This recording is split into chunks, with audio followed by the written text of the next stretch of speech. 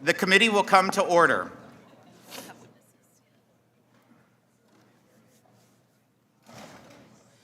As of today, we have only 142 legislative days before taxes will go up for every single American if Congress fails to act. 1 year from now, the paychecks of every working American will look a lot different, as on average, their taxes will go up 22%.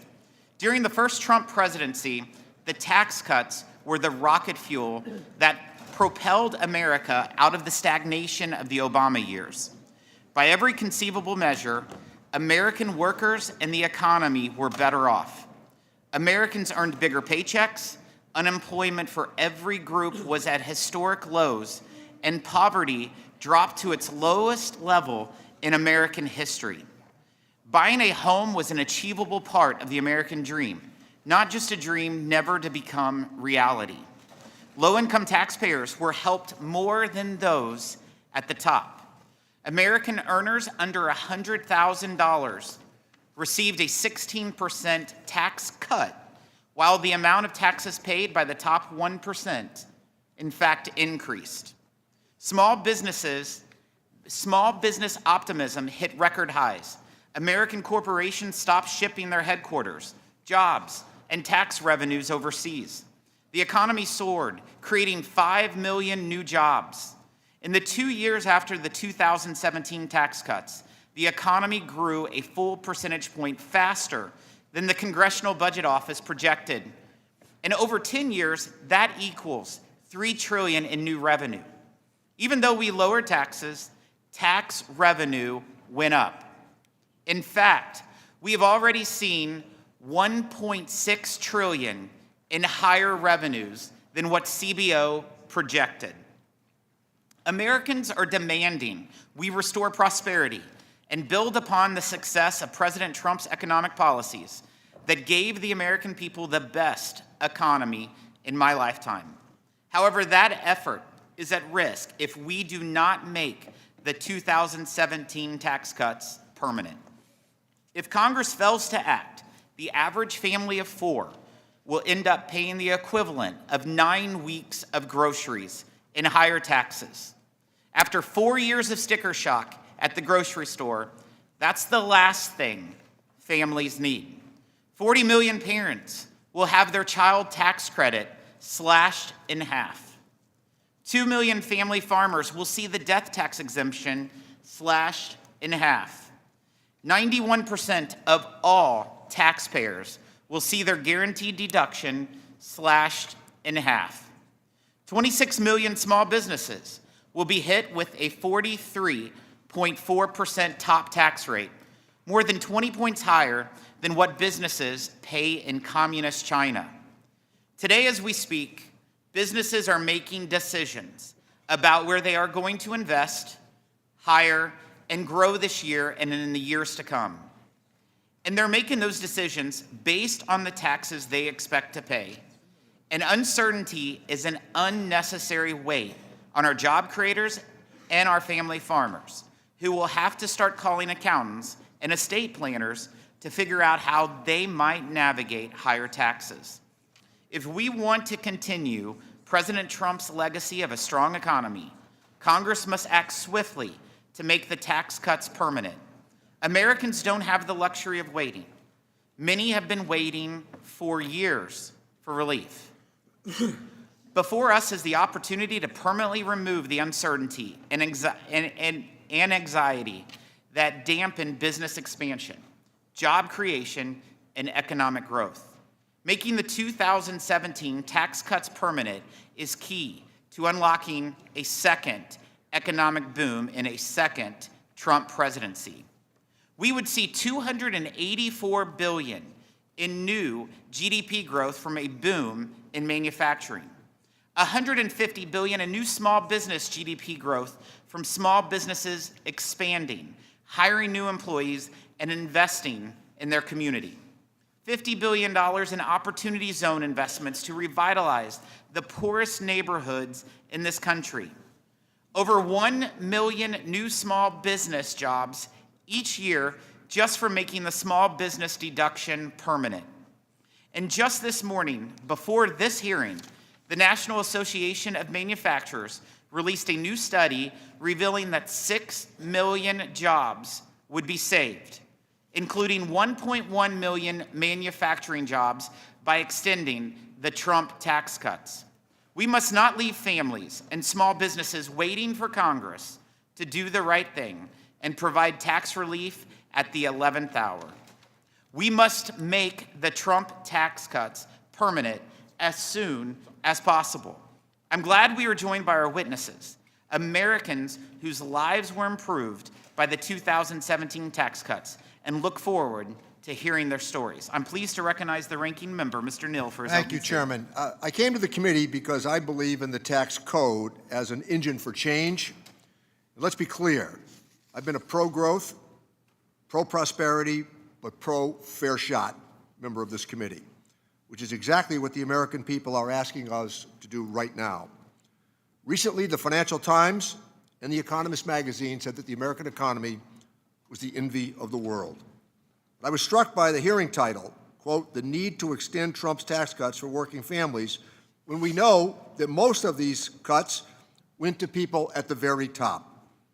Indeed, the top 2%. The American people are living under this tax plan, and they need relief from it.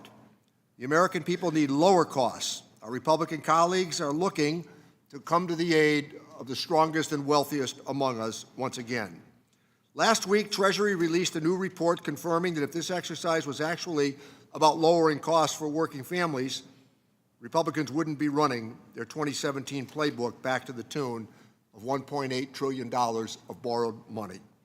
I don't understand the logic of suggesting that we're going to attack the national debt and simultaneously add $4 trillion to it by a tax cut proposal. A reminder that we had the opportunity here to address the national debt and tax relief for middle-class Americans and people at the lower end of the scale, but that was not what was entertained. So we're talking now about adding $4.6 trillion to the deficit as part of their mandate. We could lower this cost by making up the difference by extending premium tax credits in the Democrat expanded child tax credit initiative. We can put more money directly into the pockets of those who need it. It's been proven time and again that parents who received our monthly payments spent the money on necessities. Child poverty was cut in half, and a recent study found parents actually cut back on cigarette use, likely because of decreased stress from the security of having more relief. Our colleagues are charging ahead on this policy because it graduates from a concept of a plan to empty action, cutting taxes for corporations and billionaires on the backs of people that really need help. We're all looking forward to seeing how the proposals will play out as to how the initiatives will be embraced to cut many important social programs while we cut taxes on the Republican side for the wealthiest among us. They're guising this agenda behind what they are calling a clear mandate. I asked this morning, what mandate? The smallest popular vote margin in a quarter century, the fourth narrowest by percentage since 1960, losing seats in the House of Representatives. The only mandated agenda we should be focused on is one that the American people deserve and the one they want, working together to make their lives more affordable. The American people deserve better than these tax cuts being extended without any questions being asked. They deserve a worker-centered agenda that delivers relief and gives them, as I noted earlier, a fair shot. They need peace of mind in caring for themselves and indeed their loved ones, and Democrats are going to continue to fight for that, not a cash grab that will be discussed as we proceed this morning. With that, I yield back my time. Thank you, Ranking Member Neal. I will now introduce our witnesses that's with us today. The first one, Michelle Gallagher, is a partner at Atomy Valuation and Gallagher, Flintoff and Klein. We have Margaret Marple, is a mother from Lynchburg, Virginia. And we have Allison Couch, is the owner of Ignite Accounting and Business Advisors. And we have Courtney Silver, is president of Ketchy Incorporated. And Brendan Duke is Senior Director for Economic Policy at the Center for American Progress.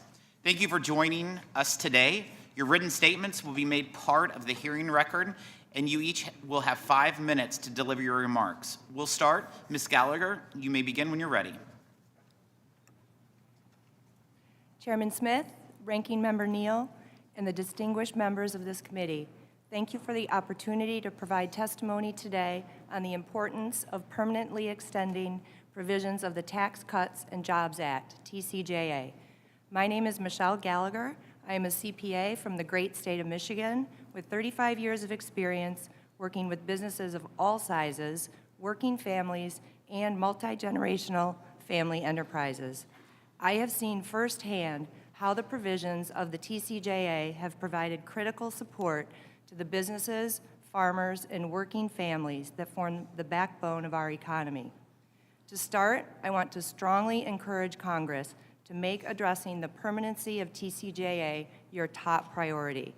Taxpayers and their advisors are desperately seeking certainty and predictability so they can plan for the future. Without clarity, businesses and farmers are likely to delay or forego investment, which could stall economic growth and depress job creation. Congress cannot risk waiting until later this year to address these important tax provisions when it is simply too late for taxpayers to react. The 199A deduction has been critical for businesses organized as sole proprietors, partnerships, LLCs, and S corporations, which represent nearly 99% of my business clients and the vast majority of businesses in Michigan and nationwide. They also employ most of the country's workers. 199A helped many small business clients stay competitive with large corporations on wages and hiring when inflation was skyrocketing. And during post-COVID economic rebound, many of my clients increased their investments in equipment to make use of the 199A deduction, as well as the last full years of bonus depreciation. If the 199A deduction expires, the taxes on pass-through businesses will go up sharply, while C corporations and publicly traded companies will continue to enjoy their lower 21% TCJA permanent corporate rate. This simply is just not fair to the Main Street businesses and farmers of our country. 199A should be permanently extended, period. Full bonus depreciation under the TCJA has also been a game changer for my business clients. Immediate deductions have freed up capital for investments in state-of-the-art equipment, resulting in increased efficiency, production, and job creation. Lower marginal tax rates for nearly all taxpayers have bolstered the financial health of businesses and farmers and provided relief for working families. When marginal rates are higher, families must tighten their belts and businesses face greater financial strain at the expense of growth opportunities. When marginal rates are lower, working families have more take-home pay and they can invest more in their families and communities. If the marginal rates are not permanently extended, nearly every American worker will go home with a smaller paycheck starting in just 11 short months. The doubling of the standard deduction has simplified tax filing for millions of Americans and provided substantial tax savings for middle-class families. In addition to these tax savings, the simplicity has saved taxpayers valuable time and enabled them to focus on running their businesses, farms, and households instead of navigating complex tax filings. The expanded child tax credit under TCJA has been a lifeline for working families and has even had a direct impact on my own family. My brother, who works as a public school teacher, relies on this child tax credit to help provide for his wife and 7 children between the ages of 4 and 19. His modest salary is stretched thin, and the child tax credit has been essential to covering their family expenses. For families like this, the expanded child tax credit is not just helpful, it is indispensable and must be retained. The estate tax presents a constant source of worry and financial burden for many family businesses and farmers that I work with. Many business owners and family farmers may appear wealthy on paper, but almost always lack the cash or liquidity to pay estate taxes. I have seen this lead to family businesses closing or being gobbled up by multinational corporations because they realize they cannot afford to pay the death tax. Additionally, compliance costs related to the estate tax amount to over $18 billion annually, according to the Tax Foundation, a figure that actually exceeds the annual estate tax revenue collected. That's right. More money is spent annually complying with the tax than the government collects in the tax itself. If the estate tax is not addressed this year, the current exemption will be cut in half, doubling or tripling the amount of unexpected families forced to pay this death tax. Congress should pull the plug on the death tax for good. No grieving family has to deal with this unfair double tax. Small businesses and farms are the heartbeat of their communities, creating jobs and fostering local economic growth. As someone who has worked closely with businesses, farmers, and working families for 35 years, I have seen the tangible benefits of the TCJA firsthand. I urge Congress to permanently and swiftly extend these provisions to provide certainty to America's small businesses, farmers, and families. Thank you for the opportunity to share my perspective. I look forward to our discussion here today. Thank you. Ms. Marple, you are now recognized. Chairman Smith, Ranking Member Neal, and members of the Ways and Means Committee, thank you for your invitation to testify today on the importance of the child tax credit. My name is Margaret Marple, and I'm the mother of 3 children, all boys, ages 9, 2, and 1. Before I first became a mother in 2016, I did not know about the child tax credit. I also did not know how challenging it would be to provide for my children. This challenge increased when I became a single mother in 2017 after experiencing a betrayal and divorce. For 4 years, the child tax credit served to lighten the load of providing for my son with one income and childcare expenses. It was especially helpful to me in 2018 after Congress passed the Tax Cuts and Jobs Act, doubling the child tax credit to $2,000. I remarried in 2020 and for 2 years received the child tax credit as a 2-income household.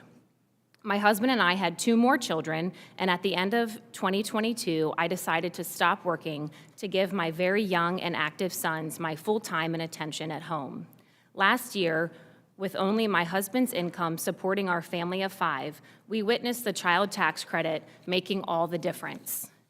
My husband and I both have college degrees. We have no school debt or credit card debt, yet the majority of our money goes to covering the essential yet astronomical costs of medical care, groceries, and gas. It takes us over a year just to pay the hospital bill for simply giving birth to a child. With an income of $75,000 and without the child tax credit, last year we would have owed the government over $2,000. What a discouragement it would have been to have yet another financial burden placed on our shoulders after filing our taxes. However, because of the child tax credit, we received back over $3,500. At times, the money we have received from the child tax credit has been the only money in our savings account. We are not looking for a handout. My husband and I understand that it's our job to provide for our children. What we want is an opportunity to thrive. We want to be able to save our hard-earned money for our children's future, so when they leave home, they are not burdens on society, but burden lifters. This is what I know about being a hardworking mother today in America, whether single or married. I am raising children in a culture of giving up. At every turn, there is a temptation to give up on your marriage, on your children, on yourself. Just look at divorce rates, suicide rates, and abortion rates. People are giving up on children before they even come out of the womb. But all human life, from conception to natural death, is valuable. As a mother, I am unwilling to give up on my children. Children indeed are the future of our country, and like millions of other young people, I am ready for America to be a place again where families can truly thrive. The child tax credit promotes the flourishing of families, and when American families are strong, America is strong.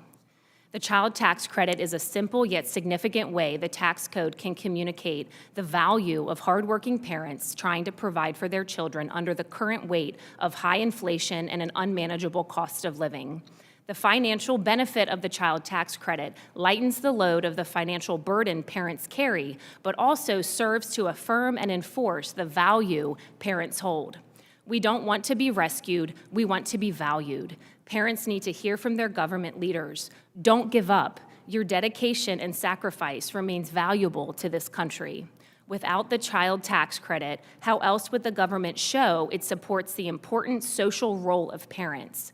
Making the child tax credit expansion within the Tax Cuts and Jobs Act permanent would assure parents like me that our value to this country will not be forgotten. As parents persevere and as the government prioritizes financially what's truly important, I believe America's current culture of giving up will turn into a culture of life and strength. Finally, I want to thank this committee for leading the way in passing the Bipartisan Tax Relief for American Families and Workers Act last year. That bill, if it had been signed into law, would have helped the child tax credit reach working and growing families like mine, and updating the child tax credit for inflation would have served to lighten the heavy load parents are already carrying as we work to provide for our families in this economy. I hope you will consider parents like me when negotiating and crafting the upcoming tax package and look for ways to further extend the 2017 child tax credit expansion. Congress has an opportunity this year to help American families flourish by making the TCJA's child tax credit permanent and consider further improvements, as was done in the bipartisan tax package last year. Thank you for your opportunity. Thank you for the opportunity to testify on this important issue. Thank you. Ms. Couch, it's great to have you back with our committee. I believe the last time we saw you was at a field hearing in Peachtree City, Georgia, so we're glad to have you back. You're now recognized. Thank you. Good morning, Chairman Smith, Ranking Member Neal, and members of the House Ways and Means Committee. My name is Allison Couch, and I'm the president of Ignite Accounting and Business Advisors. Thank you for inviting me to your hearing today to provide real-world testimony on critical issues before you. As many of you may remember, this is my second time that I have testified before this committee on the important issues being addressed today. In April of 2023, I came before the Ways and Means Committee at a hearing in my home state of Georgia to discuss the challenges facing the small businesses that my team and I work with, as well as what your committee can do to support the problems that they face. During that hearing, I underscored the need for Congress to renew provisions of the Tax Cuts and Jobs Act of 2017 that small businesses have become dependent on, particularly the 20% small business deduction, Section 199A, and work to reduce regulatory burdens on small businesses so that their limited resources are not consumed with meeting this onerous requirements. Today, my testimony will be much the same. As we get closer to critical parts of TCJA expiring at the end of this year, the clients that my team and I support still lack the certainty of whether or not many of the provisions that their businesses depend upon will be extended. These include the 20% small business deduction and reduced rates for individual income tax brackets. Moreover, they are still faced with steep regulatory requirements imposed by taxing authorities that deplete much of their time and efforts. For those new to the committee, I sit before you today with the perspective of true American small business owner. My own small business, Ignite Accounting and Business Advisors, is an accounting firm based in Columbia County, Georgia. My small but mighty team services over 200 clients by providing bookkeeping, financial statement preparation, sales tax, payroll tax, property tax, and income tax services. As I said in my previous testimony, my business is a small business that nurtures other small businesses, and a critical aspect of our work is providing financial advice to our clients, which can often include providing a listening ear and encouraging words, and that perspective is a crucial part of any testimony presented before you. In my April 2023 testimony, I underscored the need for Congress to act to preserve the 20% small business deduction. In that testimony, I stated that the tax burden on small businesses was already incredibly heavy, and allowing this deduction to lapse when it has been in place for so many years will not feel like a sunset, but a tax increase. Today, with this section of the tax code set to expire in less than 1 year, this remains true, and I urge Congress to act swiftly to renew it. The small businesses that I work with have become dependent on having access to these funds, and they need the certainty provided by making the 20% small business deduction permanent. My typical client generates $3 million or less in annual revenue, employs an average staff of 10 people, and depends on the small business deduction. I have practiced public accounting for 21 years and can tell you without a doubt that the 20% small business deduction has been the single most beneficial tax deduction for small business owners. Moreover, this deduction is more far-reaching vertically and horizontally to small business owners when compared to other deductions. For example, depreciation deductions require significant cash flow reduction or taking on debt, but Section 199A does not. This is true of small businesses nationwide. A recent EY study on the macroeconomic impact of Section 199A for small businesses found that 25.9 million small businesses nationwide utilize this deduction, and that it directly supports job creation in the small business sector. As part of my testimony today, I would like to submit that report to the hearing record.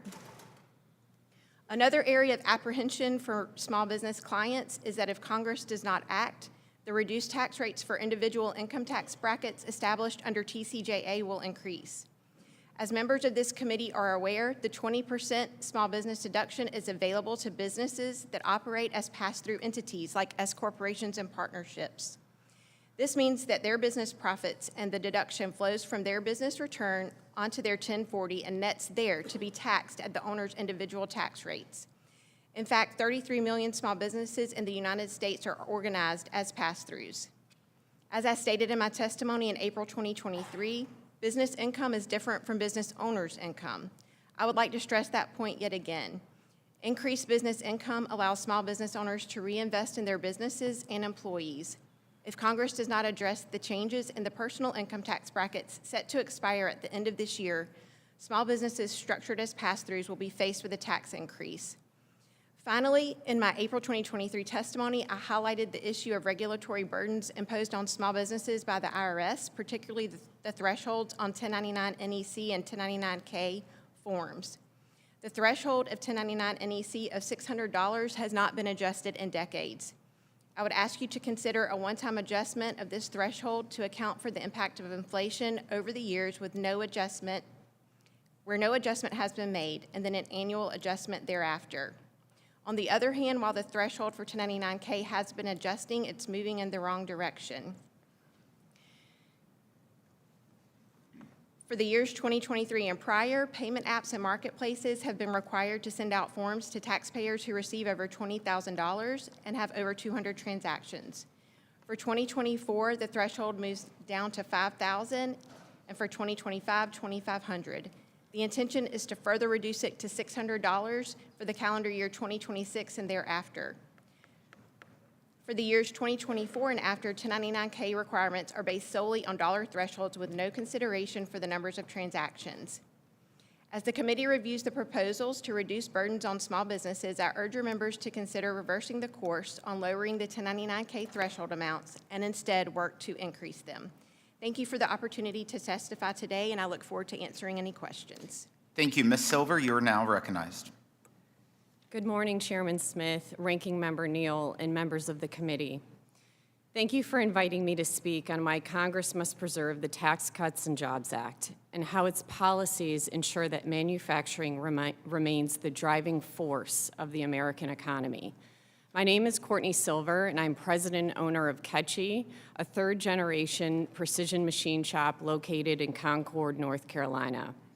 Since 1947, Ketchy has been a reliable part of the manufacturing supply chain because we invest in equipment, technology, and most importantly, people.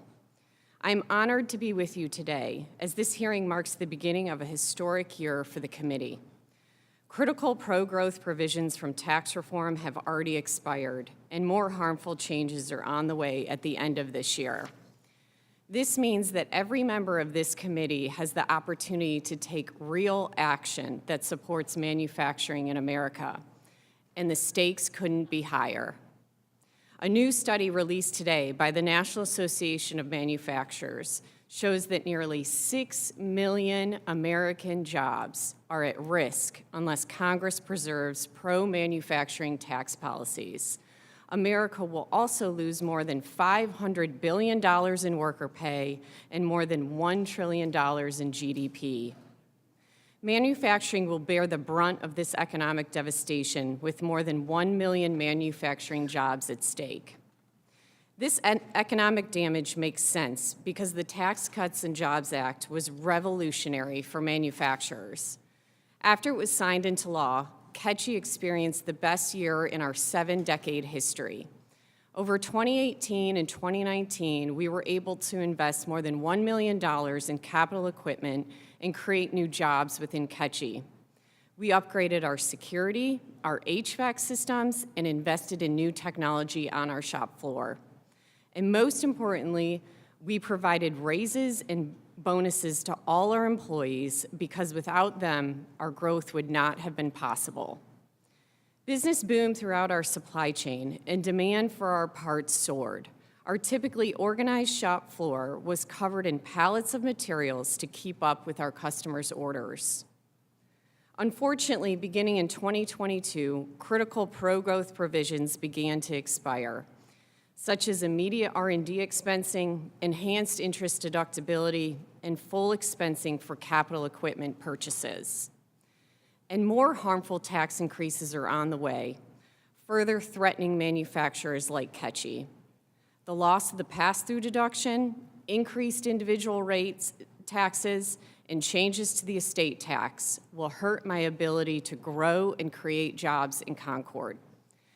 In addition, it is important to preserve the 21% corporate tax rate and new international tax policies, many of which impact Ketchy's customers and suppliers.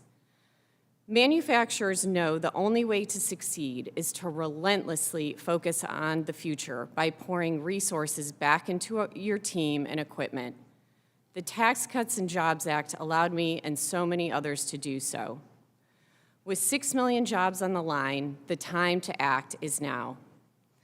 These policies are vital for our economy, but I also want to share how they are changing lives and opening doors to new opportunities.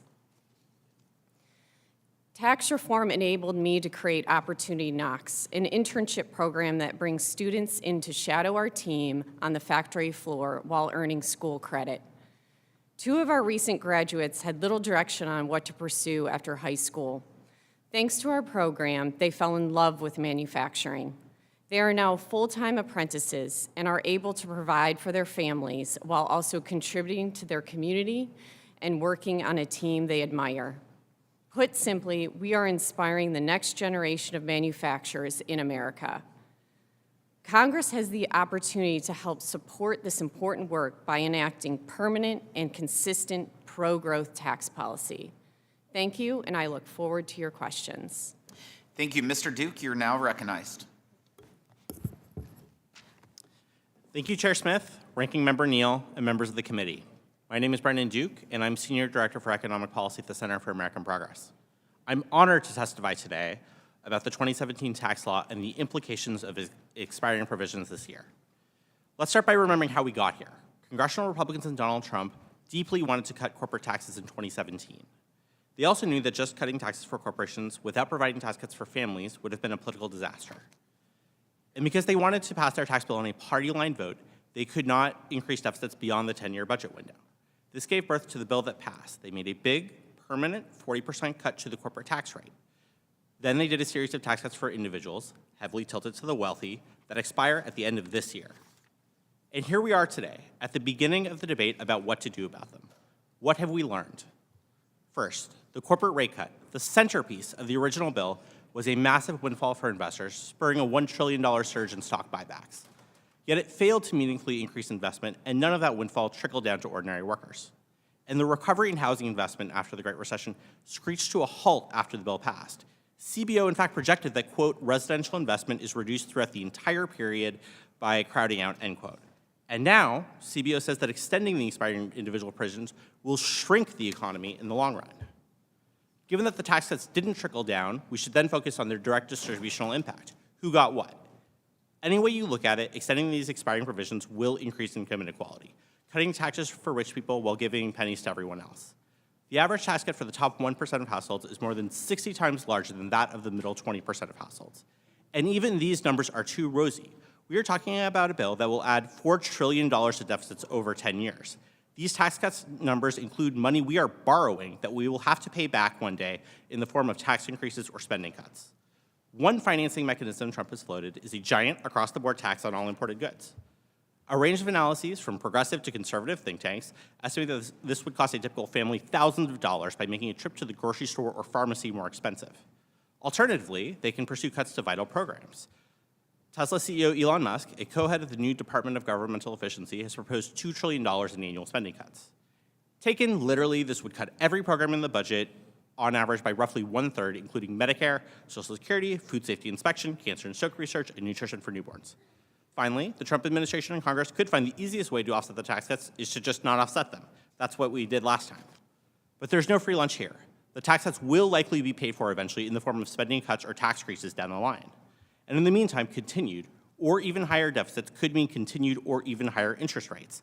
That makes housing, student loans, and credit card debt less affordable for working people. We shouldn't ask middle-class families trying to buy their first home to shoulder the burden of financing tax cuts for millionaires. This is an especially poor choice when the economy is strong and unemployment is low like it is today. Higher deficits can be a useful tool for getting a depressed economy to full employment, but today they just mean higher interest rates. The very real danger of cuts to programs that working and middle-class families rely on and higher interest rates highlights why Congress must offset any tax cuts they extend in a revenue-neutral manner. And simply changing accounting conventions to pretend extending tax cuts have no cost does not remove the burden that extending these taxes will place on federal and eventually on families' finances. The good news is that Congress can cut the cost of extending the tax cuts by simply refusing to extend them for the top 2% of households making over $400,000. The Treasury Department released an analysis last week showing that would cut the cost of extending the expiring individual provisions from $4.2 trillion to $1.8 trillion. In other words, we are talking about a $2.4 trillion tax cut exclusively for the top 2% of households. It's worth noting that $2.4 trillion is also the total amount of cuts to Medicaid and the Affordable Care Act in Budget Chair Jody Arrington's proposed list of offsets that came out last week. These healthcare cuts aren't necessary. They're entirely about making room for a tax cut exclusively for the top 2% of households. Not extending tax cuts for the top 2% also makes the cost of offsetting remaining tax cuts easier and makes room for Congress to take real steps to bring down the cost of living by extending the Enhanced Affordable Care Act tax credits while improving the Earned Income and Child Tax Credits. The American Rescue Plan expansion of the CTC represents the gold standard, but I'd like to commend Chair Smith for his work last year on a bipartisan compromise on the CTC. It would have made a real difference for working-class kids whose parents do hard work as home health aides, construction workers, and waiters. Preventing tax increases on working and middle-class families next year is not a reason to cut taxes for the wealthy. Cutting taxes for the wealthy is a choice Congress may make this year, but it is a choice. Given that working and middle-class families will end up paying the price, letting the tax cuts for the wealthy expire is clearly the correct choice. Thank you. Thank you for your testimony. We'll start with Ms. Gallagher. I'll ask the first question. Ms. Gallagher, one of the major reasons to extend the 2017 Trump tax cuts as soon as possible is to give America workers, families, farmers, and small businesses certainty in the long run. Small businesses are facing a 43.4% tax rate if the 199A small business deduction, as I refer to it, expires. This looming threat impacts decisions they are making today about whether to invest, grow, hire. The same is true for the 2 million family farmers facing a potential increase in their death tax. If Congress doesn't act soon, family-owned farms and Main Street businesses will have to start calling estate planners and accountants to figure out how they navigate the potential increases in taxes. So can you speak to how this uncertainty drives decision-making today among America's families, farmers, small businesses? Yes, thank you, Chairman. My phone has been ringing off the hook since last August with the pending election of families and business owners and the uncertainty of where this tax change may go. We have been running meetings and scenarios with our clients for months now, trying to plan for the future. Many successful businesses do their forecasting out not just 1 year, which is just the year we're in now, but the most successful ones plan out 3 years, 5 years, 10 years out, especially when they're looking at investing, whether it's investing into more employees or more equipment. That takes capital, and it takes time to accumulate that capital to be able to afford it. And so it is imperative as an advisor to these folks to be able to help them navigate these tax policies. I've been around 35 tax seasons, and I have experienced last-minute tax changes by our government, and it is extremely frustrating, not only on the taxpayers, but frankly and selfishly, the advisors as well. So I can't encourage you enough to do this swiftly and quickly to help our businesses and our farmers make some decisions. Thank you. Ms. Marple, we have talked about how working families have watched prices rise by over 20% over the past several years, or how wages have fallen 3% since President Biden took office. The last thing families need is to see Washington slashing their child tax credit in half. 40 million families would be impacted. And as a mother, can you share what it would mean for families if Congress failed to act and allowed the CTC to be cut in half? And how would shrinking the CTC to just $1,000 impact a couple's thinking about starting a family or growing their family? Thank you, Chairman Smith, and thank you to this committee for holding this important hearing. My family and working families like mine know the financial benefit of the child tax credit lightens the load of the financial burden parents carry, but also serves to affirm and enforce the value parents hold. Slashing the child tax credit in half, or by any amount for that matter, would only increase the challenges parents face to raise their children in this economy, and it would communicate that the government does not value parents. Congress has a historic opportunity this year to help American families flourish by making the TCJA's child tax credit permanent and by considering further improvements, as was done in the bipartisan tax package this committee passed last year.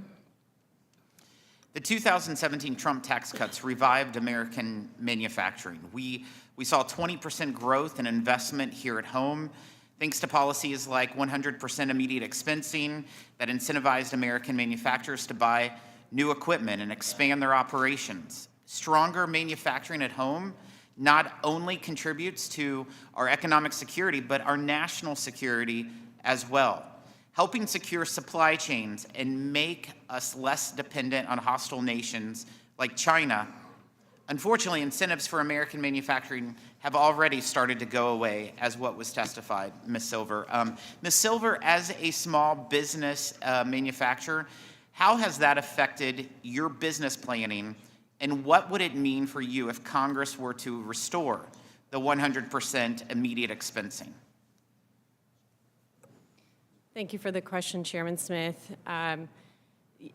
Yeah, full expensing has impacted me greatly. I have a area on my shop floor that is empty, and I've hit the pause button. I put that capital equipment purchase on hold because of these expired tax provisions. It changes the return on investment calculation for me. The business decision feels more risky, irresponsible, and it impacts the creation of jobs. It impacts my competitiveness. I'm at risk of falling behind my international competitors. My international competitors are investing in similar advancements that increase their productivity, increase their throughput. And so yeah, this affects my ability to be competitive. And my customers are large manufacturers across this country, and they really need three things for me, and it's high quality precision machine parts delivered on time at a competitive price. For me to be able to do that, I have to make investments in our people, I have to make investments in our process and equipment technology.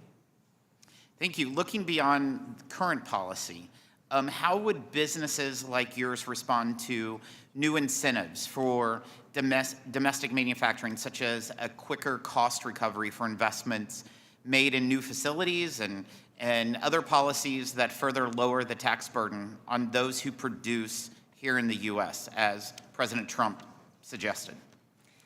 It would make us more competitive. We would grow, we would thrive. We'd be able to innovate more, take risks. It would really drive us, and it would drive the whole manufacturing supply chain. It's tough to face uncertain tax code that's changing. We're a pass-through organization, and so I pay taxes at the individual rate, so I feel like when those rates are being debated and changed, it feels like you're debating the future of my company. And a lot of times that pass-through income is not liquid. It's tied up in receivables, inventory, work in process. And so any policy that Congress can enact that's permanent, that's consistent, predictable, will help us greatly to be able to continue to support the whole manufacturing supply chain in our country. Thank you, Ms. Silver. Mr. Duke, I was just curious in regards to the income tax rates and the tax provisions that affect people making less than $400,000 a year. Is that something that you would support making permanent for the people under $400,000 per year? If we could find a way to offset the cost by raising taxes on wealthy people, deficit finance tax cuts aren't a good idea right now. Thank you. I recognize the ranking member for questions. Thank you, Mr. Chairman. I want to thank our panelists as well. It's always an opportunity for instruction and to hear sometimes competing perspectives. So, Ms. Gallagher, are you aware of the fact that in TCJA that the Republican Party borrowed $2.3 trillion for the tax cut?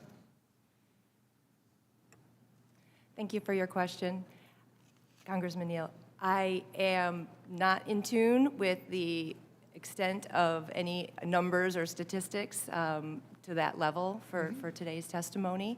I am well aware there are plenty of trade-offs in all negotiations, in all tax policies that we encounter, and so I'm not familiar with the exact numbers, I'm sorry.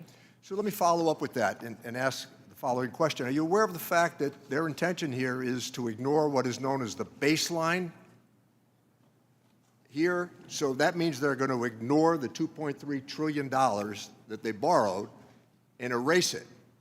Now, just professionally, would you advise your client to ignore their credit card debt or their mortgage debt or their property debt and take on more debt if they couldn't sustain it and then complain about the debt they already have? Well, again, I would say that, first of all, I'm not aware about the intention of the baseline argument for us here today. There are many factors that go into decisions when I help my clients make decisions about taking on debt. In particular with my clients, not necessarily speaking of the federal government, sometimes debt is okay and it needs to be incurred. And so I would just comment that it's not always a negative. Yeah, fair enough. But would you tell your client to ignore the debt that they have? No. Thank you. Ms. Marple, appreciate your comments. They were really well done. So were you able, I hope, to have taken advantage of the child credit expansion that the pandemic relief packages offered? Thank you, Congressman. I'm here today to talk about the current 2017 expansion, which has made a huge difference for my family since 2018 and is going to expire in December if Congress does not act. I would refer you to the tax experts on this panel who can speak to you about the other policies. No, fair enough, but I assume that because of electronic deposit, you were able to receive the enhanced child credit during the pandemic? I was able to receive that, yes. Thank you, thank you. So, Ms. Silver, were you able to take advantage of any of the pandemic relief packages for investment in equipment or some new opportunities within your business? And I have a huge precision manufacturing constituency, so I hear the arguments you're making. Yes, I was. You were. Okay. Did that add to the national debt? I'm sure it did. Thank you. Mr. Duke, so the proposal here today, based on the statistical data that we've heard, is that last year, or as the proposal goes forward here, a taxpayer who made $1 million last year, they're going to receive a tax cut of $78,717. This is not according to the Democratic National Committee. This is according to the Joint Committee on Taxation, which we all have the highest regard for. So a taxpayer who made under $50,000 is going to get $273? Do you want to expand on that? Sure. So we know that the tax package is progressive. We know that the tax cuts for high-income households are just much higher than they are for low-income households. It's true as a percentage of income, too. We know that extending them is going to increase income inequality. And I think the Treasury analysis put out last week just really, throws it out there that we have a $4.2 trillion tax cut, but you can really break it into two pieces. There's a $2.4 trillion tax cut for households making over $400K, and a tax cut for low and middle income families and upper middle class families of $1.8 trillion. Sure. So I'm delighted that you were able to take advantage of the initiatives that we put out. Very pleased. And that's why the American economy, as the economists pointed out, and the Financial Times pointed out, is the envy of the world. We rebounded so much more quickly than the rest of the world. However, it did add to the debt. We acknowledge that. The plan here today that the Republicans are talking about is to ignore what they borrowed and proceed with more borrowing and then complain about the size of the national debt. I yield back my time. Mr. Buchanan is recognized. Yeah, thank you, Mr. Chairman. I want to get one thing off the table a little bit. As chairman of the Florida Chamber, I can tell you we had 130,000 businesses. This is a while back there. 95% were pass-through entities, and they're dealing with these potential tax rates. That's what scares a lot of people in our area. Most of the companies are 25 employees or less. I chair our local chambers, same thing, couple thousand businesses, 25 employees or less, just like you've got, Ms. Silver. That's where we need to be focusing on. The idea that you could have a tax rate of 43%, and then many states add another 10%, it's over 50% tax rates throughout the country. That's why so many, frankly, I'll just be candid, are moving to Florida. I hear it all the time, moving to Texas, because they don't mind paying a little bit more, but they're not going to pay 50% plus rates. So I want to say that. The TCJA was rocket fuel for American economy. Businesses grew rapidly. Families paid less taxes, and government revenues increased due to the economic growth. Allowing the legislation to expire would raise the taxes on over 200 million folks from that standpoint. The point I want to make, the big point I want to make is I introduced H.R. 137 TCJA Permanency Act that would make the law permanent. And Ms. Silver, you touched on a little bit on expensing or depreciation, but a lot of people don't realize, to me, it's kind of a timing thing. We had bonus depreciation where you got 50% plus 10, but it makes such a huge difference having that ability to deduct that, even though it's a timing type issue. Is that your thought on it? Absolutely. As a small business, there are small businesses that have long-term contracts, but in my business, we typically don't. So there is a lot of uncertainty as you look forward in your business and think about your strategy. So yeah, absolutely, being able to deduct that full investment. How many employees do you have? 20. Yeah, and that's my point. Most of America, when they don't, it's not the gigantic corporations. Yeah, they're out there in a big way, in terms of few numbers, but a lot of employees, or the billionaires, and I'm not defending any of that, but I am defending people like yourself, startups and people that are entrepreneurial, have it all on the line every day, need to make a payroll, and that's why this is where I look at it from these tax advantages. Mrs. Gallagher, what's your thought in terms of, you mentioned, I don't know if you touched on much 199A. I can just tell you in our area, it's huge. It's a big issue. So I was looking at it. I've got 82,000 businesses in my district alone, 82,020 that might be subject, not all of them, but some of them to that 43% bracket. But what's your thought on the 199? My thought on 199A is it needs to be extended, period. It has been a lifeline for our pass-through businesses, which I just testified are 99% of my business clients. They're sole proprietors, they're partnerships, S corporations, all pass-through entities that can benefit from the 199A deduction. So I would say if the other important thing about 199A is it gives our small businesses and pass-throughs parity to the C corporations and the publicly traded companies. Their TCJA lower rate of 21% was made permanent, whereas the 199A was not. And I just think it is unfair to our Main Street businesses and our farmers to have this expire and, to your earlier point, pay upwards of potentially 50% in taxes when C corporations are going to be at 21.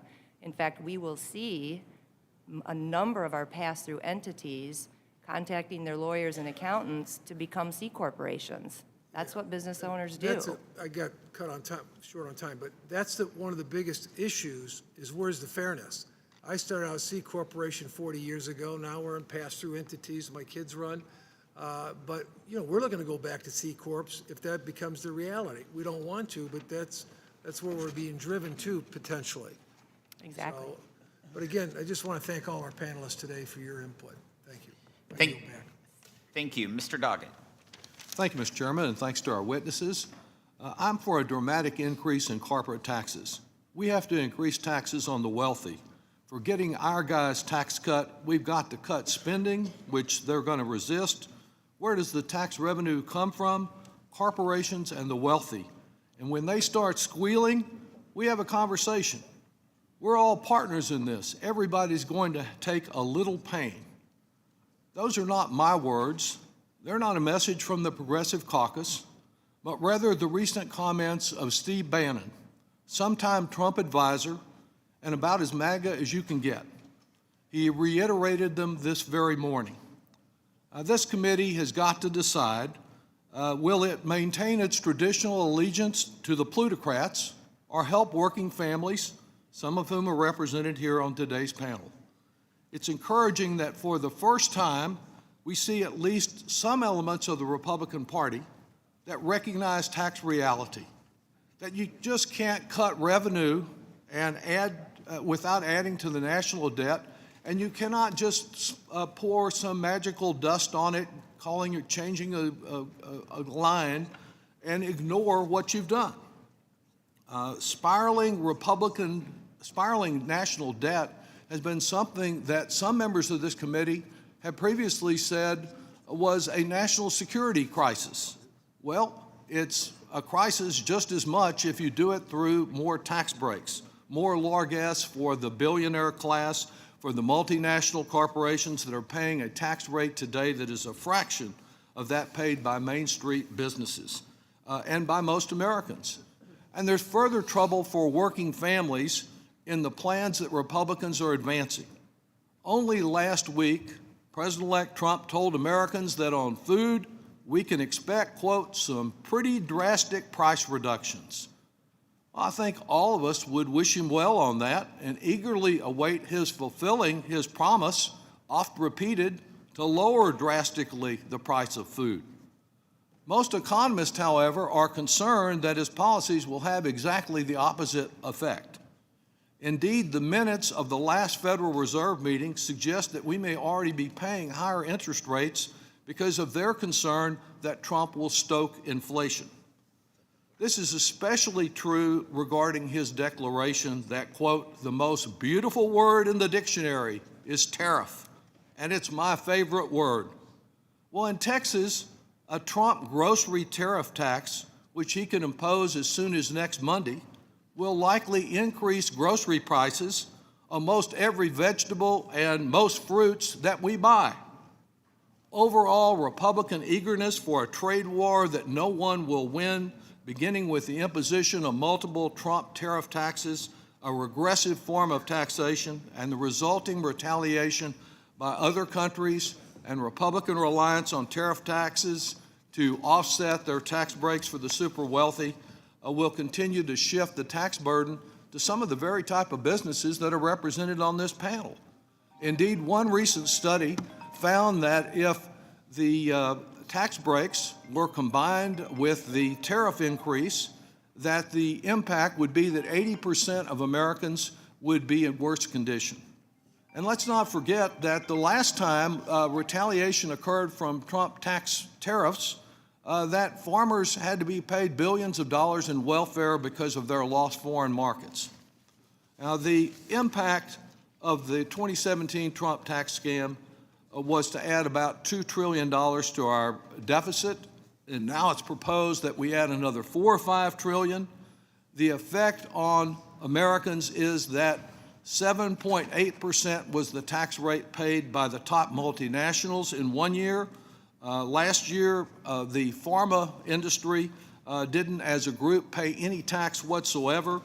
But meanwhile, a working mother with 2 children who was paid the average rate was paying a tax rate of 20%. That's not fair. And I'm glad that Mr. Bannon recognized it. I hope more of our Republicans will recognize that these large profitable corporations need to pay their fair share, and so do the wealthiest few in our country. The biggest loser of their plan overall will be our debt, but the impact that that has on the solvency of Social Security and Medicare and other investments is also very critical. So as we move forward, we need to consider all of these impacts and look for a tax code that is more fair for working Americans and less gift to those at the top. And I yield back.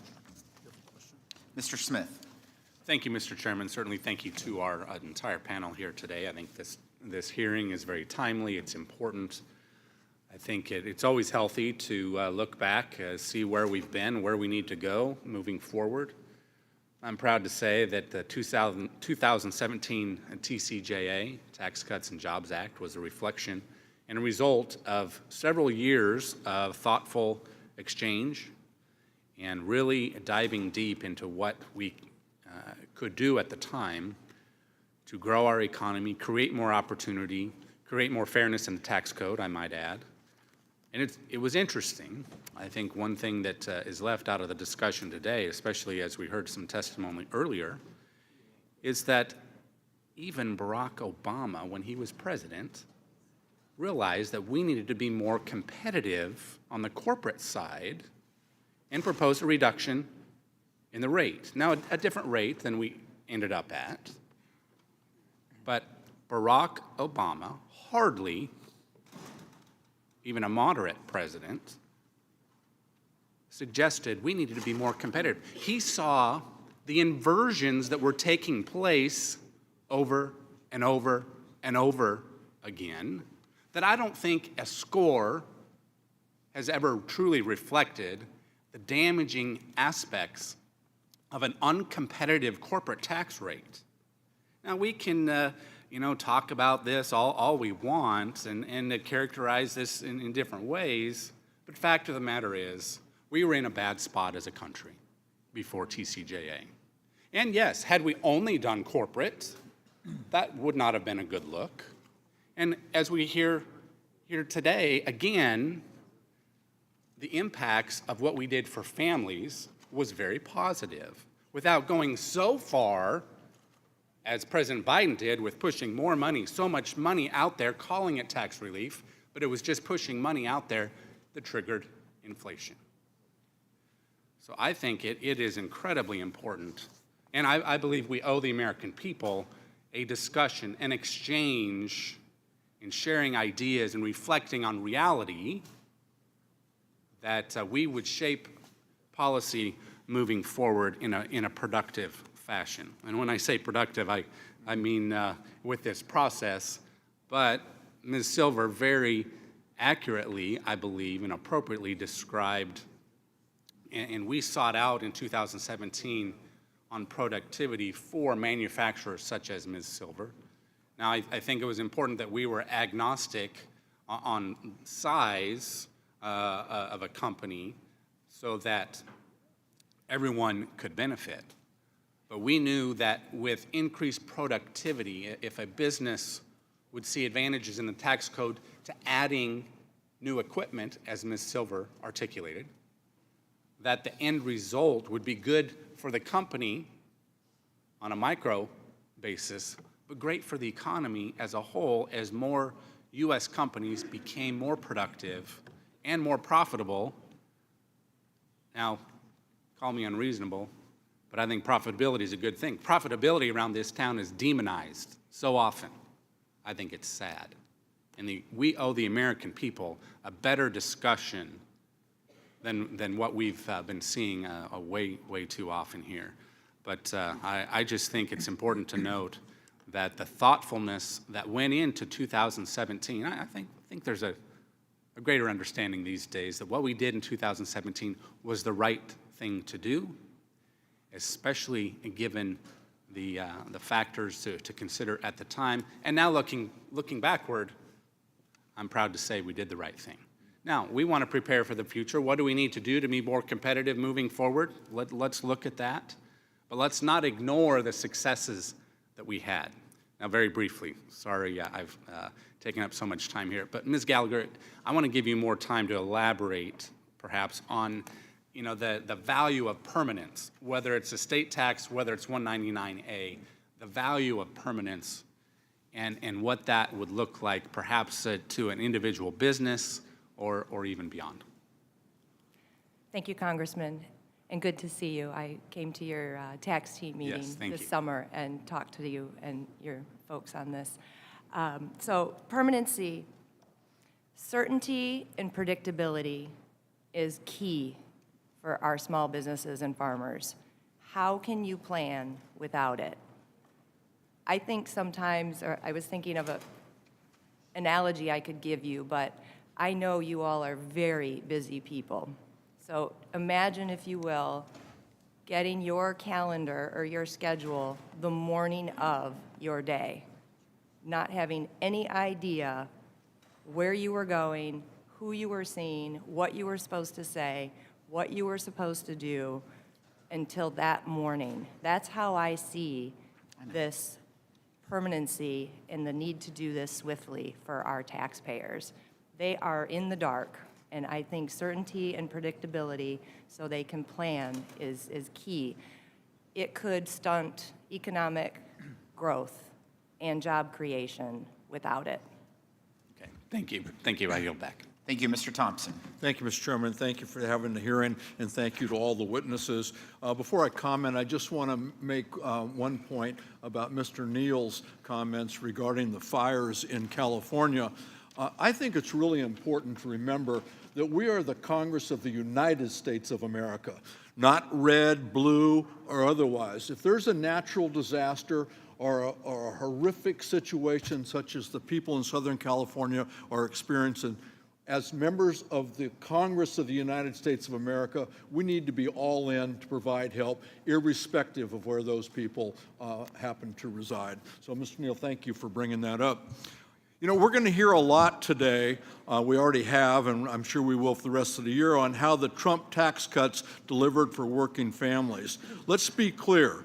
The ones who benefited the most from these tax cuts were the rich, the very rich. Working families received pennies compared to the billionaires. And that's not the only misleading claim my colleagues on the other side have made about the 2017 tax bill. They claim to be champions of fiscal responsibility, while it was their tax bill that added $1.5 trillion to our national debt. Every economist, even the Republican ones, say tax cuts don't pay for themselves. Extending the TCJA would add almost $5 trillion to our debt over the next 10 years. And if you add all of President-elect Trump's list of tax cut promises, that number jumps up to about $16 trillion. The Trump tax cuts did not deliver for the middle class. A taxpayer earning $1 million or more received a tax cut almost 300 times greater than a taxpayer making $50,000 a year. The fact is, it was a Democrats' legislation that delivered results for economic results for the middle class. For example, the CHIPS and Science Bill, the Inflation Reduction Act, all contributed to increased domestic manufacturing. It wasn't the tax cuts. Since the IRA was signed into law, companies have announced over $130 billion worth of investment in clean energy and electric vehicle manufacturing. My friends on the other side of the aisle should go back home and see for themselves, because 85% of the IRA investments in new projects have gone to Republican congressional districts. And the 2007 tax bill raised costs for millions of our 2017 tax bill for our constituents by capping the state and local tax deduction. About an $8,000 a year tax increase to people in my district. Mr. Duke, Republicans claim that the TCJA is responsible for increased domestic manufacturing. Let's take EV manufacturing, for example. What have been the benefits of the EV credit, and what would happen if the Republicans repeal that? So this isn't just an economic issue, this is a geostrategic issue. This strong industrial policy that the Inflation Reduction Act's EV credits are an example of are positioning U.S. automakers to catch up and lead in global manufacturing excellence. Firms have invested more than $81 billion in domestic EV and battery manufacturing since it passed, and it's helping close the investment gap with China, making the U.S. EV industry the most invested in EV industry on a per-country basis. These are the vehicles of the future. We can't let China, dominate that market. Thank you very much. Ms. Silver, you were the past chair of the National Association of Manufacturers. You refer to that in your testimony. Do you agree with Mr. Duke on the importance of the EV tax credit and the Section 45X of our manufacturing sector? I can't answer that question, but I certainly can follow up with you. I don't know about the EV tax credit to speak to it. And the advanced manufacturing production credit? I can follow up with you Okay. after this for sure. Okay, thank you. Ms. Gallagher, you talked a lot about farmers, and you talked about certainty and predictability. Would you agree that if we really want certainty and predictability, and we really cared about our farmers, we'd take this tariff discussion off the table now? Thank you for that question. I've not looked at how any tariffs would impact our farming community, so I'm not. Well, we have experienced what they did last time, and you heard from Mr. Doggett how we had to bail out farmers because of those tariffs. I know that my farming clients have benefited greatly from the TCJA provisions, specifically on the 199A, full bonus, and lower marginal rates, and the increased estate exemption has been a major benefits for my farming clients. Thank you. Yield back. Mr. Kelly. Thank you, Chairman. Thank you all for being here and taking a day out of your lives to come and talk to people who've never really been in the private sector. I'm an automobile dealer. Second generation, my son's now running the store. My mother and father started in 1953 with absolutely nothing, a one-car showroom and about 6 service bays, and worked their tails off 7 days a week to make it profitable. I love people who have to make payroll. There have been several times, and we were doing TCJA to begin with, and Chairman Brady was talking about it one day. I said, actually, Chairman, there's 2 times in my life I paid absolutely no tax. And he looked at me and said, Mike, how'd you get away with that? I said, we lost money that year. Isn't it bizarre that we talk about where would the revenue come from? Well, we take a certain percentage out of people's profits. With the exception, you can lose money and still be held up responsible for real estate taxes, wage taxes, every other single tax that every single American pays every single day. And we come here today and talk about the benefits of TCJA. Was it really true? Well, yes, it was true, because we actually garnered more revenue with TCJA than we'd ever seen before. And I can remember being there the day that vote was taken. It was the wealthy, the wealthy, the wealthy. They never get taxed their fair share. And all of a sudden we did TCJA, and all these wonderful, wonderful people who left America because America was being too tough for them came home. They hired people. They made investments. Certainty is absolutely the most important part of any business. I wish in the business I was in that there was certainty as to who it is that's going to be able to buy a car or truck from us tomorrow. A friend of mine by the name of Leonard Pintel, who was the mayor of our town, he said, Mike, you know what I would love to see? I would love to see that it was required that you have to actually survive in the private sector before you can go into public office and be paid on commission only and lost your job at least once. All of these wonderful talks that we have going back and forth about who benefits, who loses, who's paying it. I'll tell you who pays it. Companies that are profitable. Why did these companies that left America come back? Because of TCJA. Why did they leave to begin with? It's not because they didn't love America. They just got to the point they knew America didn't love them anymore. We would tax them out of existence and complain for them. It's like the little hen, right? Lay, hen, lay, and no golden eggs quit coming. And we said, what happened? The hen couldn't lay them anymore. We go through all these different things and what we're going to do and what we're not going to do and how difficult it is. I got to tell you, please, please, give me a break. Give me a break. Ms. Silver, I've read your testimony. First of all, you've been through an incredible life. The loss of your husband. I can't imagine what that was like to go through.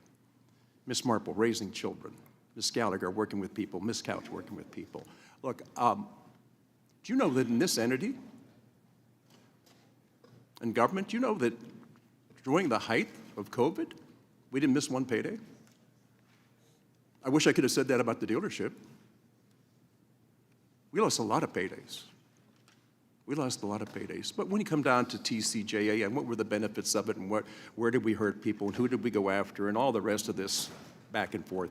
Listen, all of you, was life better under TCJA when we made that change and we did that tax change in 2017? Did America start to blossom again? Did the people seem to come back to America? Did we start paying more taxes because we had people making money and businesses being profitable? I mean, Ms. Silver, I know a lot of people that do what you do. This is a tough, tough business. But all of you, if you just please weigh in. I get so tired of people talking about tax revenue who've never had to worry about making a profit in order to pay taxes. If you can all, and I know you've all given your testimony today, and you took a day out of your life to come here, but Ms. Silver, I really was reading about what you do because I have so many people back home that do what you do and how tough it is. It's no bed of roses. You compete against a lot of people. So if you just please share more, because I got your testimony was incredible. And all of you, thank you so much. Ms. Marple, congratulations. Sounds to me like you're raising a wonderful family. Well, thank you for your comments, Congressman. I could throw some color on this as far as how Please do. complex this is. So to take raw material and to transform it into a useful object that we all benefit from is extremely tough. There's a whole lot that has to go into that. We have to make, like I said earlier, have to make investments in our people, processes in machining technology.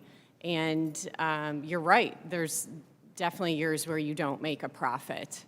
But just, if you take this piece of paper, okay, and you slice this, let's say you slice this 20 times in width. If you take one of those strands of 20, that is the tolerance that we are holding on dimensions on parts that we manufacture. That's 2/10. You can't see that with the human eye. This is not me buying equipment, pressing a button, and a widget comes out. This is a ton of small businesses, like you said, in your district. And so we need pro-growth tax policies that are permanent, that are consistent, that are predictable to help us be able to grow, because our manufacturing supply chain in our country needs us. They need us to grow. They need us here. Yeah, well, you know what? I appreciate your testimony. I think, the rest of the world keeps hoping that America will raise its tax rates again, because then they will see this group of people who were staying in America come back over and start their business with them. If we make it impossible to be profitable here, people will leave. They did it before, they'll do it again. We've looked at the greatest tax revenues we've ever had. This is not a Trump issue with me. It's not a red issue or a blue issue, as my friend Mr. Thompson says. These are red, white, and blue issues. If it's not for America, I don't care about anybody else in the world. If America is strong, the world is strong, the America is safe. Thank you all so much for being here. Chairman, thanks for having this. And let's go TCJA Part 2 and watch America rise again. Thank you, Mr. Larson. Thank you, Mr. Chairman. I thought you were going to say, let's go Notre Dame. You missed your opportunity there, but... I left that out. Yes, go Irish. Yeah, right. But thank you, Mr. Chairman, for this hearing. And I want to associate myself with the remarks of Mr. Neal and my colleagues. The witnesses have been outstanding. And when you listen to your testimony, I think you can see that there's a desire here on both sides of the aisle to help. But that help all comes down to fairness at the end of the day. And the quandary that Mr. Neal presented, I think, is one that this committee needs to sort through and have the conversation on. And the other thing that he talked about is that you just can't ignore the obvious in what's in front of you. And from my perspective as a ranking member on the Social Security Committee, we can't ignore the obvious. You think any of the witnesses, do you know the last time that we extended Social Security benefits in the United States? Anyone want to venture a guess? It's not a fair question to you. It was 1971. Richard Nixon was President of the United States. Could any of your businesses or households survive if the last time the responsibility, which is that of the United States Congress and this committee, to adjust Social Security, including the unfair policies of taxing your Social Security when you retire? I think the American people rightly no longer, we cannot ignore these issues. 70 million Americans rely on Social Security. And with 10,000 baby boomers a day becoming eligible for Social Security, that's additional 3.65 Americans becoming eligible every year. And we haven't extended benefits in over 50 years? That's an outrage. And when you look at its impact on people, more than 5 million Americans getting below poverty level checks, for about 35 million Americans in total, the only benefit they have is their Social Security that they paid into. This is an earned benefit, and the responsibility is that of the United States Congresses. I'm looking forward to working with Mr. Estes, and I believe my colleagues on the other side of the aisle care as deeply about this issue as we do. But we can't ignore it. Everybody cares about the national debt. Everybody knows that we're going to have to raise the debt ceiling, and we know that we have work in front of us. And yet when we talk about the fairness, where you see the disagreement is when you see all the money going in one direction and not even using capitalism's greatest tool for equity, Social Security. Make sure that that's the great leveler, including tax breaks for people on Social Security, including what parents get and what children get, what surviving spouses get.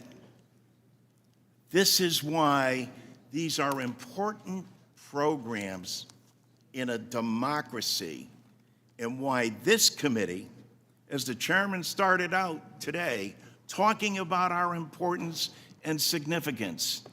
No greater number than 70 million Americans that need a program addressed that hasn't been touched by Congress to enhance it in over now going on 54 years. I yield back. Gentleman yields. Mr. Schweikert is recognized for 5 minutes. Thank you, Mr. Chairman. And for all of our members here, what we're doing actually is incredibly serious. Your country borrows about $70,000 every second. The cost of the expected additional revenues from taxing everyone more with the expirations at the end of the year would be about $15,700 a second. The scale of these numbers are terrifying. But as you'll notice when you hear the left and then the right going back and forth, we seem to cherry pick comments over and over that mathematically don't actually walk through the complexity. The fact of the matter is today's tax system is the most progressive ever. Rich pay a higher percentage of federal income taxes. Now, did they get benefits? Of course, but the fact of the matter is how many did we remove completely from paying federal income taxes? Then they still have their payroll taxes. Also, and Mr. Chairman, for submission to the record, I would like to actually put in a series of documents that show the best estimates are almost 70% of the corporate income tax benefits actually go to the worker. And vice versa. If you raise corporate taxes, about 70% is the mean, come out of the workers' wage growth. And look, I'm sure you were all with bated breath on the report from CBO last night. I hope that was a UC. Without objection, so ordered. All right, good, because I got a big stack for you. How many of you saw the CBO report that came out yesterday basically saying in 8 years or so, the United States has more deaths than births? This is more than just what we're going to extend in the expiring tax policies. The fact of the matter is the world we're dealing with today is different than those of us who worked on TCJA in 2017. A couple other things I sort of want to walk through. We have the reports, and it's been supplemented a couple times, CBO, but it's all very, very recent, that shows we maximize GDP growth and wage growth if we offset most of these tax extensions, because you don't bleed out the capital stack that's required, so you actually have lendable, borrowable money for your businesses. Well, that makes the world difficult.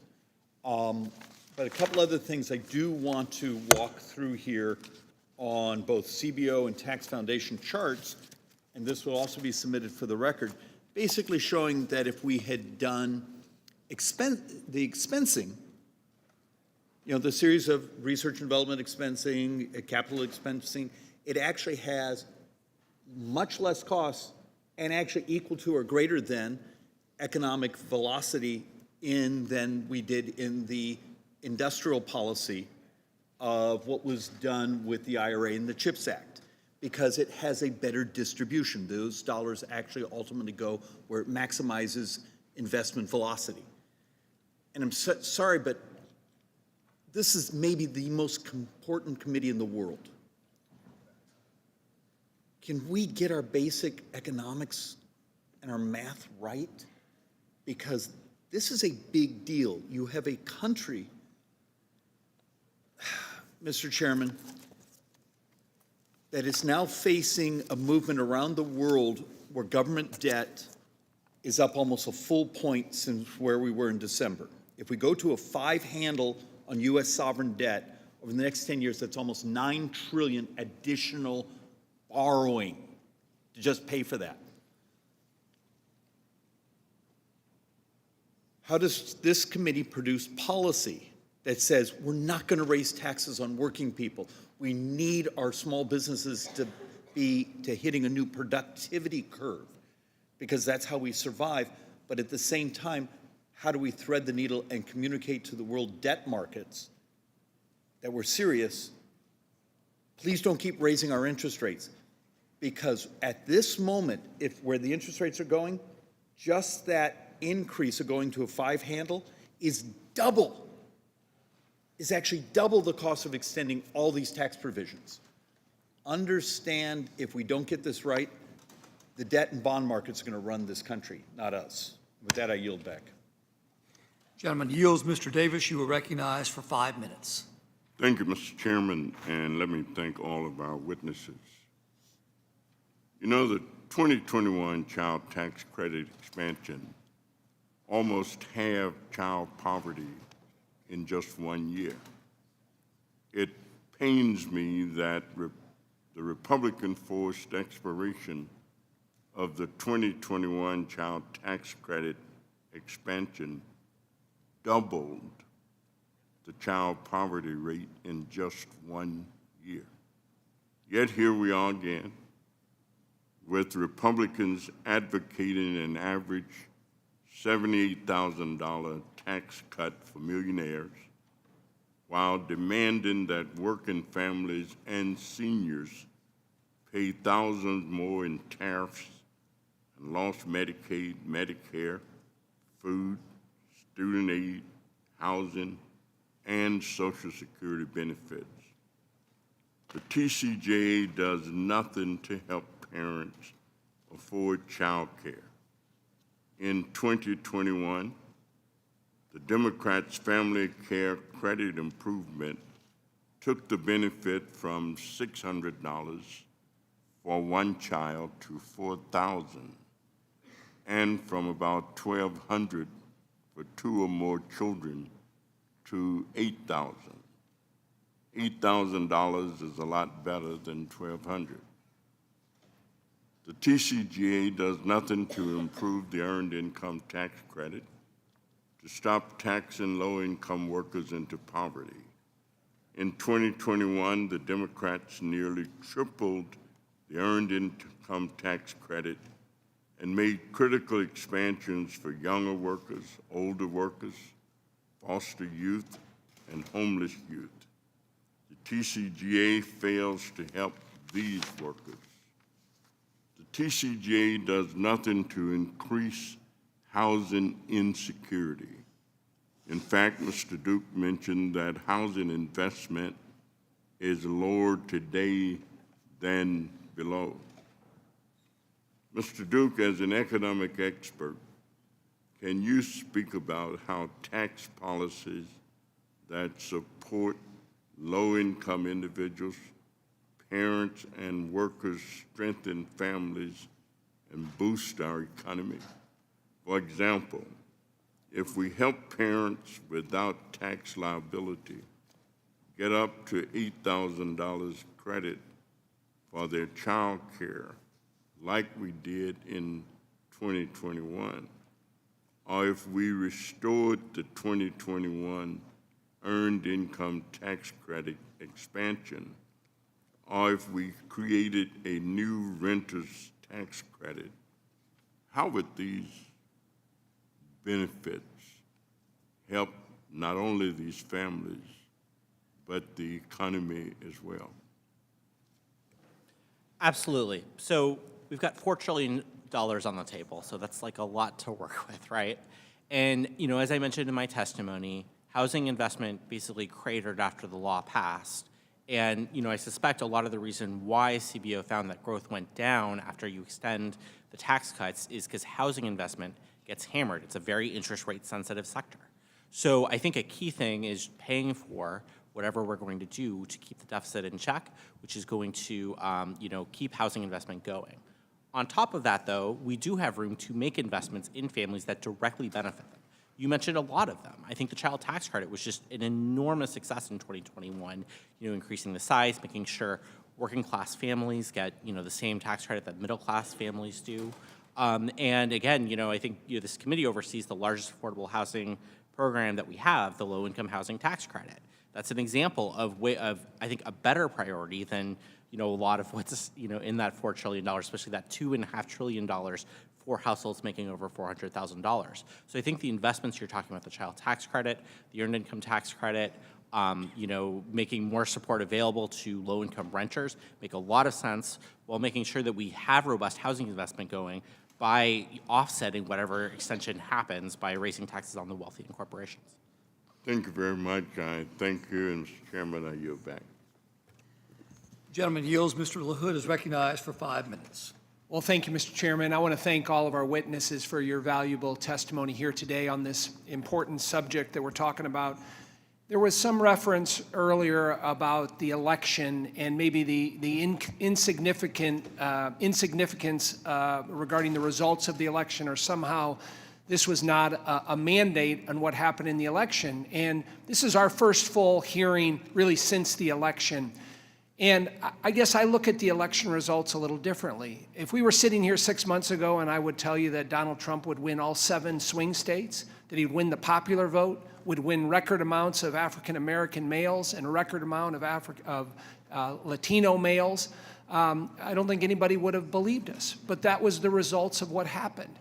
And the other thing that never changed in the election, if you look over the last year, was 72% of the country thought we were headed in the wrong direction, based on the economy and immigration. It never changed. We're headed in the wrong direction.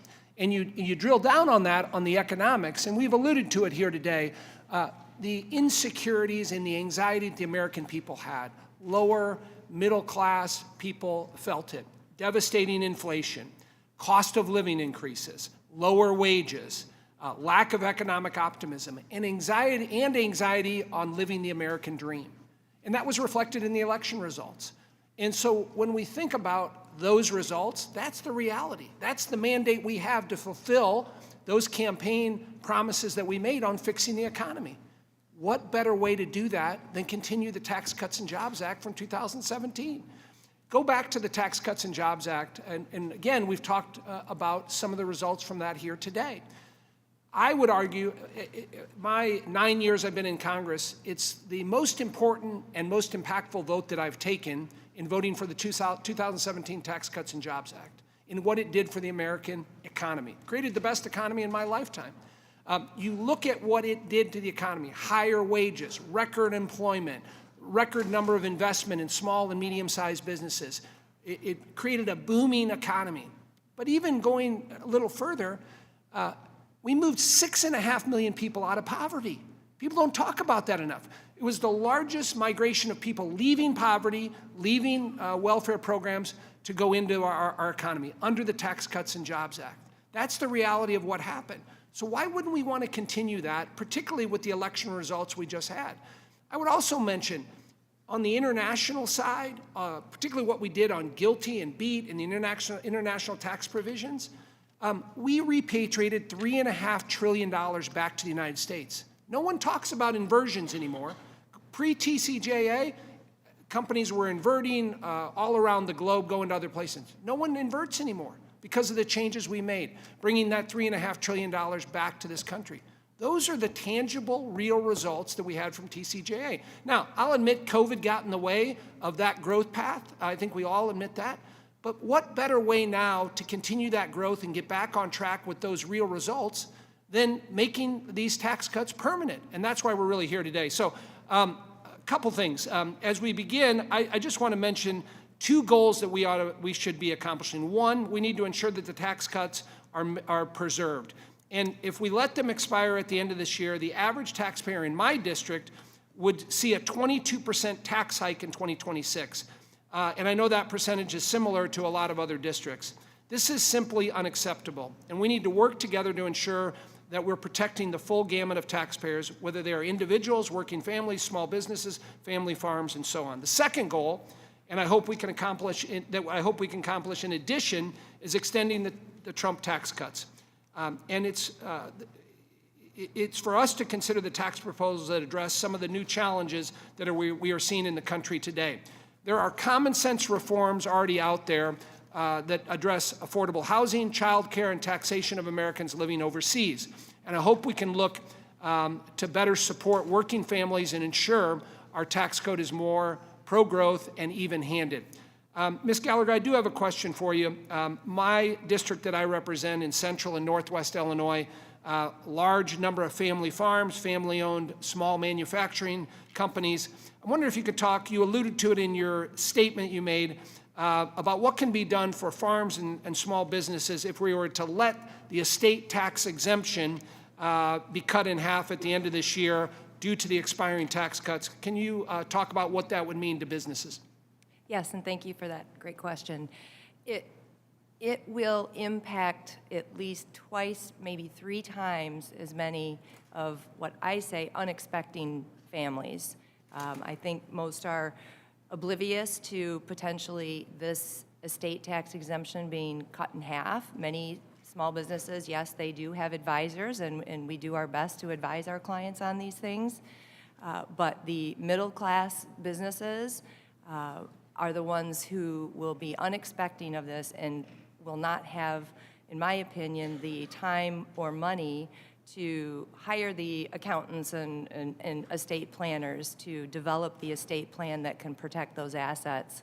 I would also comment that farmers in particular are most at a disadvantage. Manufacturers and companies are as well because they have very illiquid assets.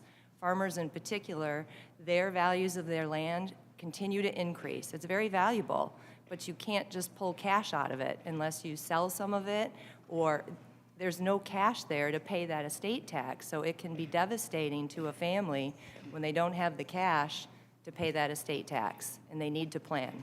Thank you. Ms. Sanchez, you are recognized for 5 minutes. Thank you, Mr. Chairman. Before we begin, I want to just take a minute to discuss the fires that are still raging in Los Angeles.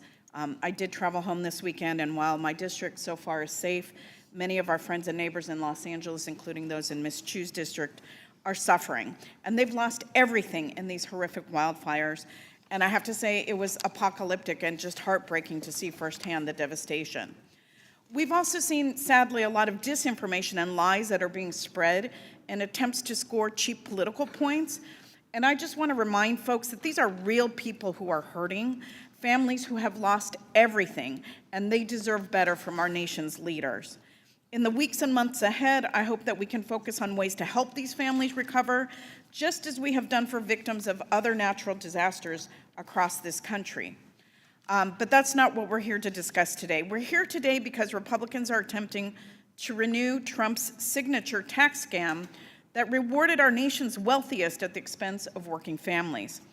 Republicans say this hearing is about making the Trump tax cuts permanent for working families, but let's not forget what they really did. In 2017, they permanently cut taxes for large corporations, which allows them to continue paying less in taxes than ever before, forever. Republicans claim that those tax cuts would trickle down to everyone else, but slashing the corporate income tax rate only further line the pockets of millionaires, executives, and shareholders. Republicans love to claim that they're helping working families, but the fact of the matter is, under their policies, working families only get the crumbs. We need to chart a new and fairer path in tax policy. We should expand and make fully refundable the child tax credit like Democrats did in 2021, which cut child poverty in this country nearly in half. We should expand the earned income tax credit to reach the millions of low-income workers who work full-time but don't make enough to make ends meet. And we should increase the child and family caregiver tax credits to help our families manage their exhausting and expensive balancing act of working and caring for their loved ones. My Democratic colleagues and I recognize that investments that directly benefit American families yield much stronger returns than continually cutting taxes for the wealthiest in this country. Mr. Duke, can you explain what happens when our neediest families experience a drop in income from the death of a parent or a natural disaster, such as we've seen in Los Angeles, to their eligibility for a child tax credit that is not fully refundable? Yeah, so I think a good tax credit that really supports families reduces income volatility. But we can see with the earnings requirement, the child tax credit kind of increases that earnings volatility for those low-wage workers, because if they lose their job, if they have to take time off to care for a new child, if a loved one dies, they have to leave the workforce, and not only do they lose those wages, but they also lose the child tax credit. That's getting hit twice from that. So I think, that's why full refundability is so powerful. And we know, look, this is America. Most Americans are connected to the labor market, right? And the ones who aren't, they're retired because they're a grandparent, they have a disability, or they're not in the labor market that year, but they were in the labor market the year before, and they're going to get a job after. It's really hard to get by in America without a job. So that's why full refundability makes the most sense. Now, Ms. Marple said that, they rely on that child tax credit to get by, and that it should be for hardworking families like hers. Isn't it true that under the Republican policy, you can still receive part of that credit if you make over $400,000 a year for joint filers? Yes, that's right. And isn't it true that there is an earned income requirement under this Republican plan so that the poorest who don't even earn enough don't even get the full credit? Yes, that's right. Does that sound like we are helping that this tax policy that they're trying to push is going to help the neediest, hardest working families in this country? No, it does not. Thank you. Mr. Duke, as you know, nearly 80% of the tax cuts for individuals in the TCJA went towards white households who represent about 67% of American taxpayers. And the wealth of billionaires has nearly doubled since the enactment of the TCJA. Can you tell us how extending the TCJA is going to actually widen that racial inequality? Yeah, absolutely. So America is a country where wealth is distributed very unequally, and there's a racial pattern to it. The 10% wealthiest white households hold 2/3 of the entire country's wealth. And so when we cut taxes in the way that TCJA did, that drives that disparity. And even more, again, we're going to have to pay for it somehow. We're going to do it through taxes on imported goods. We're going to do it through cuts to programs like healthcare now or in the future. So again, I think low and middle income families are going to pay that price, and that is going to drive those disparities. Thank you very much. I appreciate all of our witnesses' testimony today, and I yield back. Mr. Arrington, you are recognized for 5 minutes. Thank you, Mr. Chairman. I can't imagine in any world that anyone from any political party would call what happened and transpired as a result of pro-growth policies a tax scam. You would have to have the fundamental belief that it's a scam, because that's not the American people's money that we're playing with here in Washington, that's actually rightfully the government's money, I think. Because there's no way to describe the lowest poverty rates in recorded history as a scam. There's no way to describe the results of the Trump tax cuts and the broader Trump economic agenda, deregulation, America First trade, and the results of the highest capital investment ever, highest R&D investment ever, lowest unemployment rates for minorities and women ever. No repatriation of our jobs and businesses overseas, but repatriated capital, repatriated businesses, repatriated jobs from overseas back to the great US of A. Now, if that's a scam, as they say, I got some oceanfront property in West Texas to sell you. Everyone benefited. And those on the lower income spectrum benefited the most. Actually, the top 1% paid more. So it got more progressive in that sense. But all boats rose on the tide of prosperity as a result of good, low, competitive tax rates for our country and for our families. I guess my colleagues want to go back to when we had higher tax rates than communist China. What's pro-American about that?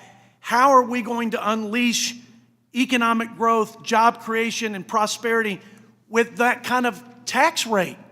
And we reduced it to 21%. We're not even in the top quarter of the most competitive tax rates. So I guess my colleagues want to go back to being the highest business tax rate in the free world. It makes no sense.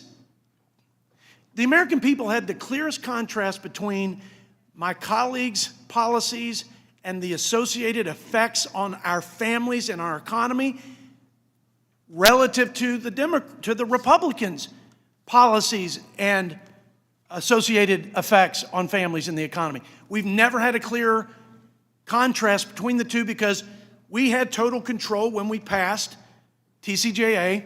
They've had total control for the last, not the last 4 years, but the 2 previous years.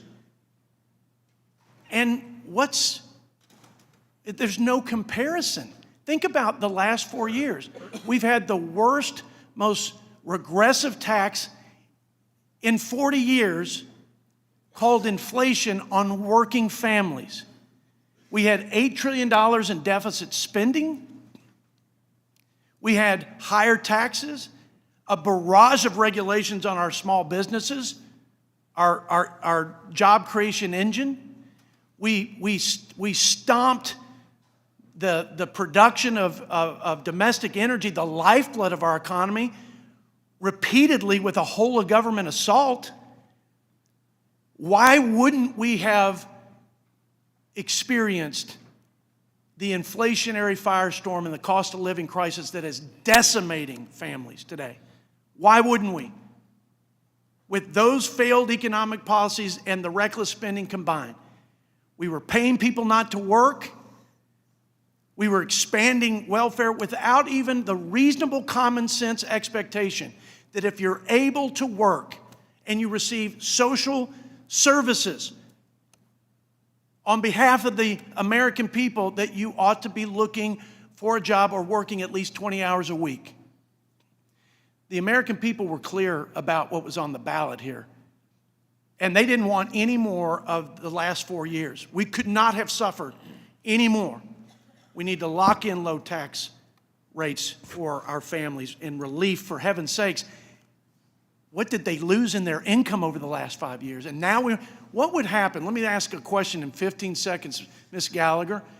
What would happen to a working family if you put a $5,000 tax hike on them right now on the heels of the last 4 years of having inflation burn a hole in their budget, in their pocketbook? What would that do to them? You've interacted personally with them, so Yes. you can tell this story. I want to hear it, and I'm out of time. So can she answer that question, Mr. Chairman? Quickly. Please. I'll be brief. They will tighten their belts, meaning they will have less money to put back into their households and into their communities, which will then stifle more economic growth. So it becomes problematic. Especially when the credit card debt is the highest it's ever been, especially when consumer debt's the highest it's ever been, especially when we just added $3 trillion in consumer debt, especially when their APR went up by 50%. They're out of money. They don't have any more credit cards. I yield back, Mr. Chairman. Sewell, you're recognized for 5 minutes. Thank you, Mr. Chairman. As we review the Tax Credit and Jobs Act and its effects, I think we should be guided by a simple principle. The American people deserve a Congress that puts the American people's interests first, all of the American people's interests first, not just some. I can't think of a better place for this committee to do this than through an expanded and fully refundable child tax credit. We've had economists, academics, parents, guardians, and yes, even today, Ms. Gallagher as well as Mrs. Markle talked about the advantages of the child tax credit. The child tax credit has helped millions of children across America, including over 11,000 children in my Alabama district. It's not just expanding CTC that is important. It must also be fully refundable and timely received. To make the child tax credit fully refundable would allow many more families to take advantage of this crucial resource. We know that because in 2021, the Democrats and the American Rescue Plan gave more money per child and made it fully refundable, capturing millions of families who make very low wages, who may not file taxes, or who make no wages at all. I think that it matters how we structure the child tax credit, and I think that the way that we did it under the American Rescue Plan was the best way. We gave more money to children, and we gave more opportunities for their families to have better resources. Likewise, the CTC would have a more immediate impact if the child tax credit is paid in advance in monthly installments with the option of even depositing it directly into their checking accounts. People do not pay for rent or utilities on an annual basis. They pay for it monthly. Then I'm not sure why we would do the same for the CTC. I think it's really important that we are accountable not just to some of the American families, but to all American families. I can't tell you how many times I was stopped in the grocery store by many of my constituents during the American Rescue Plan 2021 year, and was told by countless parents how that increase in money from child tax credit and being given it monthly was such a huge advantage to them. They were able to get instruments for their children and better food for their children. And I think that we as an American people, if we're going to spend $4 trillion, get $4 trillion into debt, we can't do that on the backs of our working families and our children. We should be trying to figure out ways that we can be fairly distributing those resources. Now, another area that the Tax Cut and Jobs Act has negatively impacted is in limiting the ability of municipal governments and public entities to improve their communities, especially those underserved communities. Our tax code incentivizes these investments in providing tax credits and tax incentives to investors to invest in these communities. As a former bond lawyer, I believe we need to use all of the tools in our toolkit to make sure that we're revitalizing communities. TCJA repealed the advance refunding or the tax-exempt bonds that were advance refund so that many of these communities, these public entities and these governments couldn't take advantage of lower interest rates, so the borrowing costs went up. I think that there are many ways that we can actually effectively help more Americans and better use the $4 trillion that we're investing in expanding the TCJA. I also think that it's critically important that we look at expanding the Earned Income Tax Credit. Mr. Duke, you talked a little bit about that, and I'd like for you to elaborate on ways that we can literally, we talk about a rising tide lifting all boats, but the fact of the matter is we have an opportunity, if we're gonna open the tax code up again, to actually benefit more Americans. Can you talk a little bit about that? Yeah, so low-wage workers without children are the only group that the federal tax code taxes into poverty or taxes deeper into poverty. That's just a policy error that we need to fix. So in 2021, with the American Rescue Plan, we tripled it. For these low-wage workers making like $14,000, $15,000 a year, these people are not making much money, but really, just again, prevents the federal tax code from taxing them into poverty and deeper into poverty. These are workers, they're working as cashiers, as construction workers. It's doing the hardest work in this country, and really, I think we should have a federal tax code that values that work instead of insults it. Well, thank you. And Mr. Chairman, I just want to say that if we're going to actually look at our tax code again, I really would hope that the Republicans will work with us on structuring this child tax credit, the Earned Income Tax Credit, the low-income housing tax credit, as well as new market tax credits and advance refundings, so that we can truly, broadly affect all Americans. Thank you, and I yield back the balance of my time. Mr. Estes, you are recognized for 5 minutes.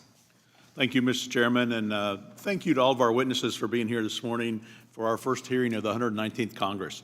We have so much important work to do for the American people, and I'm glad we're starting with this critical issue of pro-growth tax reform. Before I get too deep into my remarks, I wanted to briefly discuss an op-ed that I wrote for The Telegraph. I'm deeply concerned that the OECD is working very hard to finalize Pillar 2 guidance before the change of administrations next week. My House Ways and Means colleagues and I have long warned that the Pillar 2 agreement, which mandates a global minimum tax, implements a UTPR provision, and unfairly treats U.S. tax credits, is detrimental to our country's tax sovereignty, to American ingenuity, the federal treasury, and our national economy. Our allies will be best served by partnering with the incoming administration, not the one halfway out the door.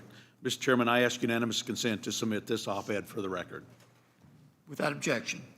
For the past 4 years, the Kansans I represent and Americans across the country have suffered under historic inflation thanks to the damaging policies of the outgoing administration. Kansans need economic relief, and the Trump tax cuts are a surefire way to deliver it. It's pretty simple. Without the Trump tax cuts, taxes on nearly every American will go up. The average taxpayer in Kansas will pay over $2,200 more in taxes if the Trump tax cuts are allowed to expire. But by extending the 2017 tax cuts, we will avoid this tax hike and allow Americans to keep more of their hard-earned money. By making the Trump tax cuts permanent, will do more than just provide sorely needed relief to individuals and families. These tax cuts also help the businesses and innovators who create and sustain countless jobs in communities across our country, leading to job creation and economic growth.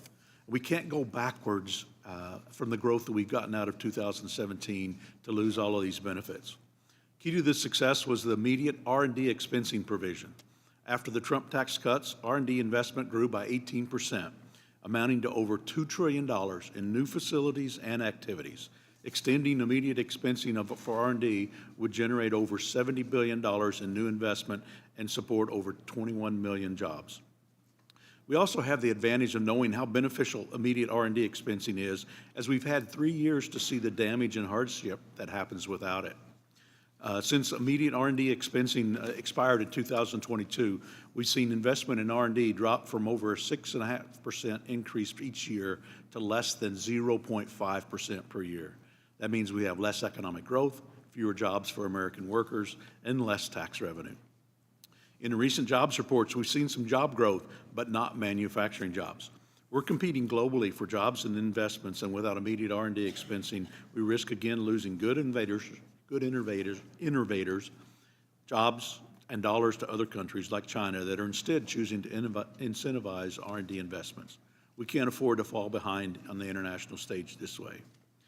I also want to highlight that, as mentioned earlier, that in January, the House of Representatives showed it's possible to find consensus on this common sense pro-growth policies by passing the Tax Relief for American Families and Workers Act.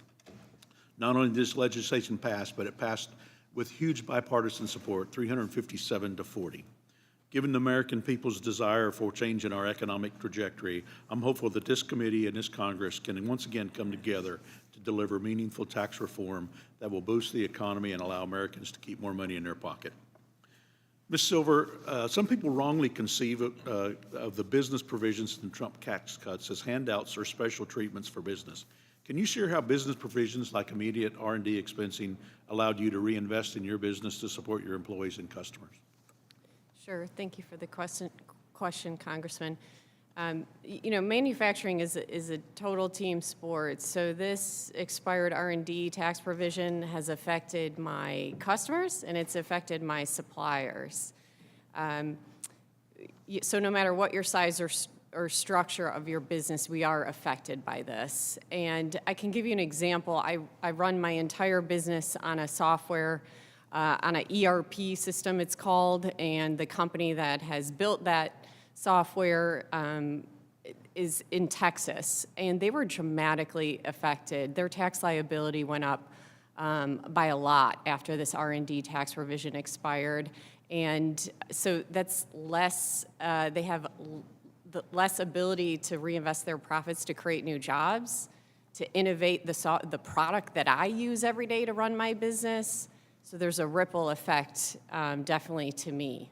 Yep. And that's just one example. That's right, and we're hearing it over and over with because of the cash flow cost and not being able to write off that expenses on their taxes, that you're not getting the benefits and therefore your customers aren't getting the benefits. So thank you, and unfortunately I'm out of time. I've got more questions, but I'll yield back, Mr. Chairman. Ms. Dobeni, you are recognized for 5 minutes. Thank you, Mr. Chairman. I want to thank all of our witnesses for being with us today. I also appreciate that so many of our witnesses have highlighted the benefits of expanding the child tax credit. When Democrats expanded the child tax credit in 2021, child poverty was cut nearly in half, with the credit reaching over 65 million kids. The Republicans' version of the child tax credit leaves out 1 in 3 children, especially the ones who need it the most. And when Republicans let the expanded child tax credit expire, child poverty more than doubled. This data, and there's lots of data, underscores the importance of expanding the child tax credit beyond what was done in the TCJA. Republicans are focusing on all the so-called good things from the TCJA, when in reality we have spent the last 7 years trying to fix the many mistakes that they made. For example, Republicans made changes to the R&D credit to help pay for their $3 trillion bill, making it more difficult and expensive for businesses to invest in R&D. We have a chance to meaningfully help families and small businesses by reforming our tax code. But Republicans instead are moving full steam ahead with plans to spend trillions upon trillions on more Trump tax cuts for the wealthy and well-connected, leaving working families to foot the bill. Even worse, Republicans say they want to partially pay for these tax giveaways by cutting Medicaid and Medicare, which provide basic health care to low-income families, people with disabilities, and seniors, gutting critical investments to combat climate change, and imposing across-the-board tariffs on imports, which economists estimate would raise prices on the average American household by thousands of dollars per year. This means higher costs at the grocery store, gas pump, and pharmacy counter. And these negative impacts will get even worse when our trading partners retaliate by cutting off access to their markets or blocking essential goods like critical minerals from coming into the United States. Mr. Duke, can you discuss the regressive nature of tariffs and what the likely impacts are, or what impacts would be of Trump's tariff first trade proposals? Let me turn that one over to you. Yeah, absolutely.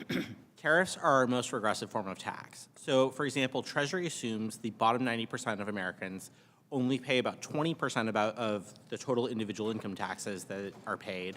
They pay about 30% of corporate taxes, but the bottom 90% pay more than half of taxes on imported goods.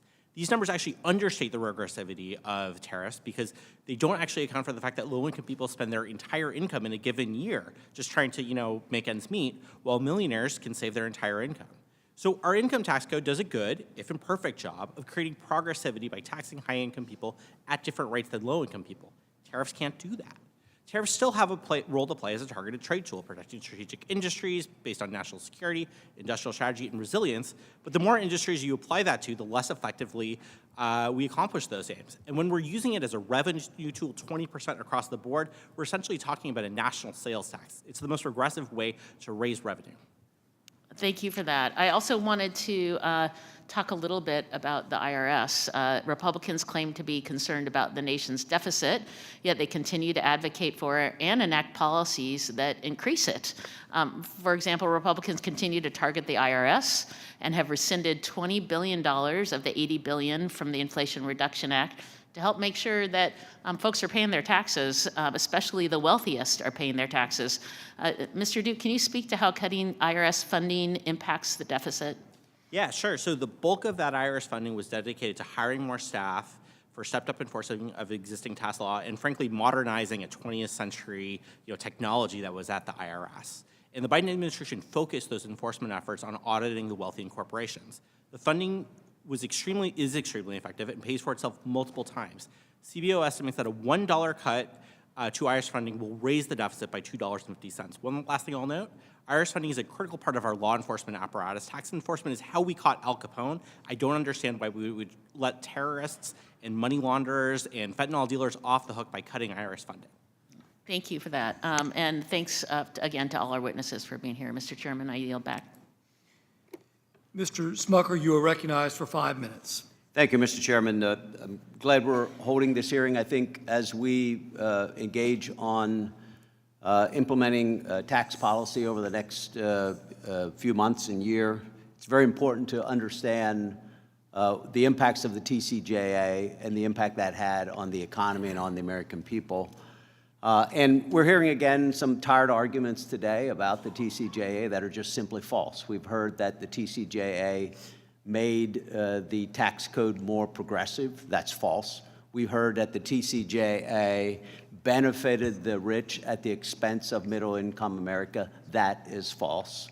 And I have, Mr. Chairman, a chart from the IRS that I would like to submit into the record. Without objection. And I'd like to explore a little of this here today. This is essentially a chart comparing, it's directly from the IRS, 2017 tax returns filed compared to 2018 tax returns filed. And there's some striking results here. The Tax Cuts and Jobs Act, 2018, of course, the first year the Tax Cuts and Jobs Act went into effect, reduced average effective income tax rates for filers in every one of the IRS's income tax brackets, every one, with the largest benefits going to the lowest and middle income households. So, for instance, in the $40,000 to $50,000 income range, there were about 12 million returns. The average tax paid by them was reduced by 18%. In the $10,000 to $15,000 range, the average tax rate paid was reduced by 71%. As opposed to the top 1%, they also saw a reduction, but much, much less. They saw a reduction of less than 5%.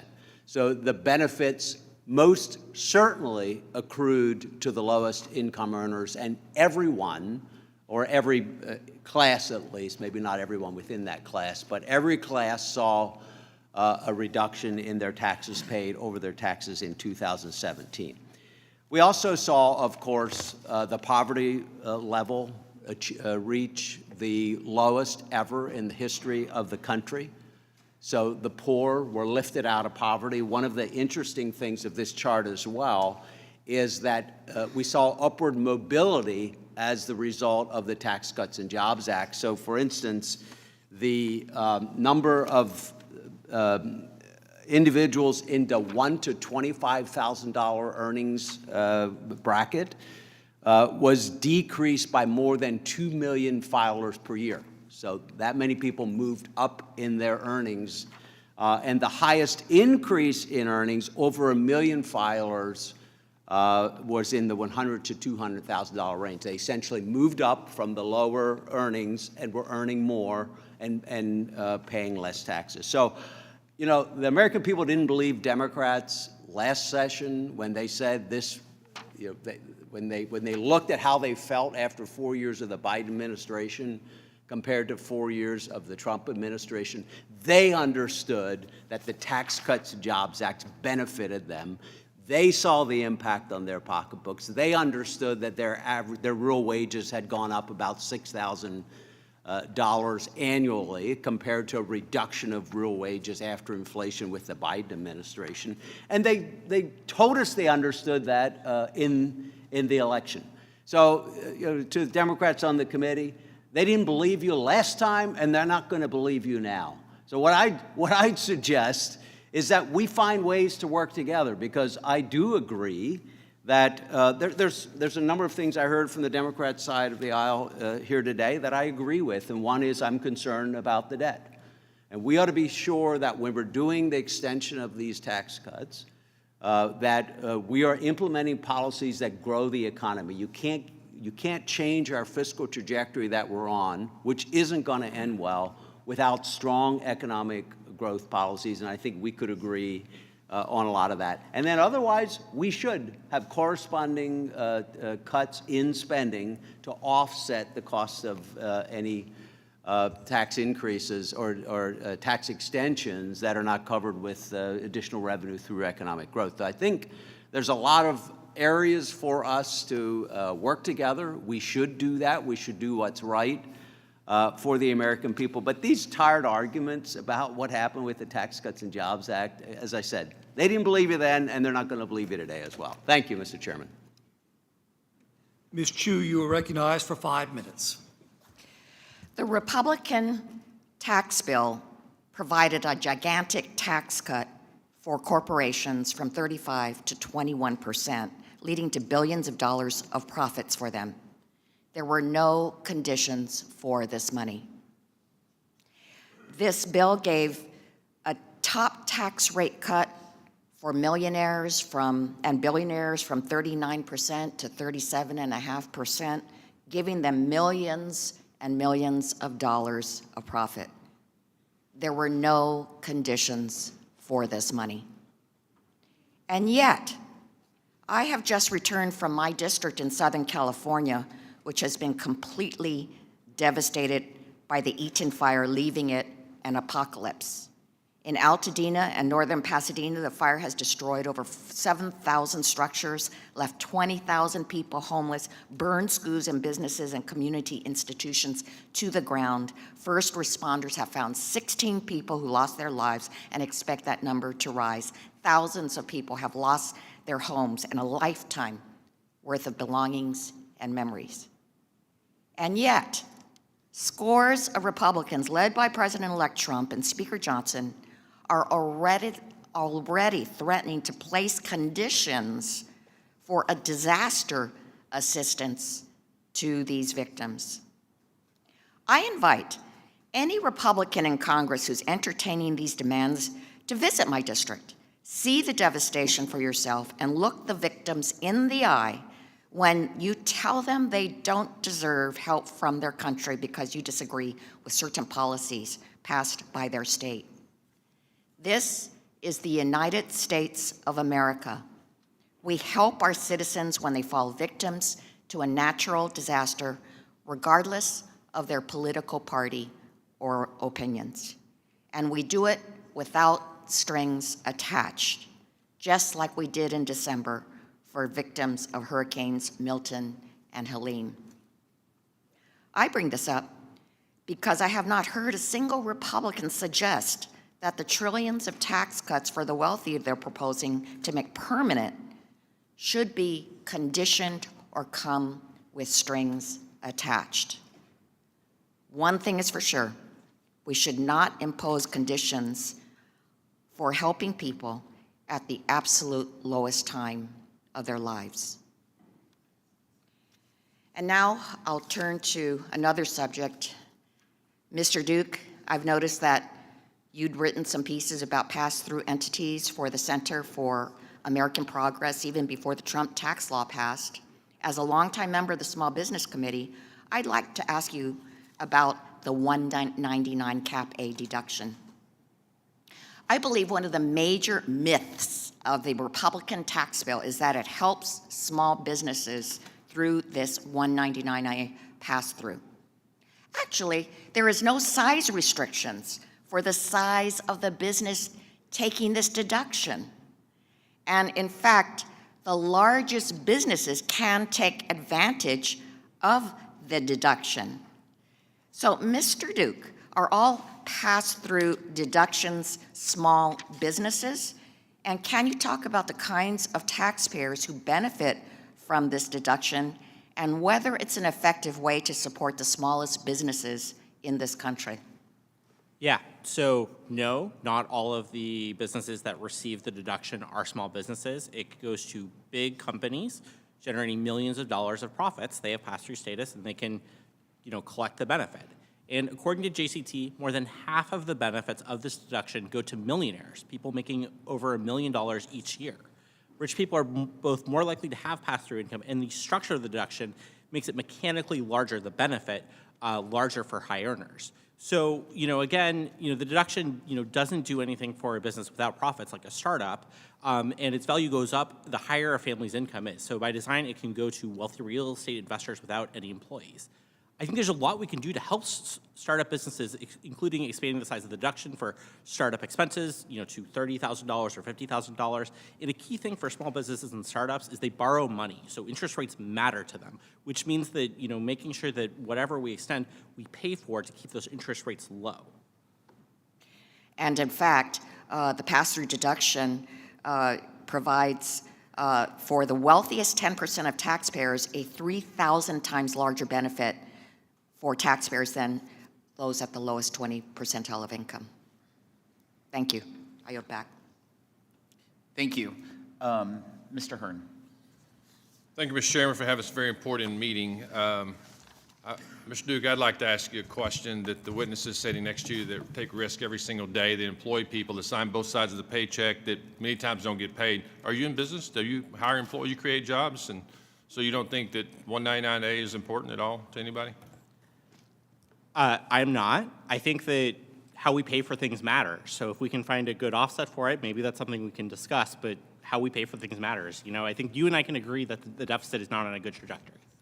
Well, it's not been on a good trajectory for about 50 years, so we could talk about that for a long time. Like my colleague to my left here, who's also a business person, we're concerned about it. We're concerned about frivolous money. I mean, there's a belief that we should just tax everybody 100% and we get to decide where the money goes back. I don't think you agree with that. And I think at the end of the day, we have to respect the idea of when people take risk and try to create jobs and put Americans to work, they're doing that for the independence, the liberties, the freedoms that those individuals, workers can to enjoy, and so they don't have to depend on the federal government.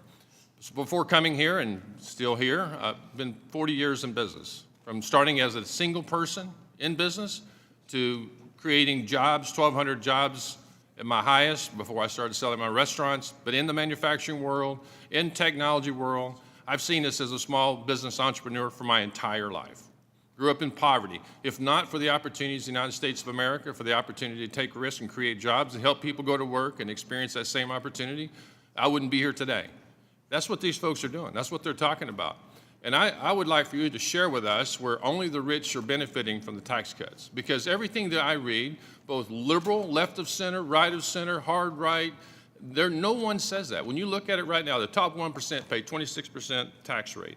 The bottom 50% or 5% pay a 3.3% rate. So I hear it's not dollars for dollars, and that's how you guys try to make this thing sound so evil. But the reality is, there's being more paid at the top today than there was prior to 2017, before I got here. I wasn't here in 2017. But as these folks have said and want to say to you, but they can't ask you questions, certainty is important. And we're getting ready to see the largest tax increase in American history starting in January of 26 if we don't do something. And we've got to figure out if it all needs to go through or if the entire package or what may needs to be fixed, modified, adjusted, added to, so that we have the greatest country in the world for creating jobs. It's talked about the 21% corporate rate. And I'm speaking directly to you because the information you're sharing to the committee is what they're asking you the questions on to validate the things that they're saying. The 21% rate in the United States of America, when you add the average state rate across the United States, is at 25%. Our greatest adversary in the world economically, nobody else is even close, is China at 25%. Do you think it's smart business practice for the global economy for us to be one of the higher tax nations in the world? I don't think it's a good idea to borrow money from China. I asked you a question. I I didn't ask you about that. China has a whole different way. I said, you think it's smart business practices to be the highest tax nation in the world when it comes to global competitiveness? It matters how these things are paid for. Do you think China worries about that? I mean, they lend money to us. They don't have that problem. They're lending less today because they understand the importance of what we're doing. Do you remember in 2017, again, I wasn't in Congress, but I was an observer from the outside, wasn't even running for Congress.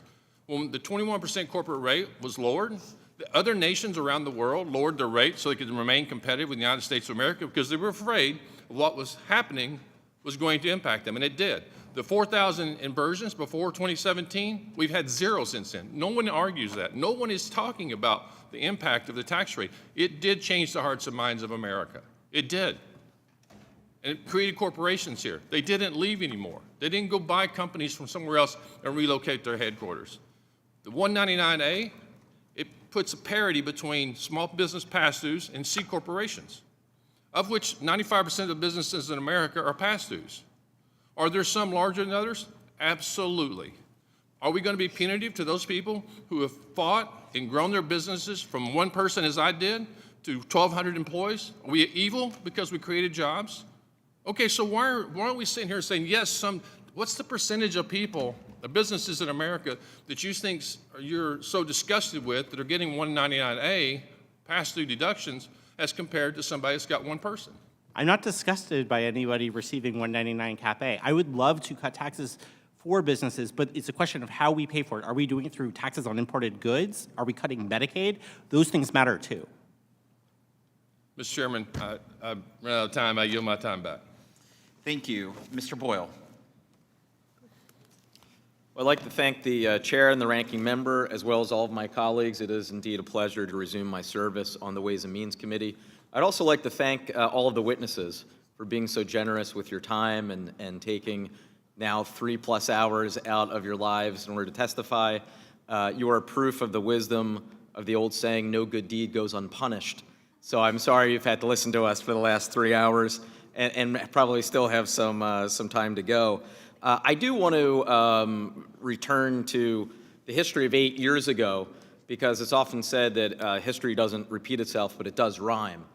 8 years ago, the very top priority of then President Trump and a unified Republican Congress was the so-called Tax Cuts and Jobs Act, which, according to the nonpartisan Congressional Budget Office, showed 83% of the benefit went to the richest 1%.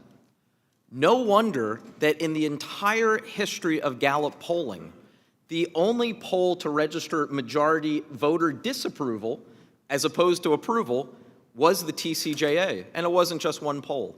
Poll after poll showed only about 40% of the American people supported the Trump tax cuts, while a majority, somewhere in the mid-50% range, opposed them.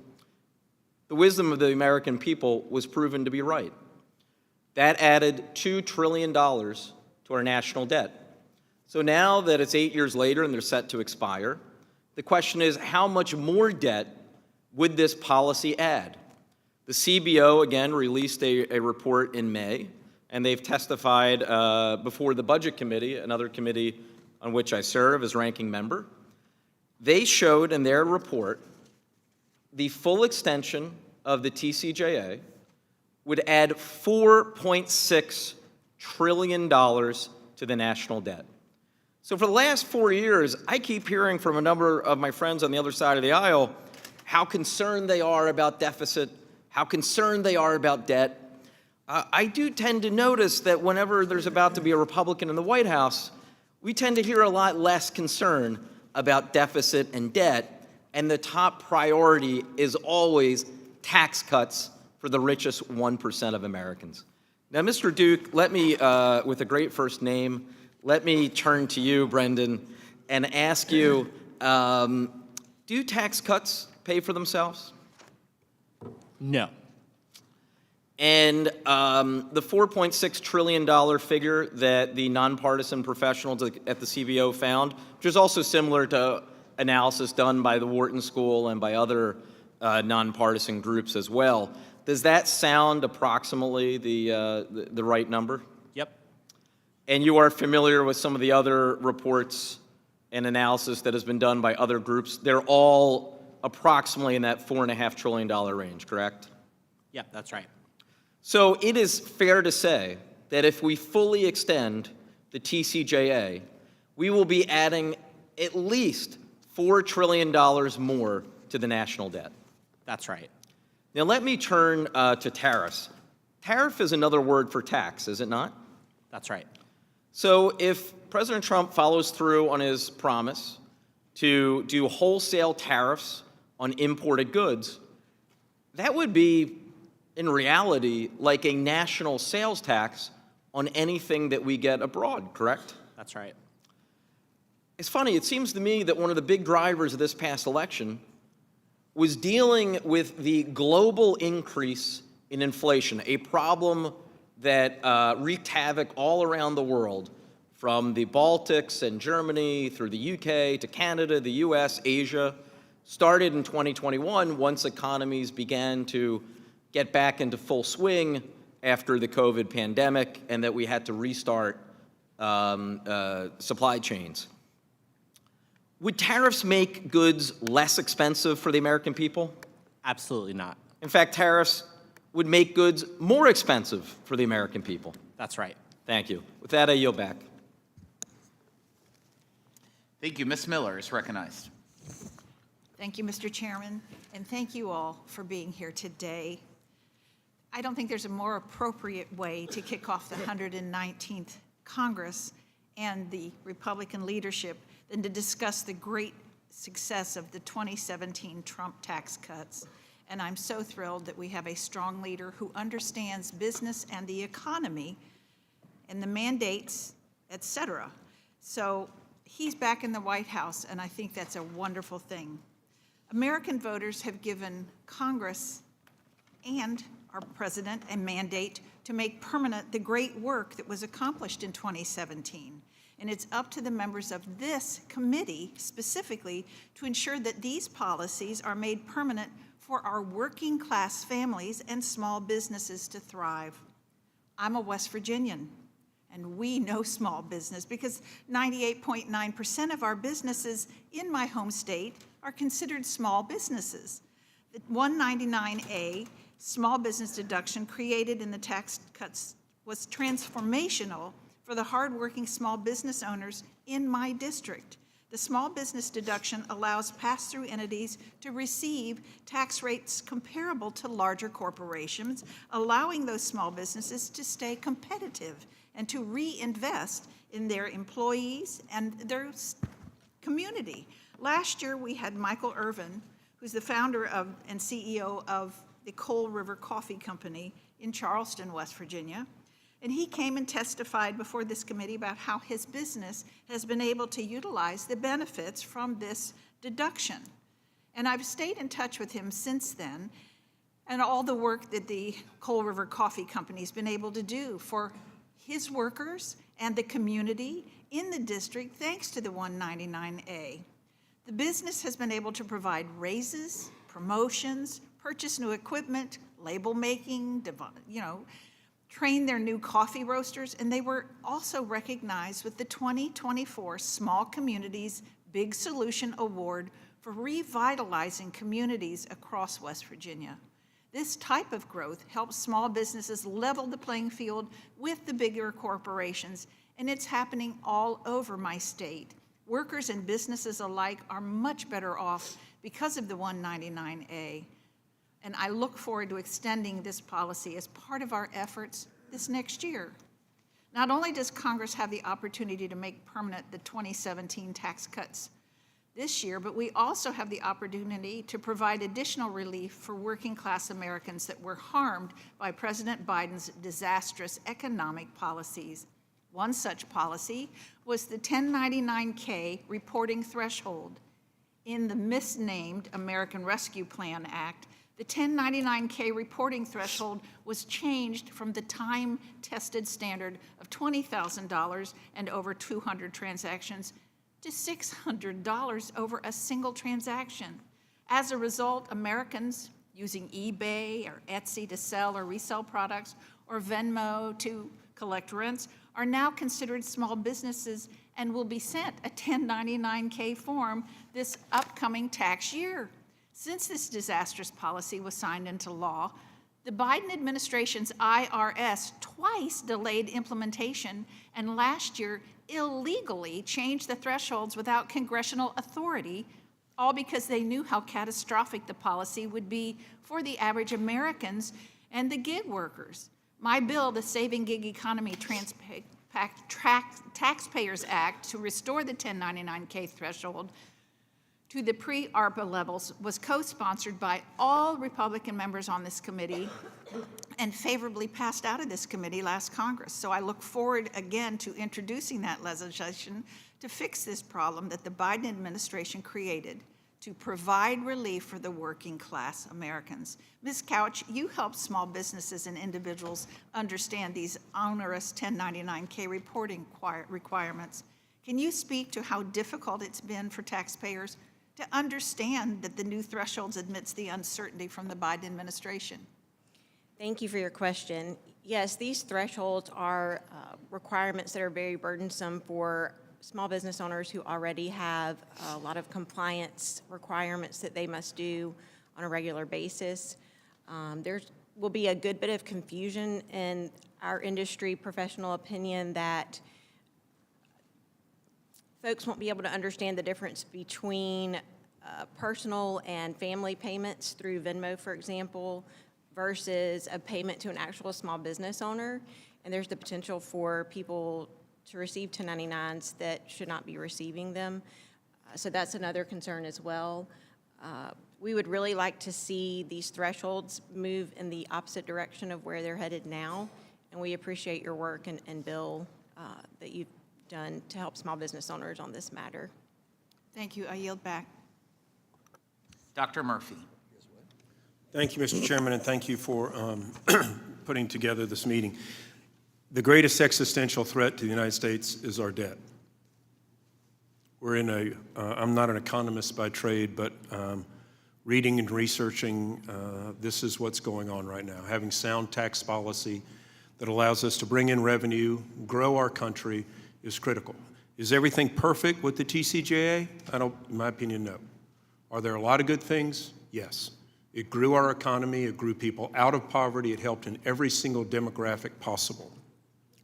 You know, I hear the phrase so often that they are, quote, not paying their fair share.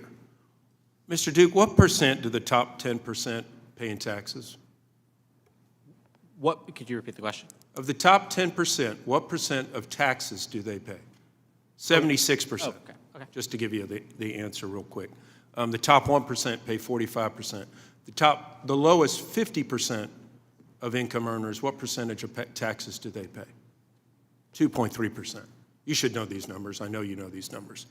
You know, the Biden administration, through the Pillar 2, I'm glad one of my partners or colleagues brought that up, is trying to give our taxpayer dollars away to other countries.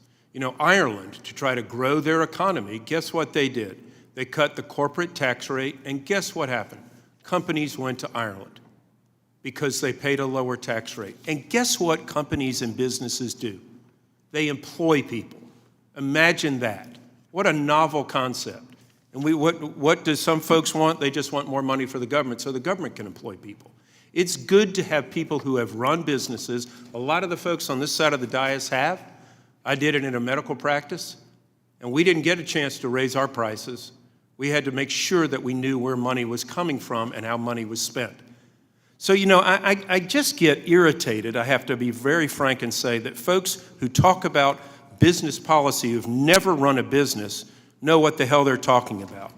These are folks who are sitting here who stay up at 2 o'clock in the morning on Saturday night trying to figure out how they're going to meet payroll.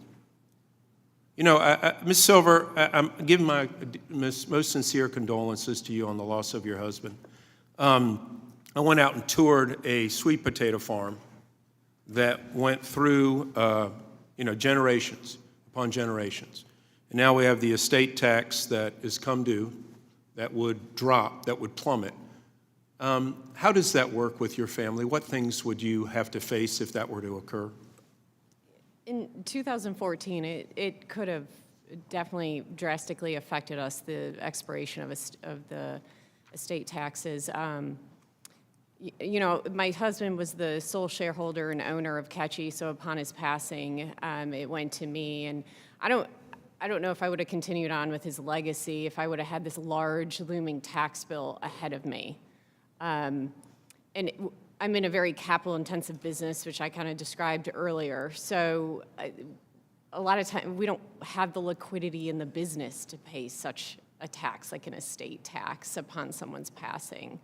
And I really view it as double taxation. I've already paid taxes on my assets. I've already paid taxes on my business, on my income. Yeah, so absolutely. And this is the hard part about America. I think there's just an absolute theological difference on how we run our economy. How do you give people a life that's worth living, esteem, a reason to get up in the morning? You get them a job. You give them something to create. You give them something to accomplish. And we should be creating policies that allow us to grow rather than create dependence. If you look about reform, if we talk about any of the type entitlement programs about reform, it's not about giving money back so people will stay at home. It's about giving them a productive life, going in, growing a job, maybe even having a business of their own someday to employ people, make decisions, make payroll, and God forbid they actually had some extra money left over that they would actually reinvest in their business to grow their people. And guess what? You would employ more people and educate more people. We get into this maelstrom of codependency upon the government check rather than one that you do through your own efforts and energy. This is what our tax policy should be burdened for. I'm happy to work with Democrats. TCJA is not perfect. I'm just going to say that. I wasn't here at the time. It's not perfect. But it gives us a policy that allows American business and innovation to grow, employ people, give them a meaningful life, and at the same time, I'm going to go back to my original statement, help us cut our deficit. Thank you, Mr. Chairman. I'll yield back. Thank you, Mr. Byer. Mr. Chairman, thank you. And thank all of you for hanging in there with us.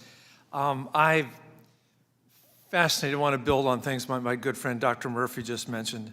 You know, I've too, a business owner on this side, 46 years running the family business. And so I very much appreciated the bonus depreciation, the interest deductibility. I think 199A was essential when we cut the corporate tax rate to 21%. Otherwise, every sub-S or LLC or partnership would be fleeing to become a C Corp. And I think that we have seen significant small business growth because of that.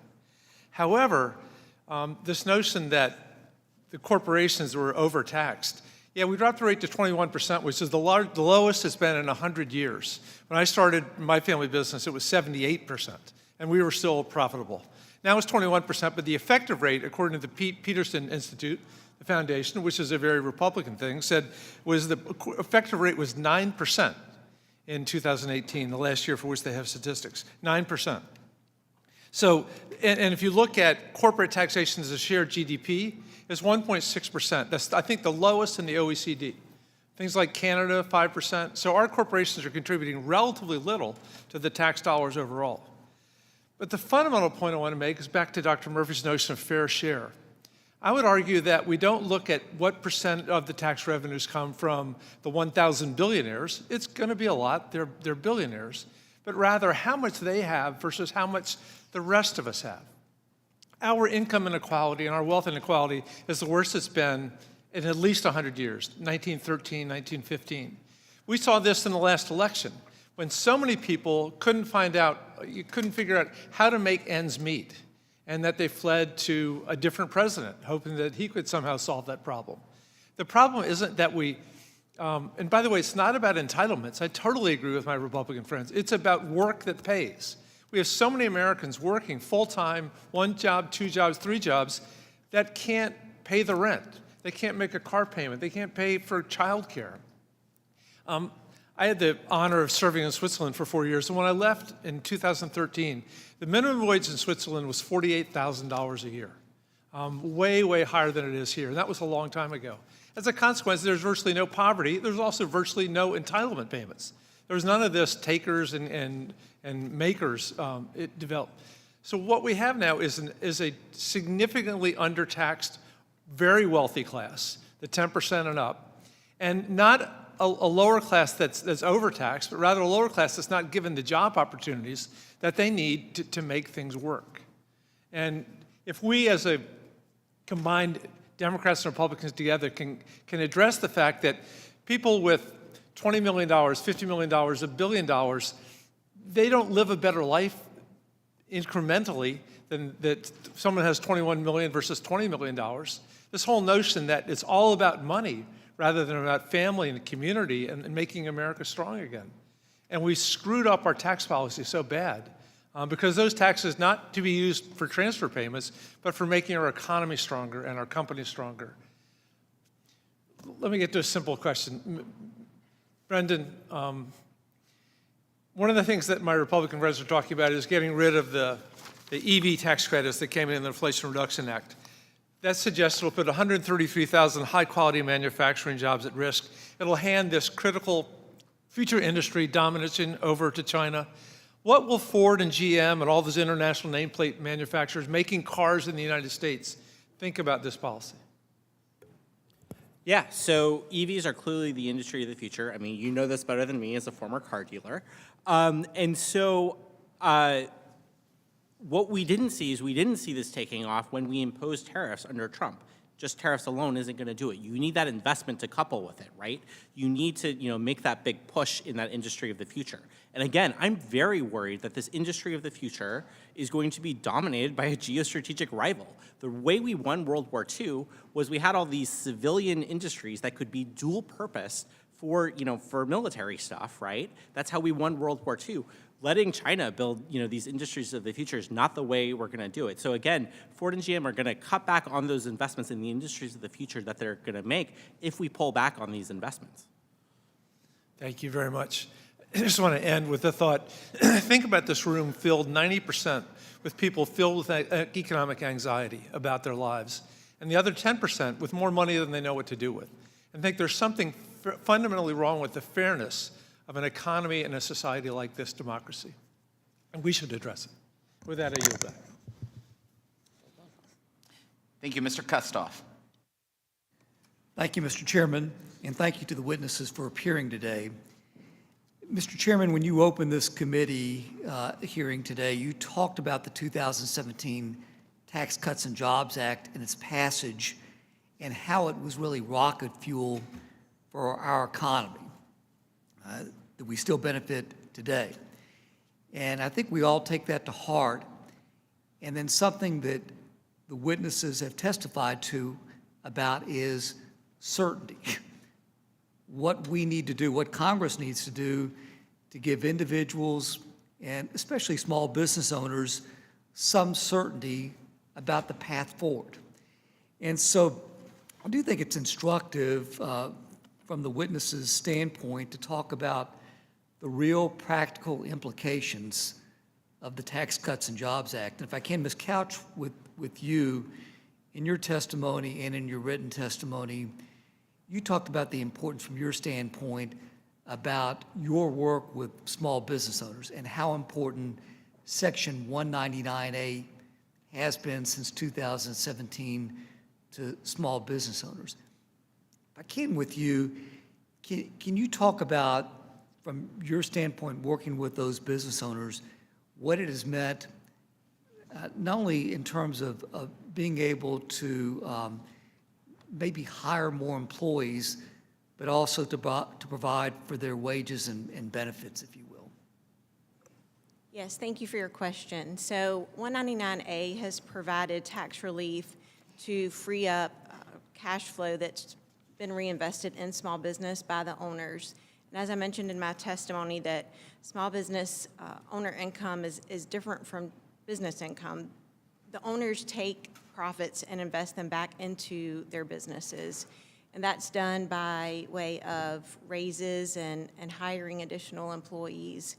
They also use that money to invest in software purchases and things of that nature, but they also, they give money to the T-ball teams. They sponsor youth trips. They really invest it back into their communities as well, and that's something that we can't ignore and that I'm afraid would be some of the first things to be cut if that deduction expired. You worked with these small businesses before the passage of the Tax Cuts and Jobs Act. You worked with these small businesses prior to the COVID pandemic. Your opinion, if Congress had not enacted the 2017 Tax Cuts and Jobs Act and implemented Section 199A, what would the COVID pandemic have done to your small business owners that you work with? So I worked very, very closely with my small business owners during COVID. I often tell the story that I would, from sunup to sundown, would be on my porch, and there was no time to even, I'd be out there in my pajamas because there would be no time to even properly get dressed. You were on the phone with folks trying to come up with new revenue streams, trying to calm their fears and anxiety, and there were a lot of tears shed because small business owners truly feel that their small business is like a child to them that they've brought along the way. And COVID was a very scary time for a lot of small business owners. And I am certain that without TCJA, that we would have seen a lot more small businesses close up shop during COVID had that not been in place. Thank you very much, Ms. Couch. Ms. Gallagher, if I could with you, the doubling of the standard deduction has meant, according to the statistics that we've seen, that nationwide some 88 to 89 to 90% of tax filers take the standard deduction and don't have to itemize. Can you talk about your work with people you help before the Tax Cuts and Jobs Act and after, in terms of the doubling of the standard deduction and the benefit that it gave? Yes, and thank you for that question. The doubling of the standard deduction has not only provided tax savings to middle-class families, it also has decreased the amount of time and energy and effort that taxpayers, business owners, and working families alike have had to spend navigating complex tax filings. So it has freed up their time considerably I've even noticed in particular, even my high-income taxpayers have used the standard deduction now for ever since it came into play. And the middle-class families themselves, many of them were under that doubling amount for years. They may not have had a large mortgage, or their income taxes may not have been, they might have been just barely getting over the hump. And so by doubling that, it made a big impact on the middle-class families that I work with. Thank you, Ms. Gallagher. Now yield back, Mr. Chairman. Thank you, Mr. Fitzpatrick. Thank you, Mr. Chairman. Mr. Duke, just very briefly, because I want to get to the child tax credit, but you had answered a question to my colleague, Mr. Boyle, that tax cuts don't pay for themselves, ever? Would you wish to qualify that at all? The Tax Foundation, which lots of people on your side of the aisle cite, they posted last November, and I'm quoting, tax cuts typically don't pay for themselves. Typically. I mean, could we find some edge case here, but not with a $4.6 trillion, Mr. Duke, are you saying that no tax cuts ever generate any kind of economic development, any kind of revenue generation that pay for themselves? They can, so for example, with the first Tax Cuts and Jobs Act, CBO and JCT found that they increased the economy, and that cut the cost by about like 20% or so. You're saying, you gave a blanket statement that tax cuts don't pay for themselves. That seems ridiculously oversimplified. Well, if you could name a tax cut that you think paid for itself, I mean, that would help me, figure out what that. Your answer to this question was there are none. They don't exist. Is that your position? I mean, I can't think of any. Going to the child tax credit, currently the CTC benefits approximately 40 million families each year. Obviously, the Tax Cuts and Jobs Act doubled it from $1,000 to $2,000. Attached a Social Security number requirement for the first time, very important. And to reiterate, under current law, the CTC is $2K per child, and if it were to expire, it would drop back to $1,000. Moreover, the refundability was a key element. The refundability was increased from $1,000 to $1,400. Moreover, it was indexed to keep track with inflation. If we do not extend the child tax credit, all Americans will see their tax refund go down, and specifically for our district in Pennsylvania, families would see their household income, household child tax credit, I should say, cut in half. Ms. Marple, as a stay-at-home mom with 3 children, can you speak to the benefits of the child tax credit for you and your family and the importance of keeping that protected? Yes. I think that, thank you for your question.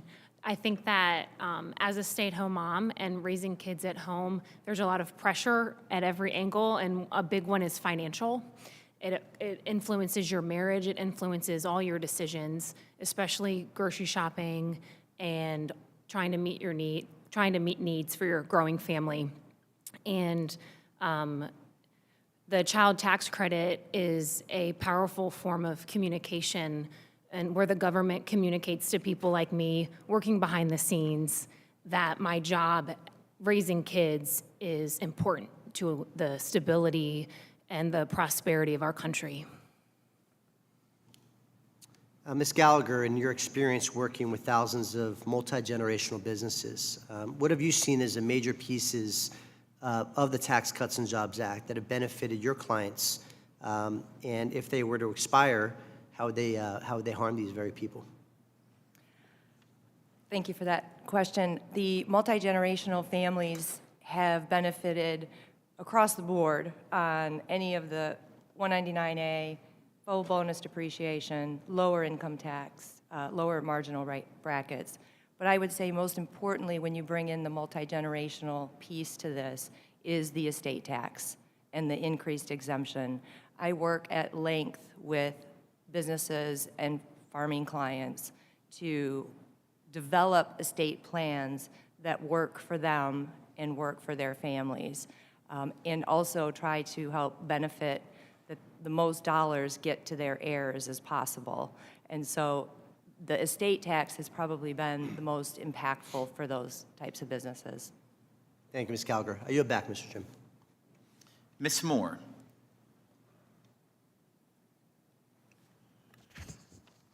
Happy New Year, everyone. I'm so glad to be back with my Ways and Means family. I want to join the chairman and the ranking member in welcoming all of our new members and welcoming our returning members. So grateful.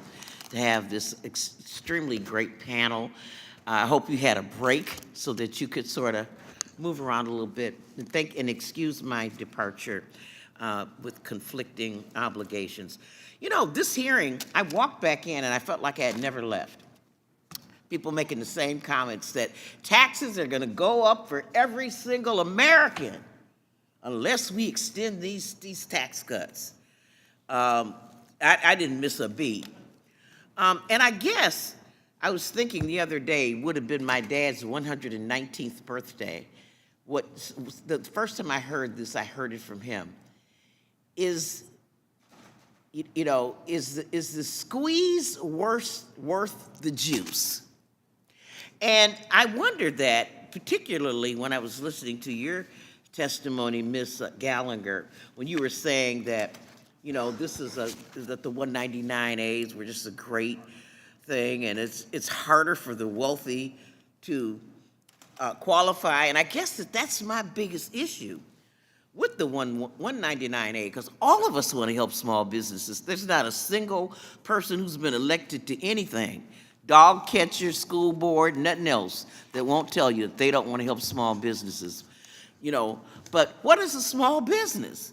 I mean, is a small business, and I guess I'm gonna go to the gentleman on the end for some answers to some of these questions. Is a small business, some of the ones that we have seen that have received the 1099, the 199A, where they're $100 million businesses, not so small, businesses that are sole proprietorships, have only one employee. We've talked about small businesses as being these entities that have less than 25 employees. But if they make $100 million, where's the break-even point?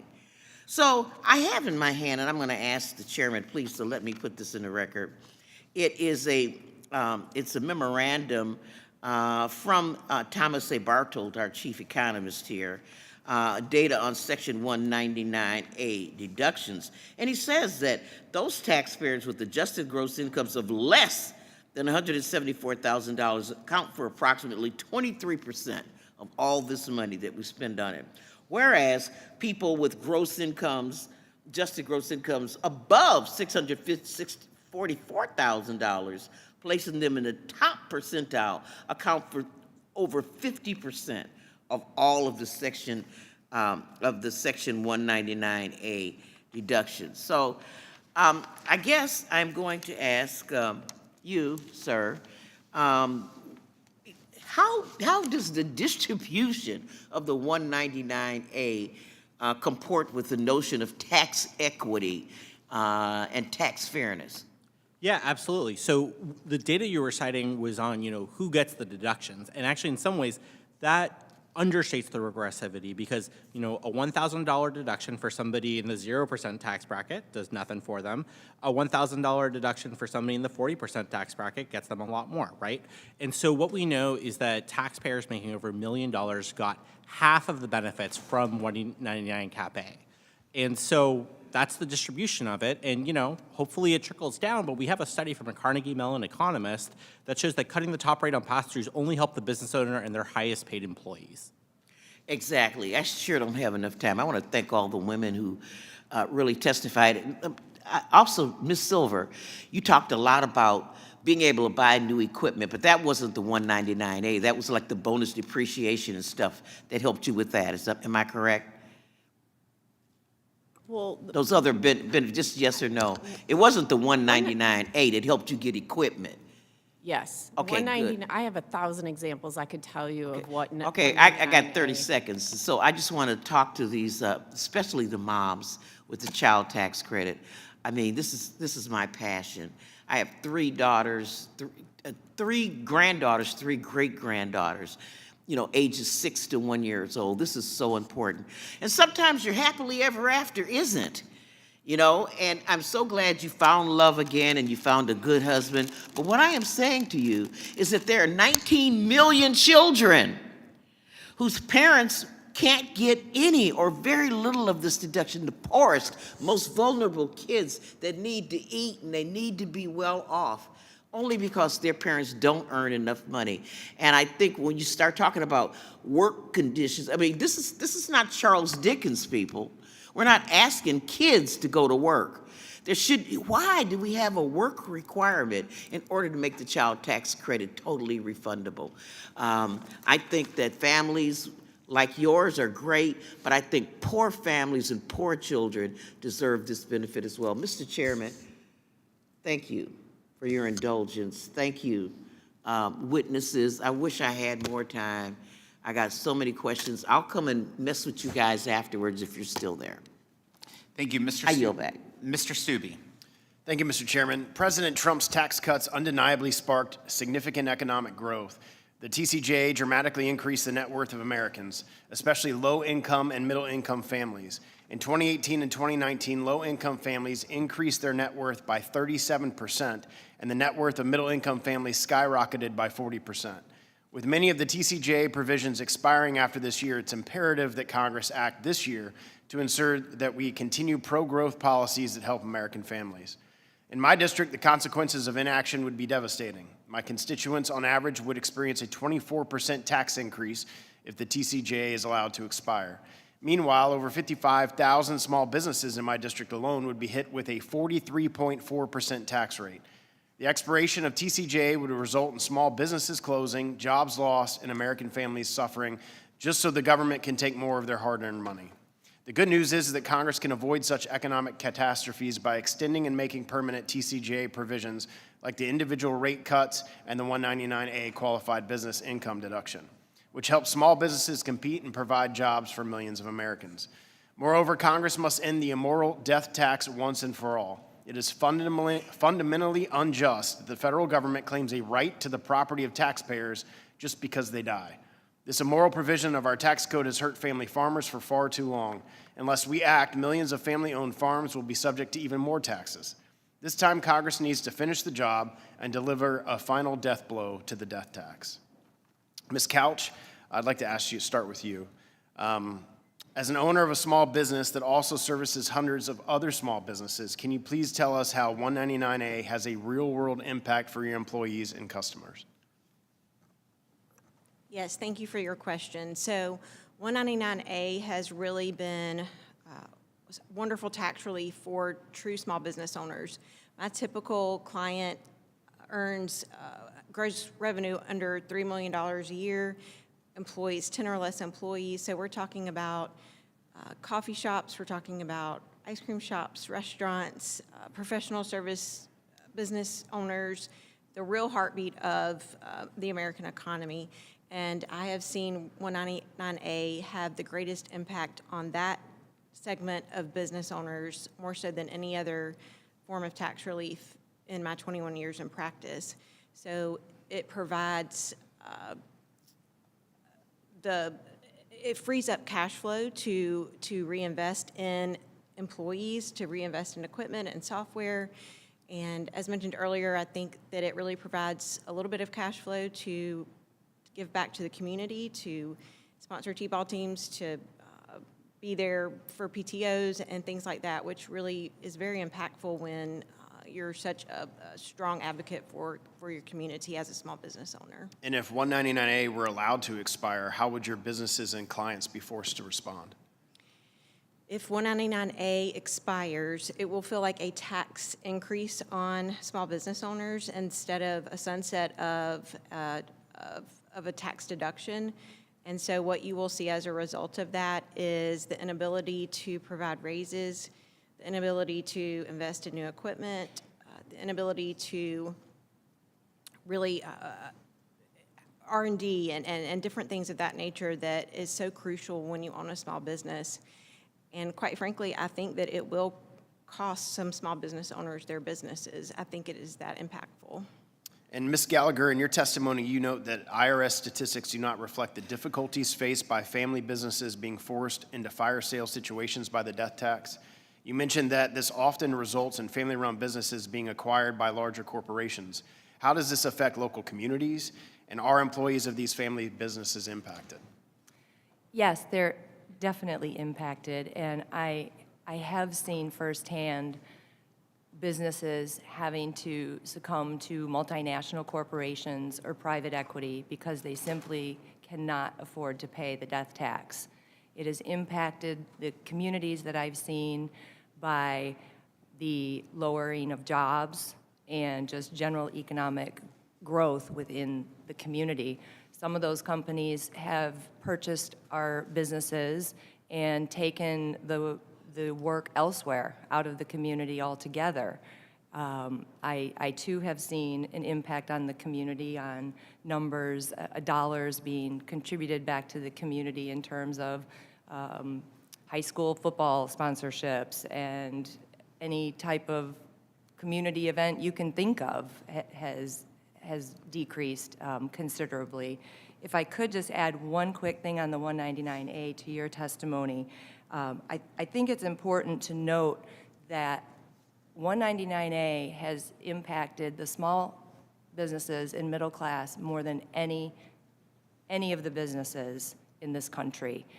We talk about the large businesses or the wealthy or the high income, and I can firsthand tell you it does not impact them as greatly because, frankly, many of them don't even qualify for it. If you think about it, some of the highest income businesses, doctors, lawyers, CPAs, engineers, service businesses, don't even qualify for this. And there are significant guardrails and limitations in place to make sure that if a high-income individual is going to qualify, they are absolutely required to invest in their employees and infrastructure and equipment to even qualify. So I would just like to make sure it's on the record that 199A is the most impactful for the small businesses and the working families who run them. Thank you all for being here today. My time's expired. Thank you, Ms. Tinney. Thank you so much, Mr. Chairman, and thank you for holding this meeting. And congratulations and welcome to all our new members on both sides of the aisle. And this has been, incredibly helpful to me to listen to today. I am one of those small business owners that knows what it's like to struggle to make payroll. There are times when we couldn't make payroll, and I went out and got a 30% loan on a credit card, several of them, thinking someday we're going to go under. Thankfully, that didn't happen, and I just know that kind of stress. I sat there and combed through my accounts receivable list and said, geez, hey, you owe $10,000. Can you give $5? How about $3? How about $500? Just to make payroll. And every single person that works in our family business, which we still have, is an important part of our entire family. And every one of them has a family, and we provide health care and a 401k, and we provide them with a livelihood and a challenging, good job, as many as we can. And it's very important to us, and that's why the Tax Cuts and Jobs Act was so important to my business. Small family-owned business started in the 1940s by my grandmother, handed down through generations to us, and listening to you all today has been amazing. And so when I hear that this is about the wealthy, I come from New York. We are currently the highest tax state in the entire United States, with the highest burden of compliance and requirements for running a business. It's a hard place to be, and I ran a newspaper in a dying economy, in a dying industry, and we sold it, thankfully, in 2004. But what I really want to talk about, and I don't know even where to start. You're all so good, and you've all given great testimony.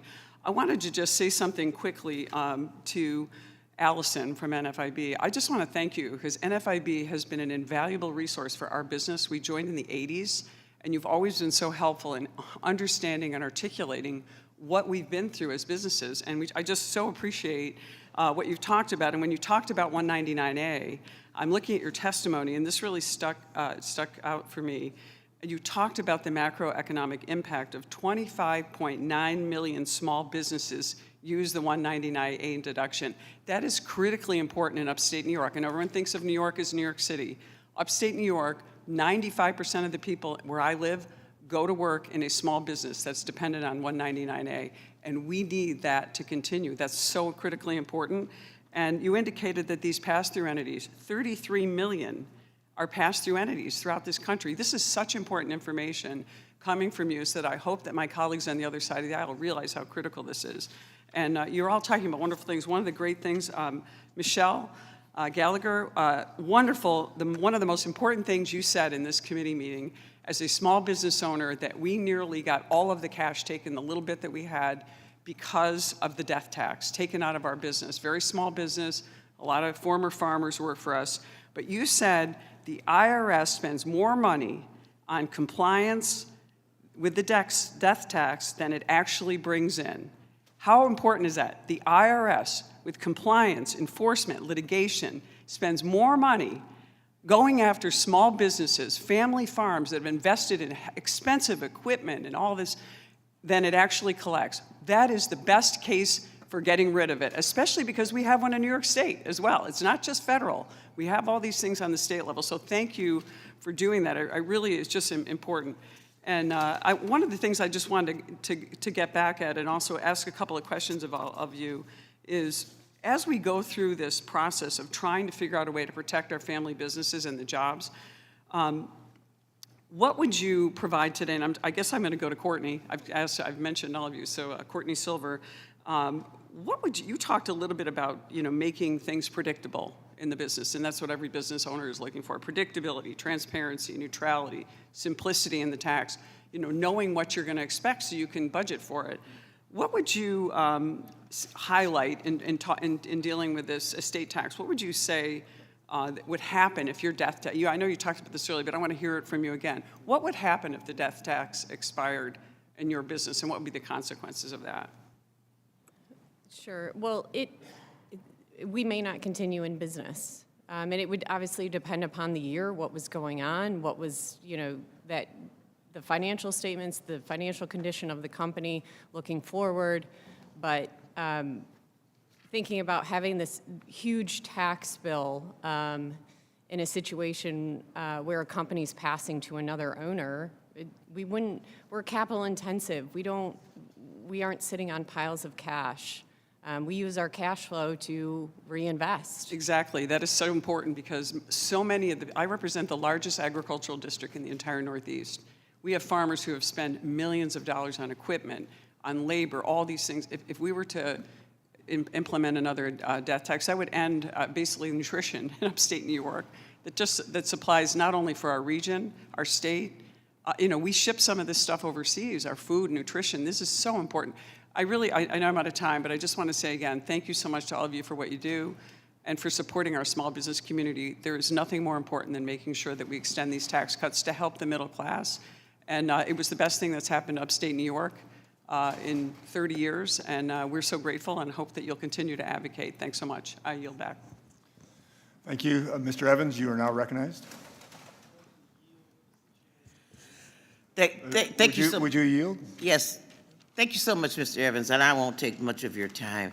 I just wanted to, with unanimous consent, to be able to put something in the record. We have had the National Federation of Independent Business witness here, but the small business majority sort of agrees with the notion of, in line with what the Joint Committee on Taxation has said, that this 199A provision goes largely to higher earning individuals. And so while it might be one of the most important provisions for the reauthorization, it's actually one of the most expensive and really accounts for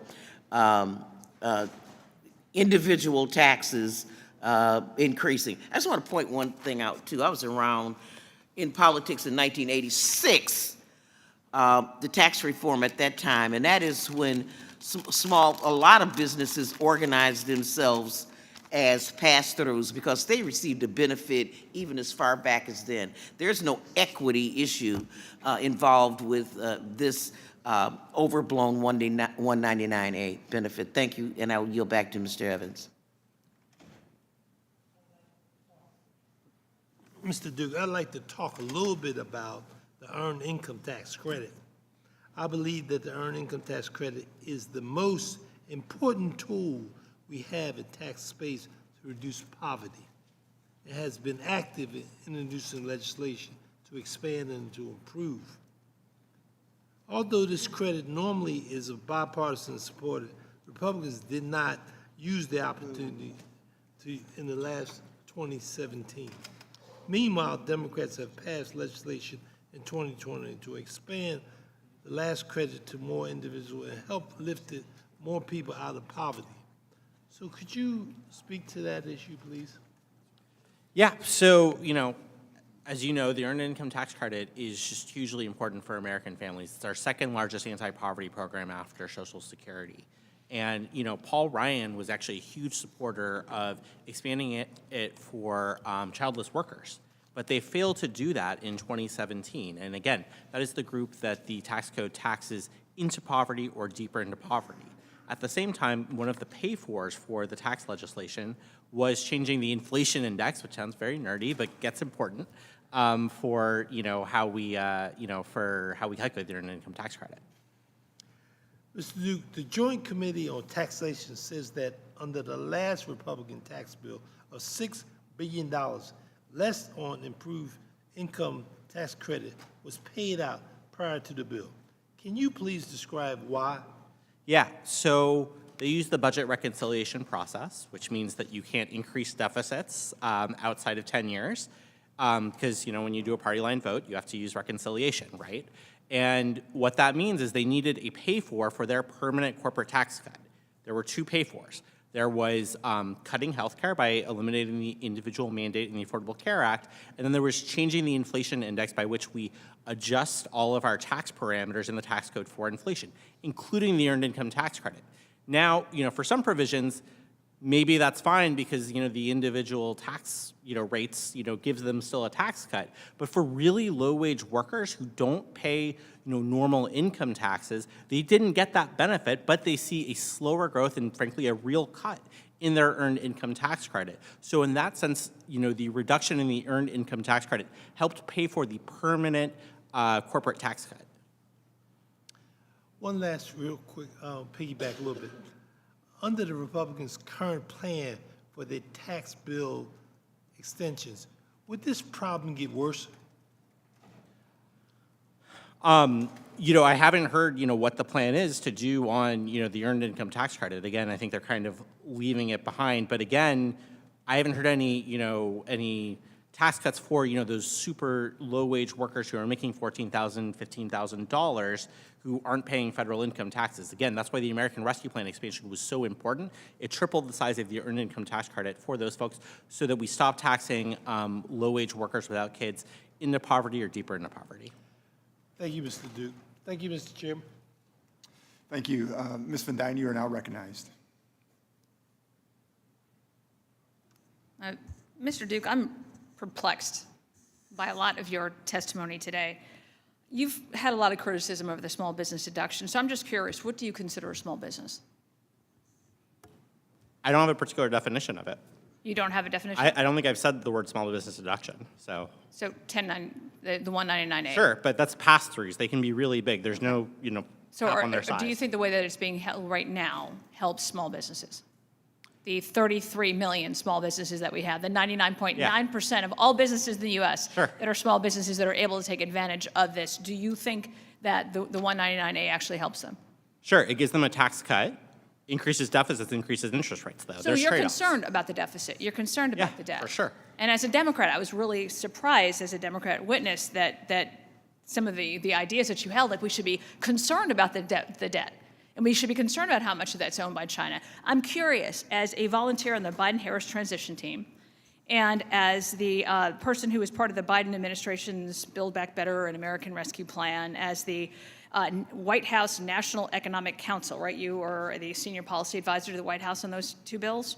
Were you concerned at all about the trillions of dollars of debt that they added, the trillions of dollars of debt that China may potentially own, and the benefit that China directly got as a result of those bills? I'm assuming you were advocating against that, because if you don't want additional debt, God forbid, we have trillions of dollars that are going out the door for Green New Deal programs that are benefiting China. Am I correct?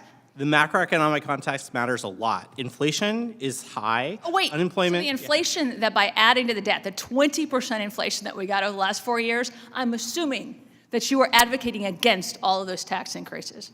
Every country in the world experienced those The same price 20% increases. that we got in inflation. Not as a result of I'm it. assuming you were against those. Justin Trudeau is facing that problem. I do In not Germany, want to they're facing compare that the U.S. to Justin Trudeau. There's a reason why that man has quit his job. Okay, but inflation was a global supply chain phenomenon that affected every So country. supply chain, you were also, if I am correct, you were the point person on the supply chain data during the infant formula crisis of 2022? Yes. Okay, so we all saw how that went. I want to make sure that that we are appreciating the opportunity right now to be able to kind of correct some of the views that we're seeing, the misinformed views of the Tax Cuts and Jobs Act. You were saying that the rich experience getting richer, the poor experience getting poorer. However, in 2024, about 1 out of 180 American taxpayers will make $1 million or more. It's about 5%.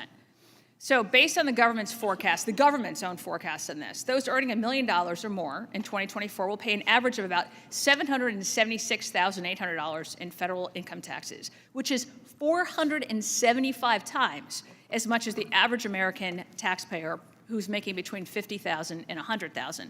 The top 1% will pay an average of 31.5% this year, compared with 10 to 12% of the middle class and about 0% at the bottom. And the rates near the bottom can be negative because of the refundable tax credits. So according to the Federal Reserve, low and middle income Americans received the largest increase in wealth during 2018 and 2019. Low-income families saw their net worth increase by 37%, while middle-income families' net worth increased by 40%. In the 2 years after TCJA, more than 6.6 million people were lifted out of poverty, dropping the poverty rate to 10.5%, the lowest level in U.S. history. And yet we're somehow arguing that that's the TCJA did nothing for the lower class. It blows my mind that we can even say that. Ms. Silver, I want to thank you very much for your testimony. You talked about how much you were able to reinvest in your businesses after TCJA was implemented, and that is great to hear. Can you talk a little bit about what the cost would be if your business, if Congress did not renew the President Trump's tax cuts? It's going to result in less investment in our equipment, less investment in our people, less investment overall. It would be very difficult to stay competitive, Okay. to grow, to stay So in all of the business. people that you pay would possibly lose their jobs or get paid less? Potentially, yeah. Or would actually your job and your investments would shrink? Absolutely. It's a real-life example right there. Mr. Chairman, I asked to submit a letter from the Wine and Spirit Wholesalers of America expressing support for the extension of the small business credit into record. Without objection. We hear the partisan pundits claim that the tax cuts were just too big for corporations. But this is just not true. As part of my work on the Main Street tax team, we were able to get out of D.C. and we talked to real business owners. We heard about the successes from policies such as the small business deduction in Section 199A, which created over $66 billion in tax savings for Main Street businesses. One of the businesses that I met with in North Texas was Republican National and Distributing Company, where I held a roundtable with over 25 small businesses, including roofing companies, community banks, local banks, and realtors. These are the businesses across the U.S. who are benefiting from this, and this is why Congress must act. Thank you very much, and I yield. Thank you. And then the birthday boy of the committee, Mr. Feenstra. Thank you, Mr. Chairman. And I want to thank each one of our witnesses. You all have great testimonies. I'm very impressed. And I think we all understand how important the Tax Cuts and Jobs Act of 2017 was to our families, to our businesses, to each of us. I think about my district. I live in a very rural part of northwest Iowa. And every day we're fighting to survive that main street. That main street made up of all these small little bakery, hardware store, drugstore, you name it. And this 199A is so critical for their existence. If we did not have 199A, if it sunsets, obviously they'd have a 43% tax increase. What would that do to rural America? It'd be devastating. And to our families, you know, it's been noted many times here that it'd be a 26% increase to each one of our families. Where do we get those dollars? Where do we get those extra tax dollars? And I look back, so what did it do from 2017 till now? I mean, we went through COVID. This all made a difference. I mean, if we didn't have these Tax Cuts and Jobs Act, how catastrophic would it have been to our economy? I mean, we would have probably been in a deep recession, even depression. Well, we don't ever know. But we do know this, is that we survived. And that's what we have to look at. There's one thing that really bothers me yet, and that is a double tax. I want to talk about the death tax. I introduced the Death Tax Repeal Act, and we'll reintroduce it in next Congress. I had over 170 members sponsor this because everyone thought it was so important. But think about this. The government, when somebody dies, the government puts their arm in the grave, the IRS puts their arm in the grave, pulls the person back out and says, you owe 41% tax on everything that you accumulated in your life. Think about that. 41%. Pulling them out of the ground and say, you owe 41%. That person has already paid tax on most of that already. And yet, to pass it on, we got to pay 41% tax. That's why I am so passionate about getting rid of the death tax, and I hope we can do it this coming year, especially in reconciliation. On the other side of the death tax, since we have currently, we do have the death tax, we have estate tax. It costs approximately $18 billion for small businesses to comply, to try to figure out insurance, to try to figure out trust, to figure out how to manage not to pay that 41%. 18 billion, you know, we could save a lot of money by just getting rid of it.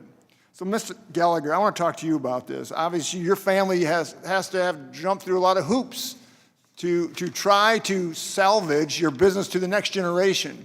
Can you talk about that, how it affects you and what compliance looks like? Yes, and thank you for that question. I'm very passionate about it as well, primarily because I've seen the impacts of what happens when either people have not planned for it or just simply don't have the money to pay the tax.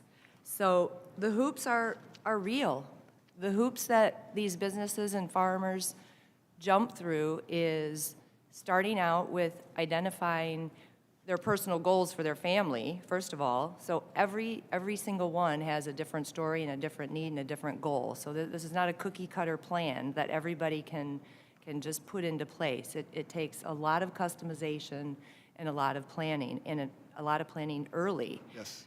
The hoops include setting up multiple entities, like a number of different trust vehicles can be used, limited partnerships, LLCs. They're setting up entities to help create the best benefit so the heirs can get the most amount of money when death does occur. You have to have many appraisals done. Your business has to be appraised, your real estate has to be appraised, your farm has to be appraised. The costs are astronomical for what they have to go through. All the stuff you have to go through just to comply with the death tax, just to try to figure it out. And we can get rid of it and we don't have all the problems. I want to talk about one more thing, paid family medical leave tax credit. To me, this is so important. Ms. Couch, you talked about this in Atlanta. Can you briefly talk about how important this is to small businesses as an incentive and not a mandate? Yes, thank you for your question. So the Paid Medical Leave Act is very important to be able to retain, you want to retain quality employees. And right now it's very difficult, especially in my industry as an accountant, to find and retain quality employees. However, it's so important for small business owners to not be mandated to pay various things like paid Family Medical Leave Act, and it's much more beneficial if it comes in the form of a credit.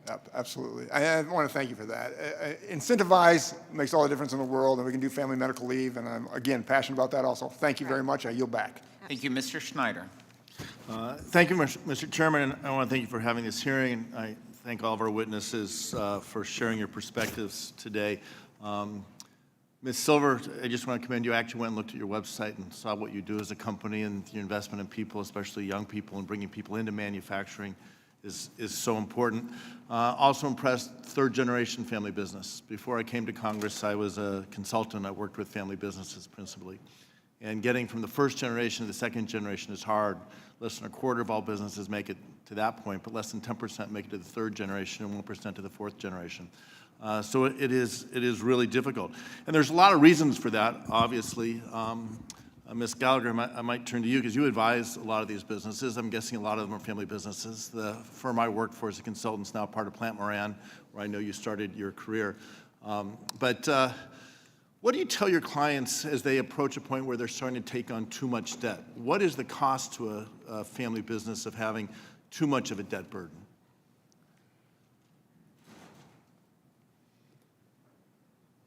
There are a lot of different aspects of a family's finances.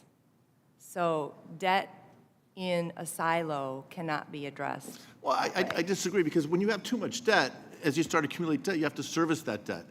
And you have to start paying the interest on the debt and start paying the principal on the debt. And as a business, as you're trying to grow, if you take on debt to maybe acquire some equipment or go and branch off into a new business line, that's going to pay itself back. But if you're taking on debt to basically expend extravagantly, that debt service is going to become a huge burden. Ms. Gallagher, are you aware of what the debt service of the United States, what the burden is at this point? No, I am not. It's larger than our defense budget. We're paying more in interest and service of our debt than any other line in our discretionary budget. And so as we stand here and we find ourselves again in this conversation about giving large cuts in taxes to people who are doing really, really well. And I'm not talking about small businesses. I'm not talking about folks who are struggling to make ends meet.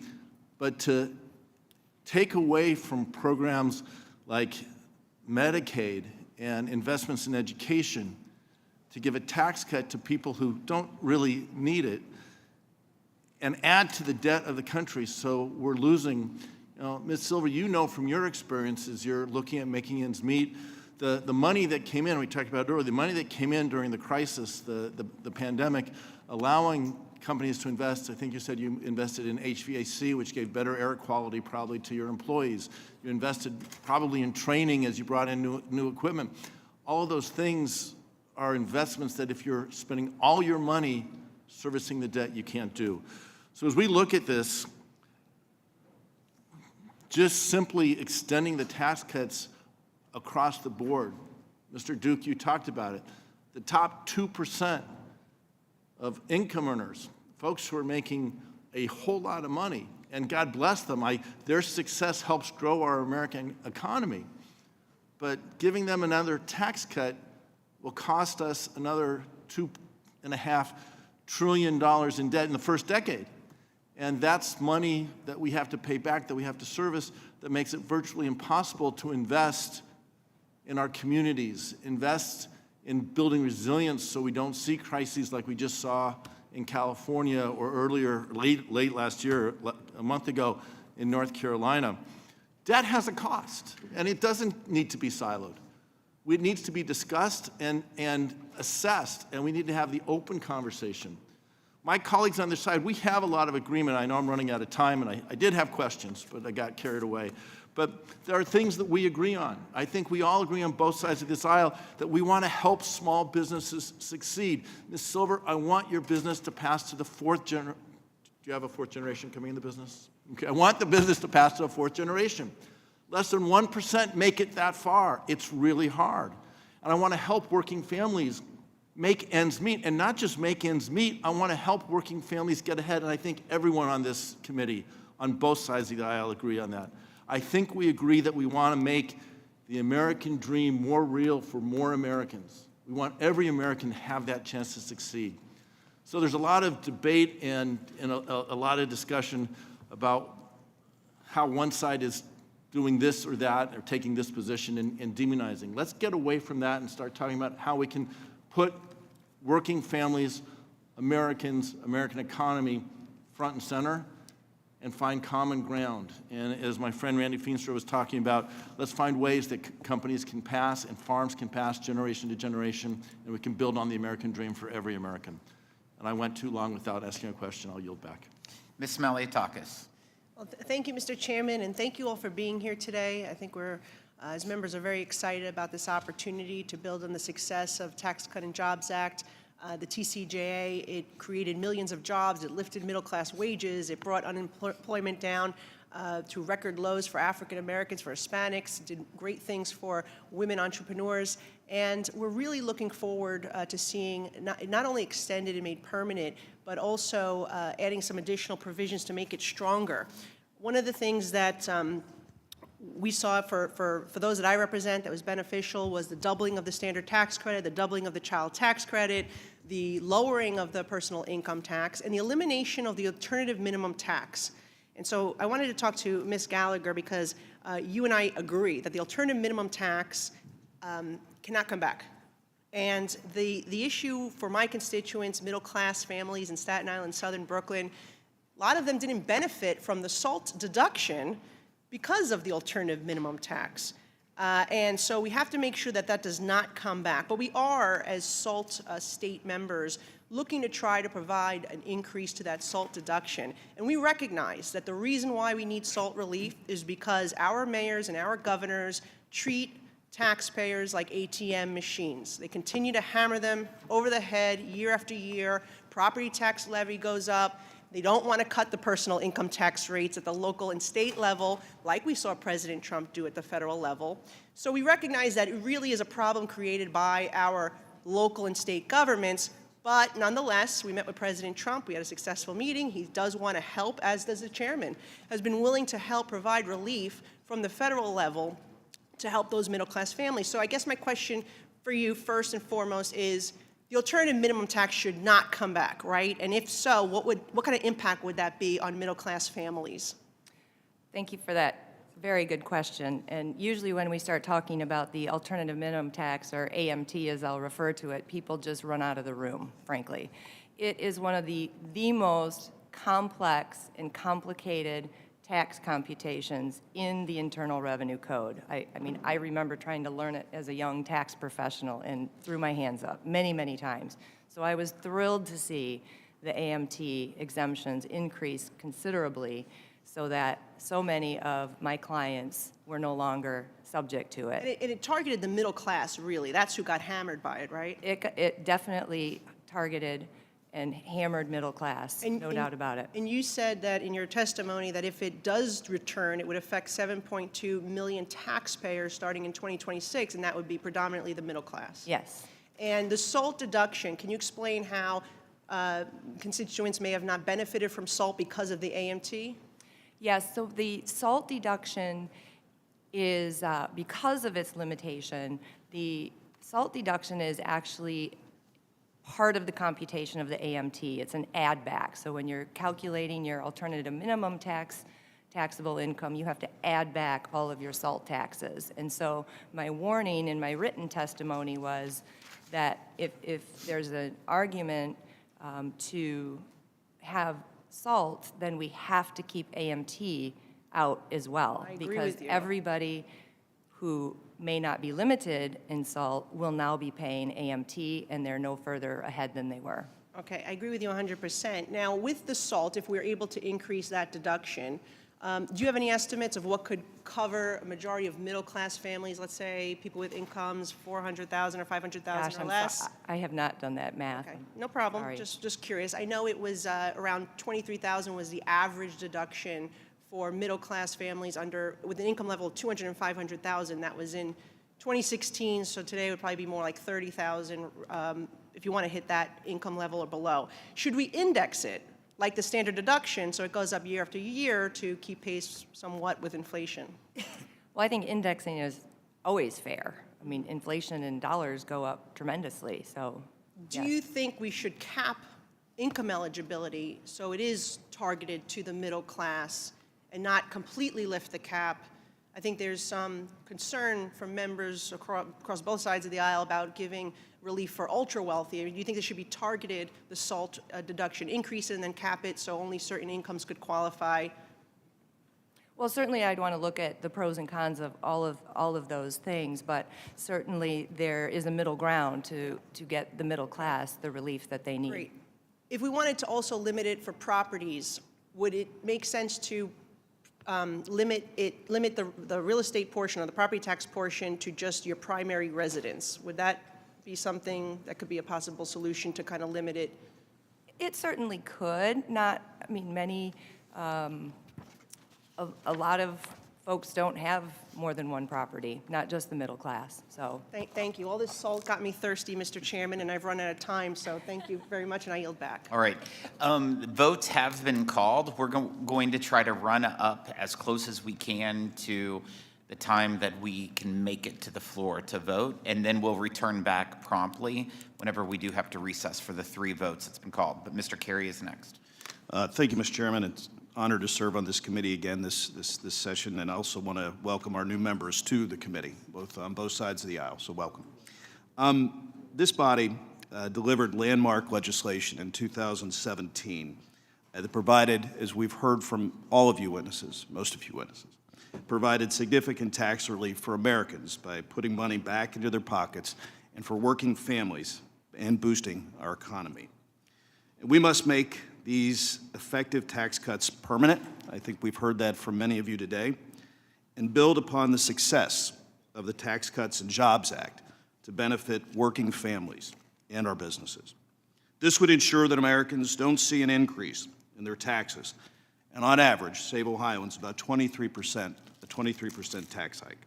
You know, last Congress, this committee and the House overwhelmingly passed the Tax Relief for American Families and Workers Act, which included many of the policies to help working families. We need to continue to support these policies and help our working families grow. As a member of the Working Families Tax Team, I have heard firsthand from members of my community over the last 8 months about how TCJA policies have helped them and the importance of extending these tax cuts. Credit for Caring. This is a piece of legislation that I am proud to lead with my fellow Ways and Means member, Representative Linda Sanchez, and it's called the Credit for Caring Act, which will provide eligible working caregivers a tax credit to help offset the costs of care that they offer. It would allow them to continue to work while caring for a loved one through illness, disability, and aging in place. I'm looking forward to continuing that work on tax policies that will help these working families succeed. Mrs. Marple, I want to thank you so much for taking the time to come out here. And I was touched by your story, number one. It sounds like you have a lot of things going on. There's no doubt about that. But I just, you were once a single mother, and now you're remarried, and you have two children, and very similar to my mother. And so I appreciate what you're doing. In my home state of Ohio, a family making a medium income in my district is about $75,000. And they would see a tax increase of about $1,540 if these taxes are set when they are set to expire. And 89,350 families in my district would see their child tax credit benefit cut in half. Let me just say that number again. 89,350 would see that child tax credit benefit cut in half. So let me ask you, Mrs. Marple, can you give me any idea how a tax increase like that would impact your family? Yes, thank you for your question, Congressman, and thank you for the opportunity to talk about families today.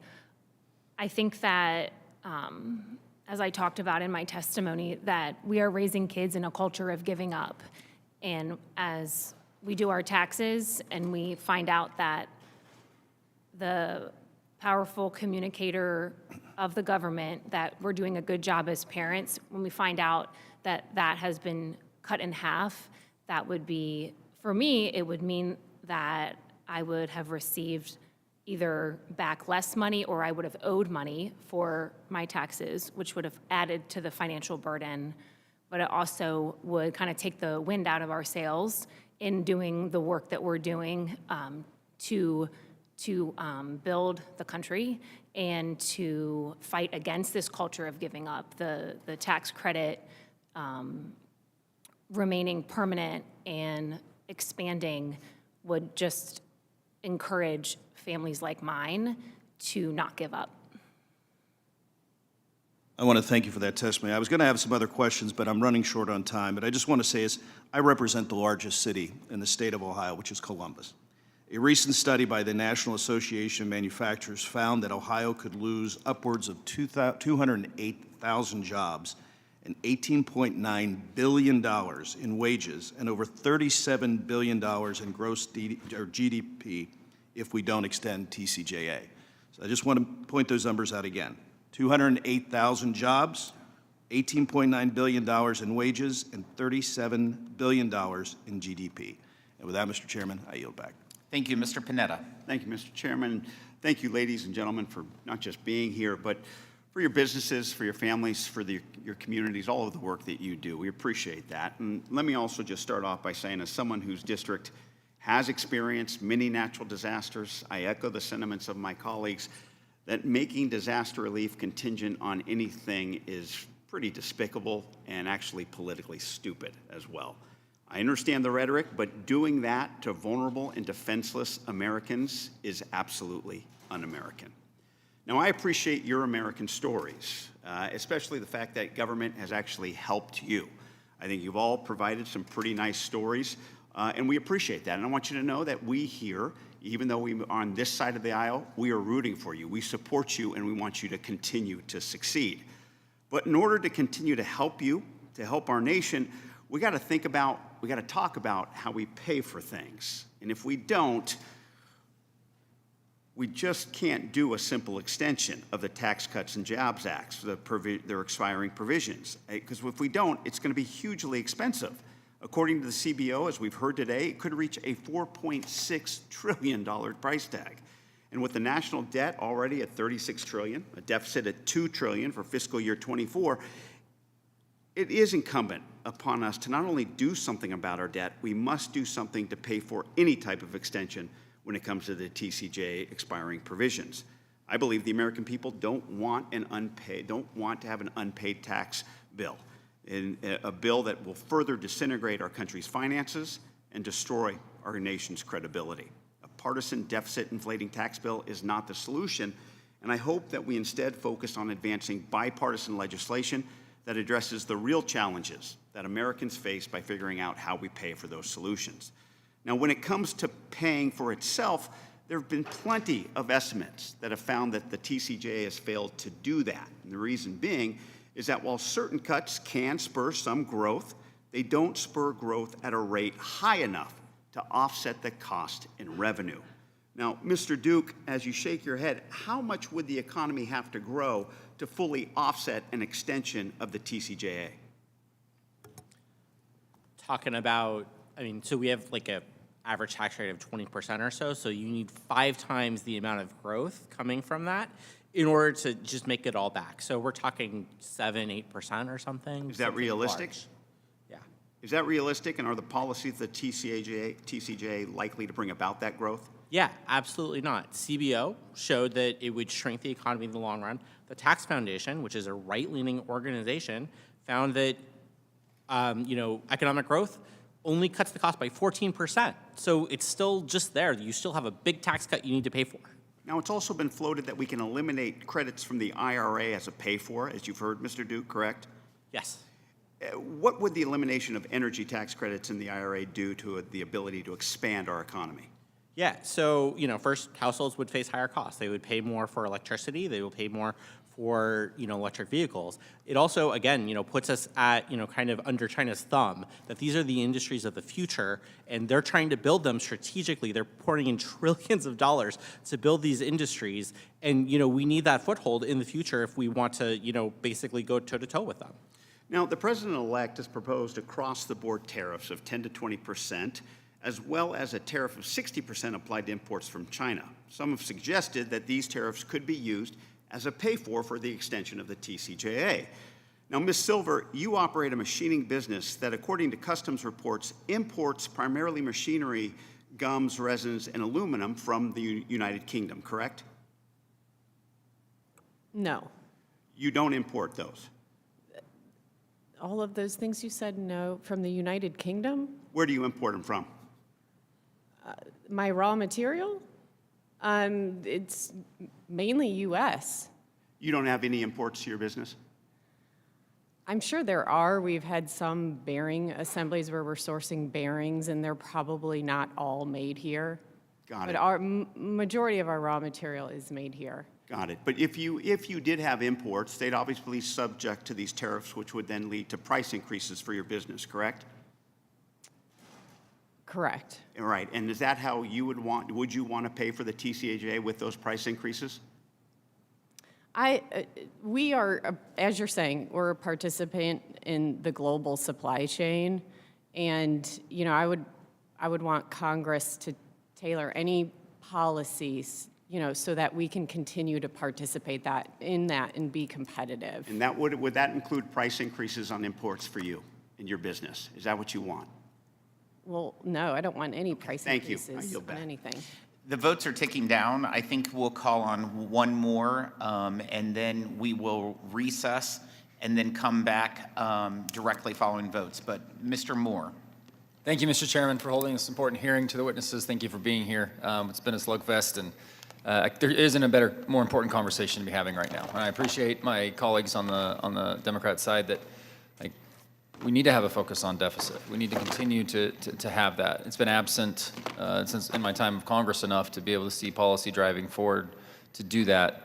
The truth is we need a strong economy. A strong economy will produce revenues. We've seen a consistent 17 average percent as a portion of GDP pre-tax cut, post-tax cut. That's just data. So we are still seeing strong revenues even with tax cuts that we did in 2017. That's where the focus needs to be. Now, there's a looming deficit that grows continually, and our interest that we're paying on our debt is what is growing the largest budget line item that we've had, and over the last 4 years, that's been increasing about $200 billion a year. That's where the issues come in. That's where the deficit comes in. But our only saving grace, our only fighting chance is to maintain a strong GDP and continue with revenues increasing.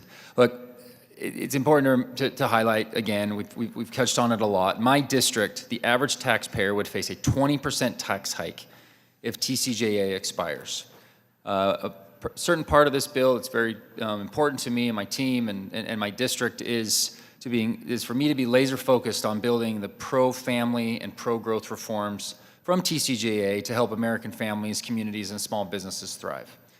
Ms. Marple, I appreciate your testimony. Your story's awesome, very, very important, and I think that a lot of people could relate to about the child tax credit and how these reforms in that 2017 bill provided tax relief to your family. This illustrates the great work that was accomplished in 2017 and how we can build on this this year. It's the reason I wanted to be on this committee is because I knew this was looming and this was an opportunity to reestablish that. Yesterday, I introduced the Family First Act, legislation to streamline and simplify provisions in the tax code and to support working families with an updated and enhanced child tax credit. This will provide tax relief for parents with young children and create new tax credit for pregnant mothers. Ms. Marple, how would either a baby bonus or increasing the CTC amount for children under 5 provide a tax relief for working families, and would this have benefited your family? Yes, thank you for the question.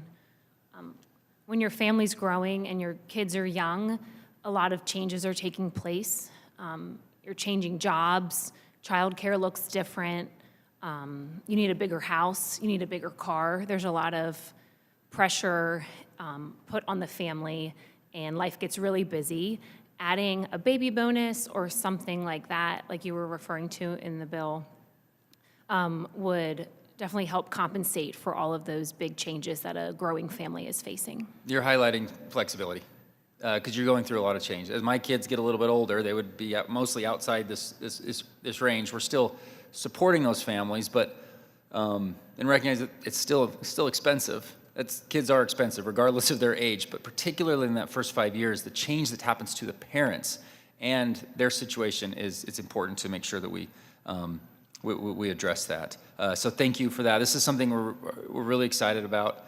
I think it takes a look at tax provisions that have been around for a while, and when things get stale and have been around, it's time to shake it up a little bit. This child tax credit is a huge increase, and my Democrat colleagues should be very supportive of this. It's a huge increase, but it also offsets it by taking a look at antiquated tax policy that probably needs to be changed or eliminated. And we're doing that, and we're creating a more pro-growth, pro-family approach, and I look forward to continuing to drive this forward. We also introduced the Small Business Growth Act, which would support small business growth by helping small businesses obtain equipment necessary to buy their operations. We've talked a lot about this. I'll just quickly ask Ms. Gallagher and Ms. Silver, anything to add on how important it is to be able to up that? Instead of $1 million, it's going to increase to X number of dollars. Like it's going to help small businesses be able to buy their equipment and get that right off it. Anything to add to that? I can certainly agree with it 100% that that is an incentive to investment, and I would look to our actual business owner here and how she would respond. And you're talking about section 179? 179, yes. Yeah, absolutely, increasing It's an that. increasing of the threshold. Yes, that would help us tremendously with planning and drive investment, which makes us more competitive and gets our customers what they need. And a point that I make when I'm back home is I say, okay, if you have that ability to invest more equipment, guess what? That other company that's selling you that equipment, they're now paying more taxes. Because they're excited about their business growth. So they're then paying. We are still contributing to tax revenues. It's not a decrease in taxes. It's actually spurring significant economic growth, and that can't be discounted. Thank you so much. I yield back. All right, we will recess until after votes, and then we'll begin right after that.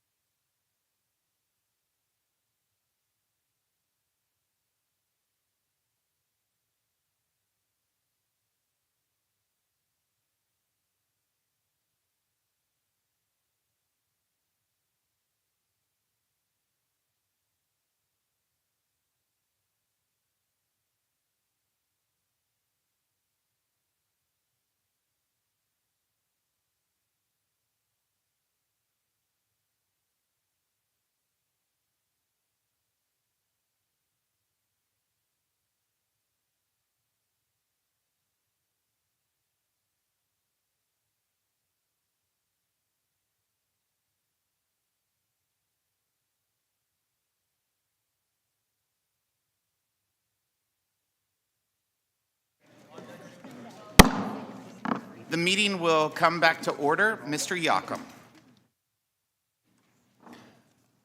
Thank you, Mr. Chairman. I ask unanimous consent to enter into the record 2 documents from the Blueprint for Life Coalition, as well as a letter from the Americans United for Life. Without objection. I want to start by saying what an honor and privilege it is to be here at my first Ways and Means Committee hearing.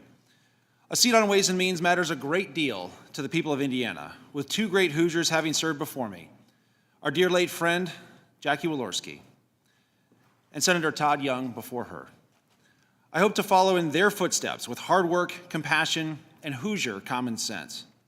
I look forward to working with my colleagues on both sides of the aisle toward pro-growth tax, regulatory, and trade policy so that manufacturers, innovators, and job creators can expand, hire, and invest, so that agricultural producers can compete and win in markets new and old, and so that families have the best shot at achieving the American dream. I'm glad that we're kicking off the 119th Congress by highlighting the importance of making President Trump's tax cuts permanent. The Trump tax cuts have been transformational for families and small businesses in my district. If they expire, the average taxpayer in my district will see a 27% tax hike. That's $1,252 for the average family of 4 in my district. That cannot be written off as mere crumbs. It's real money for the average hardworking Hoosier family that's trying to live within its means. Ms. Marple, I'm a father of 3, so I greatly appreciate your time here to testify today. I know it's no small task. I thought you were so spot on with your testimony when you called the child tax credit a simple, significant way for the tax code to communicate the value of hardworking parents raising their children at a time of high inflation. That's why I'm concerned that over 87,000 families in my district would see their child tax credit cut in half if President Trump's tax cuts were allowed to expire. Ms. Marple, my colleagues on the other side of the aisle like to talk about their enlarged child tax credit as they temporarily created during the pandemic. But you mentioned that you and your husband have worked so hard to support your family and that you're not looking for a handout. Can you talk more about the value and importance of work as a requirement for receiving the child tax credit? Thank you for your question. Yes, I think there's a big difference between receiving an encouragement from the government and something that produces encouragement and something that produces entitlement. And the truth is, the desire of me and a lot of other parents is to work hard to provide for our family. There's a fulfillment there. And so being uplifted and having that burden of supporting our family lightened, it goes a long way. All right, thank you. Yes. And one more quick question. If the Trump tax cuts were to expire, not only would the credit be cut from $2,000 to $1,000, but a requirement for children to have a Social Security number would expire as well. Now that we're, after 4 years of the Biden-Harris administration's failed open border policy that saw nearly 9 million illegal immigrants come across the southern border, do you think it's fair that your hardworking tax dollars that you worked hard for could potentially go to people who are not here in this country legally? No. Right, thank you. Mr. Duke, you seem to imply that families making over $400,000 a year shouldn't be able to claim the child tax credit at all. Fair enough. I want to highlight an August 2024 article from Politico, which reads, quote, upper income homeowners are scooping up billions of dollars in tax credits for making their residences more energy efficient, while the poor are getting almost nothing under the same Biden administration effort. Should the federal government be subsidizing people making over $400,000 who want to put solar panels on their roof? I'm not an energy expert, but I think that, those credits are, about creating, a supply chain and industry that really, puts us forth in the 21st century. So you're not an energy expert, but you are a tax expert. So do you think that those tax credits should go to families who are making wealthy families making more than $400,000 per year? I think it was designed well. So what about the EV tax credit, which is capped at $300,000 a year. Do you think that cap should be removed and we should pay for wealthy families' electric vehicles? Look, I think that Congress, and we're going to see this when we talk about extending the 2017 tax law, obviously has a lot of different, What do you recommend? I would actually have to know more about EVs and, roofs to know like exactly what the right level would be. Great. Thank you for your non-answer. Mr. Chairman, I yield back. Mr. Gomez. Thank you, Mr. Chairman. Before I get started, I just want to say to Angelino, as I represent Los Angeles, I'm committed to securing whatever resources necessary to fight these fires, but also help people rebuild their lives. I know it's going to be a long road ahead. Also, I did go back because of the fires this weekend, and I was in my district. And in my household, we do what other households do. We divide the chores. And one of my chores is to go grocery shopping. So I went to the store, and I picked up some of the basics: Cheerios, eggs, soup. Nothing unusual, nothing fancy, no sparkling water or prime rib. It was the basics. And as I was leaving the store, I was looking at this receipt. And as I looked at the receipt, I was like, $65, not too bad.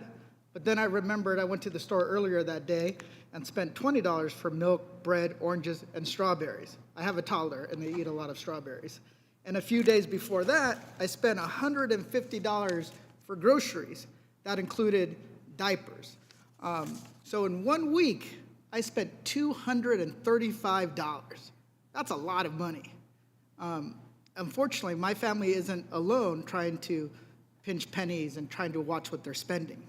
So as we start this debate, I will keep in mind all those families that look at their receipts and how much they're spending. Families that are feeling the pain of higher prices, families with children, families that work multiple jobs, mom and dads that go to a morning job and an evening job and a weekend job just to make ends meet, just to pay their rent. And I want to be clear. Last November, families didn't vote to keep treading water. They voted for a government that will lower prices and help them get ahead. But what the Republicans are offering is more of the same: high prices and tax cuts for billionaires and the ultra-wealthy, while working people fall further and further behind. So how do I know that? Let's just look at what they did in 2017. In 2017, Republicans had a choice, and they chose to give permanent tax cuts to corporations and gave temporary tax cuts to families and individuals. And if that wasn't true, then we wouldn't even be having this hearing today. The benefits of the last great tax bill, as the Republicans claim, went to the top income earners.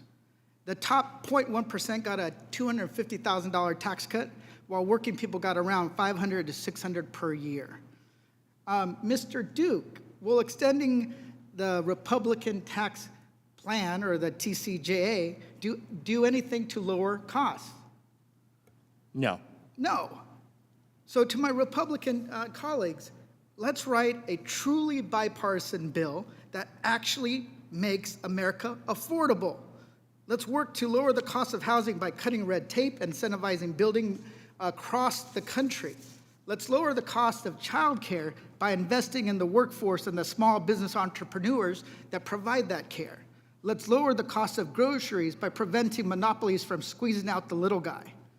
I know Republicans often say that we don't have the money for these sorts of investments. But Mr. Duke, let me ask you this. If we made Elon Musk, Mark Zuckerberg, the ultra-wealthy and the big corporations, and all their billionaires pay their fair share in taxes, do you think we could afford these things that I just mentioned?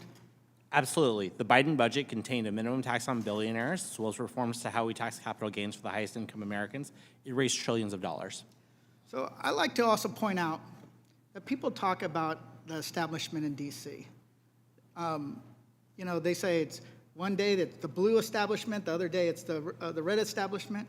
See, I don't think there's a blue establishment or red establishment in D.C. I think it's the new green billionaire establishment. And it is our job to push back against those individuals that want to pass a tax structure that benefits themselves at the expense of the working class. Mr. Chairman, I have a question for you. Yeah, that's kind of unusual, but go ahead, Mr. Gomez. Well, this is an unusual time.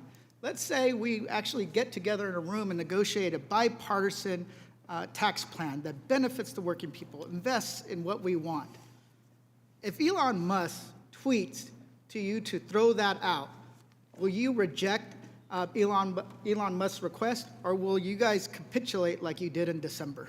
Mr. Gomez, the only person that the Republicans are beholden to are the people that send them to Washington, and Elon Musk is not a constituent.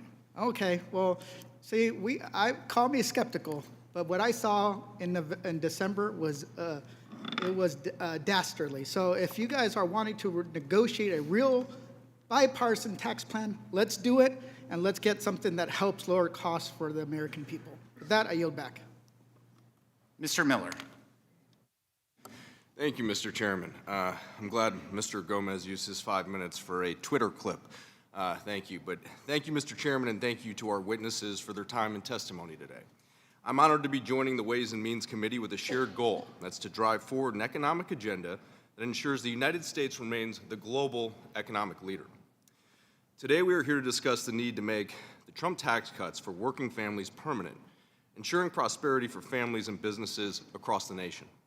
The Tax Cuts and Jobs Act, championed by President Trump, was a transformative bill that provided much-needed relief to businesses and spurred investment across the country, as we have heard here today.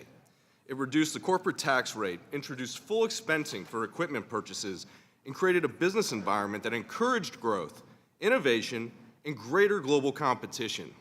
These provisions gave companies the certainty to reinvest in their operations, hire workers, and strengthen their local communities.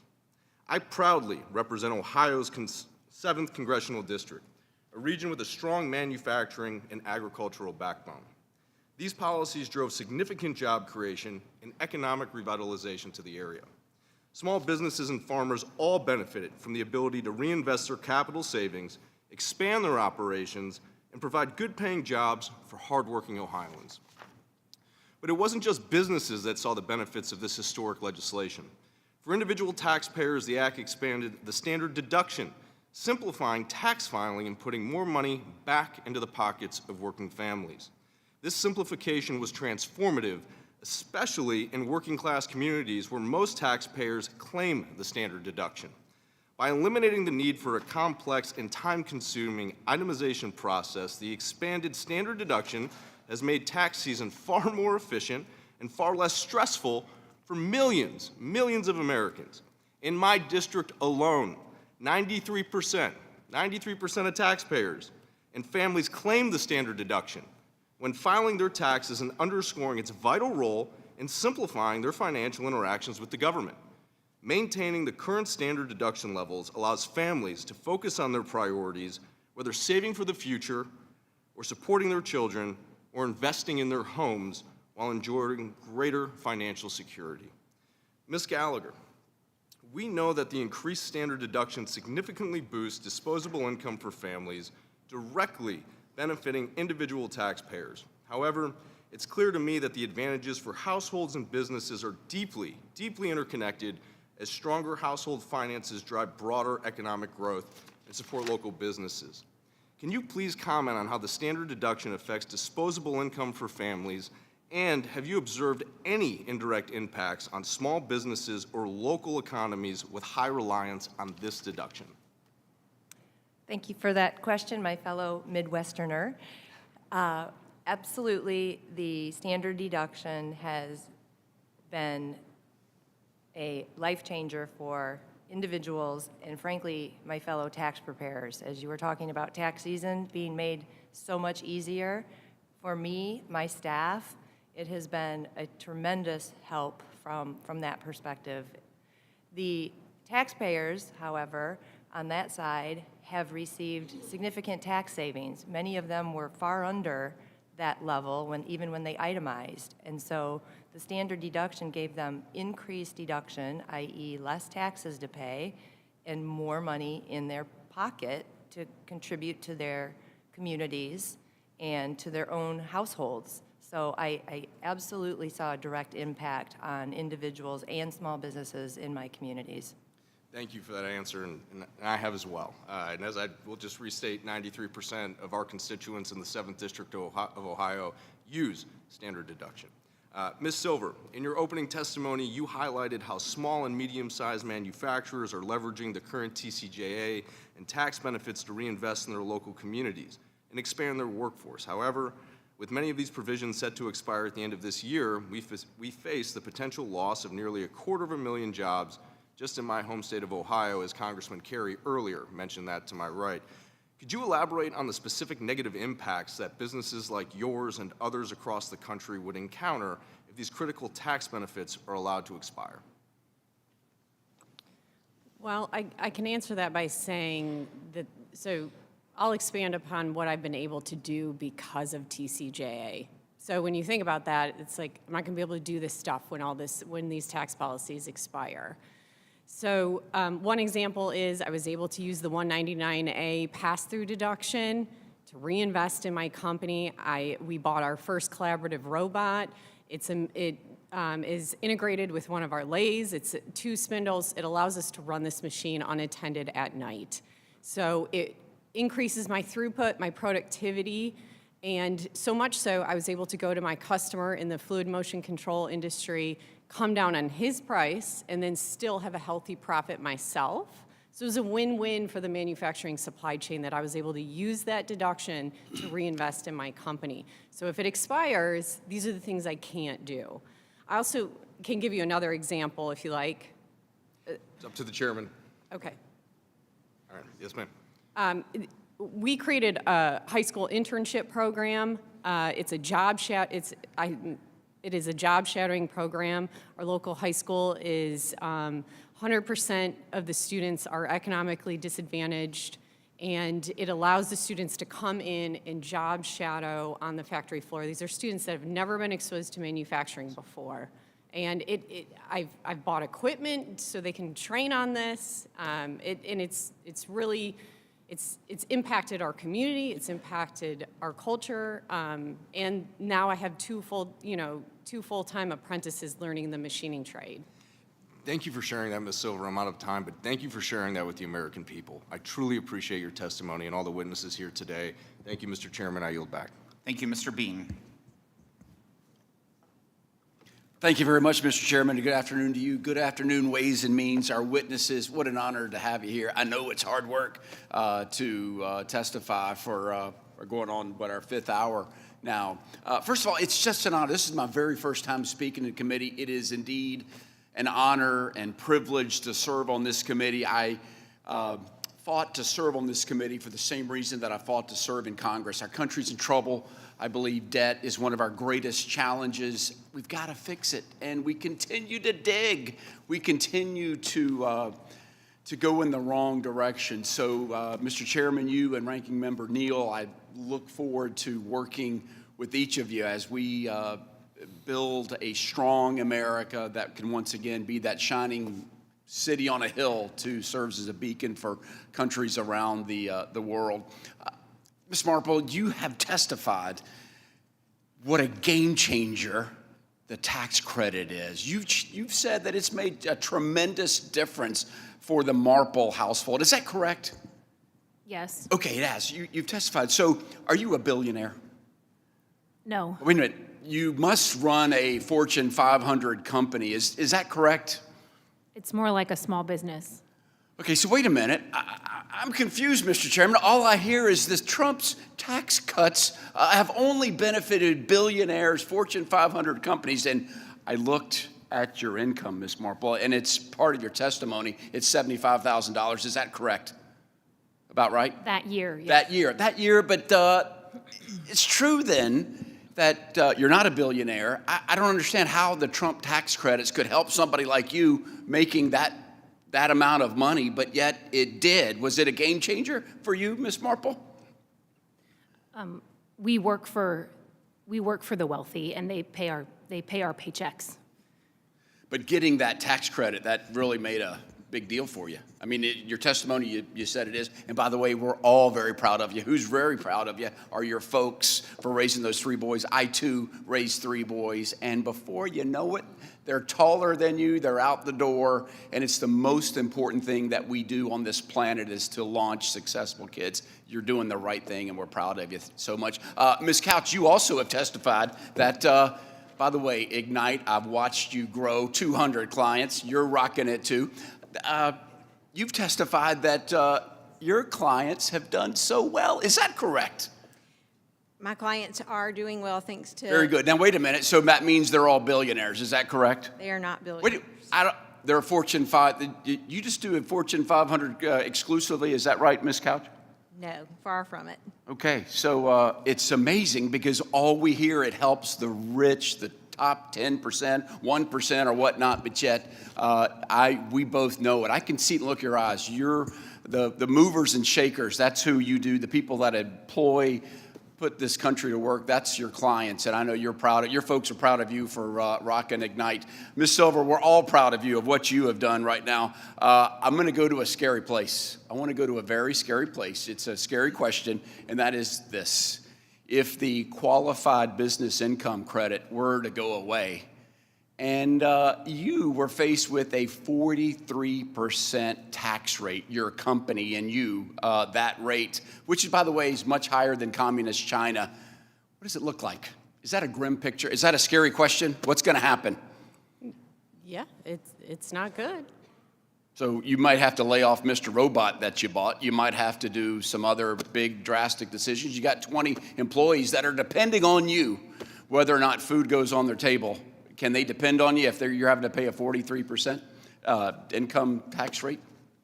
No, and so it's going to be challenging. Right, and we've been talking about like what we do with these tax policies, how we reinvest. Yep. But a contrasting example that I could give you Yep. is that, there's economic downturns, there's normal business fluctuations. You're going to have to make hard And decisions, so- is what you're saying. Is that right? Hard decisions.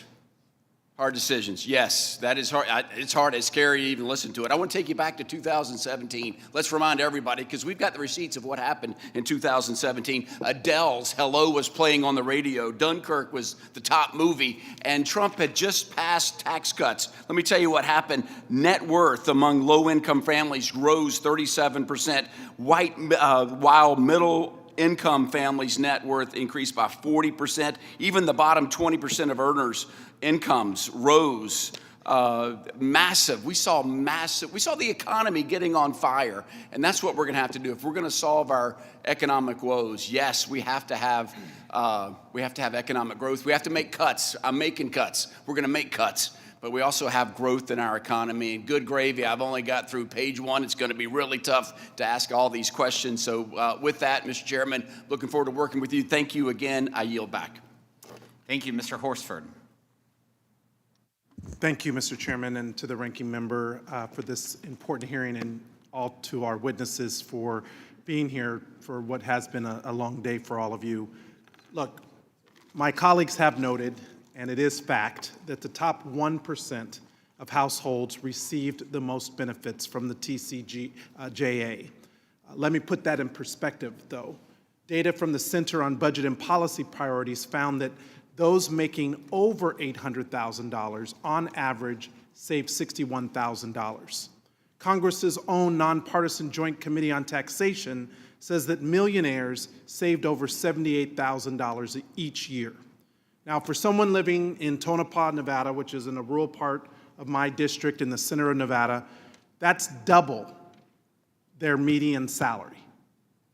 The constituents in my district have called on me to help them cut household expenses, to put more money back in the pockets of hardworking people like them, and that's why I introduced the Tipped Income Protection and Support Act. No tax on tips. Tips is a gift, not a guarantee, and I hope that the chairman will agree and work with me on my bill. The TIPS Act would exempt income tax of tipped wages for many working-class families. But let me be clear. I'll work with anyone on this committee that wants to help working families keep more money in their pockets. However, working-class families can't afford a tax scheme that benefits the top 1% and doesn't help them. Mr. Duke, when drafting the TIPS Act, I put income caps to ensure that only working-class families can receive the bill's benefits. Should we consider income caps on TCJA programs that predominantly benefit the wealthy, like 199A? That's right. Treasurer, yeah, that's right. Yes? Yeah. Okay. Look, I'm glad that we have so many small businesses here today, and that's intentional, because there was a choice made when they passed this bill in 2017. They made the tax breaks for the big corporations and the wealthy permanent, and they made the tax reductions for you temporary. And now they're here to say that unless we pass the entire bill, it's going to hurt you. Well, my question is, why didn't they prioritize you to begin with? Why didn't we make the small business tax reductions permanent and the corporate tax reductions temporary? That was the choice they made. Now, what's also important is that the bottom 90% of workers' wages were unaffected by changes in the corporate tax rate. I'm glad, as I said, that we have business owners like Ms. Silver here in this discussion, because we need to focus more on small business efforts, and I commend you for everything that you're doing, including your jobs program. You are the ones who have accounted for 62% of net new job creation since 1995. You, small businesses. Small businesses account for 98% of the firms in the state of Nevada. Mr. Duke, the topic of this hearing is the need to make permanent the Trump tax cuts for working families. Given the information that I just shared, can you explain how reducing the corporate tax rate helps small businesses and working families? No, I cannot. Because cutting the corporate tax rate, I mean, for one thing, it increases our debt, which increases interest rates, which, makes it much harder for startups and, small businesses to survive. And at the same time, obviously they have to compete with, with these big corporations. Especially one thing I'll say is, especially, multinational corporations pay half the corporate rate on their overseas profits. That's something that's not available to American small businesses. So here we are now. This is a tax scheme that, if we renewed it with no changes, would cost the American people $4.6 trillion. What can we do with $4.6 trillion? We could lower costs. We could expand the child tax credit, which is not an entitlement. Working families like Mrs. Marple deserve to get benefits from our tax code, not just big corporations. We could build more affordable housing. We could put more money into low-income and affordable housing for all families, including veterans. That's why I've introduced legislation to take on corporate landlords that are gouging renters and making housing less affordable. Yet the TCJA isn't helping the housing market. It's extending the bill doesn't help build up the supply of housing, nor is it helping lower housing costs for buyers and renters like my bill would do, the HOME Act. So work with us. Let's come up with a more reasonable approach. Let's use the tax code to help small businesses, to drive the economy, to help families who are struggling. That should be our priority, not billionaires and big corporations. I yield back. Thank you. Mr. Moran. Thank you, Mr. Chairman. For the panel, let me give you a little foundation about my district, the 1st District of Texas, 17 counties, rural Northeast Texas, and let me provide this foundation of what the impact was of the TCJA back in 2017 and what would happen if it expired, and then I want to ask some questions. Expiration of the TCJA in my district alone, for our businesses there, would put 12,000 plus family-owned farms in Texas 01 in jeopardy because of having their estate tax exemption slashed in half next year. 37,000 plus small businesses in Texas 1 would be hit with a 43% tax rate increase if the 199A small business deduction expires. And the failure to renew certain pro-manufacturing initiatives in the TCJA puts nearly 14,000 jobs in my district at risk.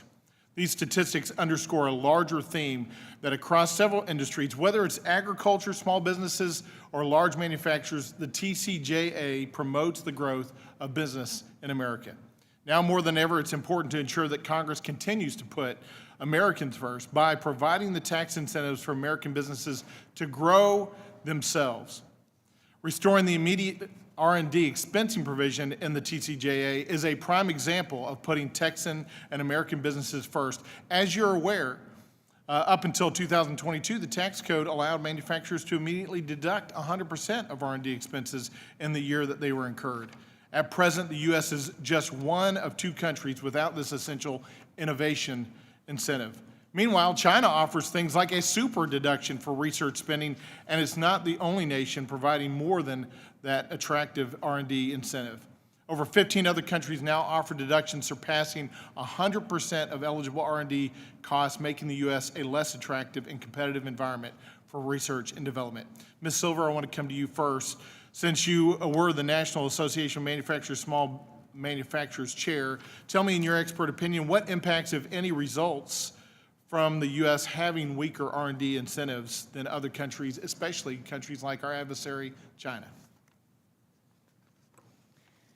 Well, R&D is what our country's built on. I manufacture parts, I machine parts that are built from companies, mainly equipment manufacturers, who are using R&D tax policies, R&D money, R&D support to come up and innovate with new product lines.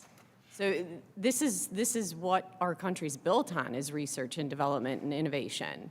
And it's critical to have that immediate 100% expensing in the year that those expenses were taken, so that those businesses will be incentivized to innovate and grow. Is that right? Absolutely. Ms. Gallagher, you talked a little bit about the 199A provision. In your experience, what do most small businesses do with the money that they save from reduced tax rates using Section 199A? Reinvest it back into their businesses by way of either employees, hiring more employees, or buying more equipment, or increasing their infrastructure for future growth. Yeah, in your written testimony, you talked about how these companies that you work with, they'll reinvest to pay for health insurance a lot of times for their employees, or to buy new facilities, or upgrade their equipment and their computers, things that they need to grow, to innovate, or to expand production, all of which creates new jobs, correct? Yes. And that's what we want, is the economy to grow, and we want more opportunities for American working families. Isn't that the point of 199A? Absolutely. And if we take that away, then what happens if those businesses no longer pay that lower rate, that 21% rate, but are paying now a 43% rate? This more than 99% of the businesses in America would pay. What happens now for their ability to provide health insurance, or upgrade their equipment, or expand their production, or to create new jobs? Economic downturn is what happens. That's exactly what happens. I want to end today by agreeing with Mr. Gomez when he argued that we should consider the impact on working families when we consider the tax policy this year. I absolutely agree. In my district, we have a median yearly income of $61,000. A family receiving this yearly income would see $11,042 tax increase should the Trump tax cuts expire at the end of the year and we do nothing. For a family of 4, this $1,142 is worth about 6 weeks of groceries in my region. It's also enough money to cover about 27 full tanks of gas, even in our big old trucks. And that's based on the average pricing. Those are important things. Groceries and gas are important things to every American and every East Texan that I represent. The Tax Cuts and Jobs Act cannot expire. We must continue those provisions to allow families to thrive and businesses to grow. With that, Mr. Chairman, I yield back. Thank you. Ms. Plaskett. Thank you so much, Mr. Chairman, and it's so good to be back here on the committee, to be a part of these discussions which affect so many Americans. The notion of taxes and trade, this is, in fact, the most important committee, and the work that we're doing are going to affect every American, as we've said. I'm grateful to be a part of the debate on the ways and means in which we fund American government, and particularly fund businesses, fund how the mechanisms of our economy grow here in the 119th Congress. I'm eager to serve as one of 3 Democrats on the Budget Committee as well, which will no doubt be a place of fierce debate as we work in the next 2 years. And I look forward to advancing shared priorities with my Republican colleagues. I, Mr. Chairman, I'm one of the few members of Congress who actually worked on and was a member of the other party at one point. I worked in the Bush administration for a number of years after September 11th, and so I see myself in some ways as a bridge in the actual policy ideas that I put forward. And we come together here in both of these parties to try and make permanent and work on a way that supports the American dream. But I have to say that I see the work on the 117th with President Trump's crowning achievement being the tax bill as an unequitable piece of legislation for all Americans. Achievement gave 0.01%, an average of $252,000 of tax cuts, while the poorest fifth of Americans only received $70. It seems that the largest cups were filled with no overflow going to those most in need. By percentage, 56% of the tax cuts enriched shareholders, 44% lined the pockets of executives, and 0 went to 90% of the workers in those businesses. You know, in the early days of our nation, native of my island, St. Croix, where I live and my family is from, our founding father, Alexander Hamilton, famously wrote, "A national debt, if it is not excessive, to us will be a national blessing." It's that phrase, if it is not excessive, has always been important, but never more important than today. The need for tax reform is critical for so many different people.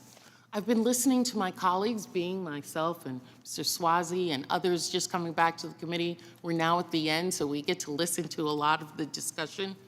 And I thought some of the things that were discussed were very, very interesting. We talk about the child tax credit and how important it was. I have 5 children. I understand the importance of the tax credit. I was not always a member of Congress. I was not always an attorney. I struggled for many years. I worked a full-time job, went to law school at night, had small children. I understand the need for that. But the children who need the most are not helped. By insisting on the earning requirements for the refundable tax credit, we are leaving out children who need those resources the most. There's also, when we talk about manufacturing capacity actually contracted in the years following the passage of TCJA. I'm so grateful that we do have individuals who did receive that manufacturing benefit, but so many did not. According to the Federal Reserve, manufacturing capacity contracted 0.5% each year on average from 2018 to 2021, and then expanded 0.5% in 2022 and 1.2% in 2023.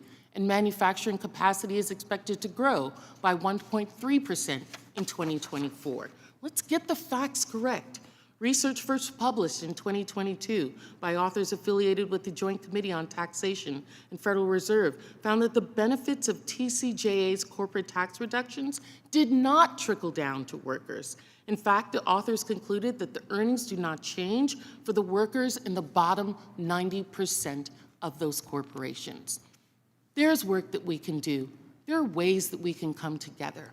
I think that supporting our businesses is important, not just our small businesses, but I listen to my colleagues say there will be cuts. We need to make sure that those cuts do not affect the people who need those resources the most. I yield back. Thank you, Mr. Swazi. Okay, thank you, Mr. Chairman, and thank you so much for sticking around. Really appreciate that, Mr. Ranking Member. Thank you, Mr. Kelly, and the witnesses. 5 hours you've spent here. We're very grateful to all of you for spending so much time. Thank you so much, and we know it's been very cold in here. It's a little warmer now. It's been cold here all day, but thank you so much for being here.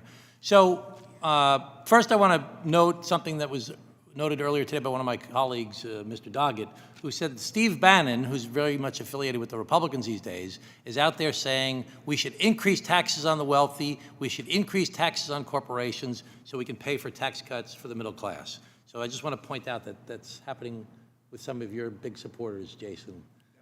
Okay.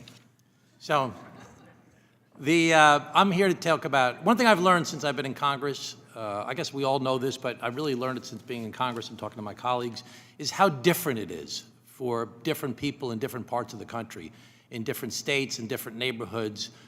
People's incomes are different in different parts of the country, but so is their cost of living, and so is their property taxes and their income taxes. That's a very big difference. Mr. Moran, when I was walking in, was saying that the average income in his district is $61,000, I think he said. I have one of the higher incomes in the country, but our property taxes are way higher as well, and our income taxes are much higher. I'm from New York State.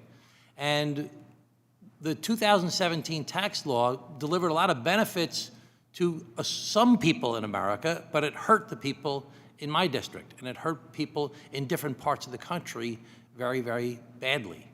So I'm concerned about especially the state and local tax deduction. The state and local tax deduction was put in place by the federal government over 100 years ago when they first developed the progressive income tax in America, the federal tax. And when they were debating it, the governors and the mayors said, we don't want a federal income tax because we want to be able to tax at the local level, at the state and local level, to pay for our police and our fire and our local services. They said, no, don't worry, we're going to give you a state and local tax deduction because we recognize it wouldn't be fair for you to pay federal income taxes on the state and local taxes you've already paid. It's just not fair. It's not fair that states like mine and other states throughout the country have relied on this tax deduction for 100 years up until 2017, and then it was capped at $10,000.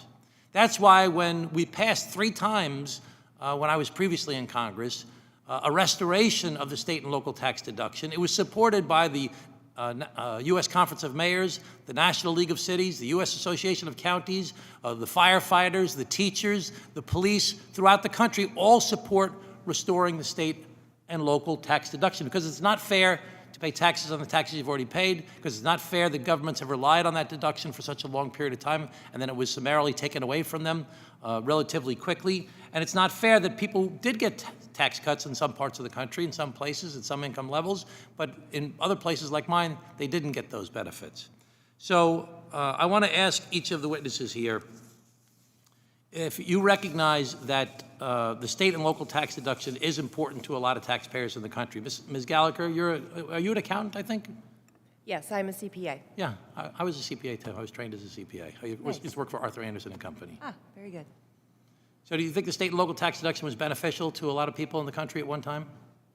Yes, indeed. When it was fully deductible, it was a full tax deduction and impacted all taxpayers, probably higher income taxpayers more just because they pay more tax. Well, that's a very interesting point because higher income, that's like a question we talk about. What's the middle class, okay? So in my district, if you're a police and you're married to a school teacher, you're making $200,000 a year. Now, in some places in the country, Mrs. Marple, when I said that, her eyebrows went up, right? And she's like, wow, $200,000, that teacher and a cop, how is that possible? But in other places, if you're making $200,000 a year, you've got you're in a gated community, you've got an indoor pool, and you belong to the country club.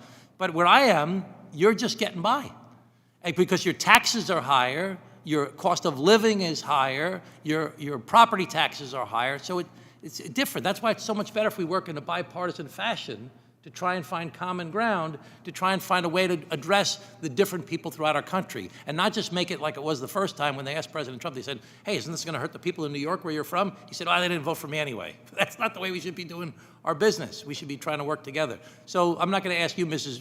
Marple, because you already answered with your eyebrows, but Ms. Couch, do you know about the state and local tax deduction? Do you think that helped a lot of families in America? Yes, I'm sure that it did. I think for Georgia, being very different place. It's very different. So, where are you from, Ms. Silver? North Carolina. Yeah, different there too. A lot of people are leaving my district to go to Florida, South Carolina, North Carolina, and some of my Republican colleagues boast about that. But when I asked Steve Mnuchin, who was the former Secretary of the Treasury, I said, when those people leave New York, who gets left behind to pay the remaining taxes? He said, the people that are still living there. That's making taxes go up for people. He said, well, you could cut their services, but do we want to cut their police and their fire and their teachers? All right, Mr. Chairman, thank you so much for allowing me to go a little bit over. I apologize. Thank you. I'd like to thank all of our witnesses for appearing before us today. It's been a long day, and you've done a phenomenal job. We appreciate that. Please be advised that members have 2 weeks to submit written questions to be answered later in writing. Those questions and your answers will be made part of the formal hearing record. And with that, the committee stands adjourned.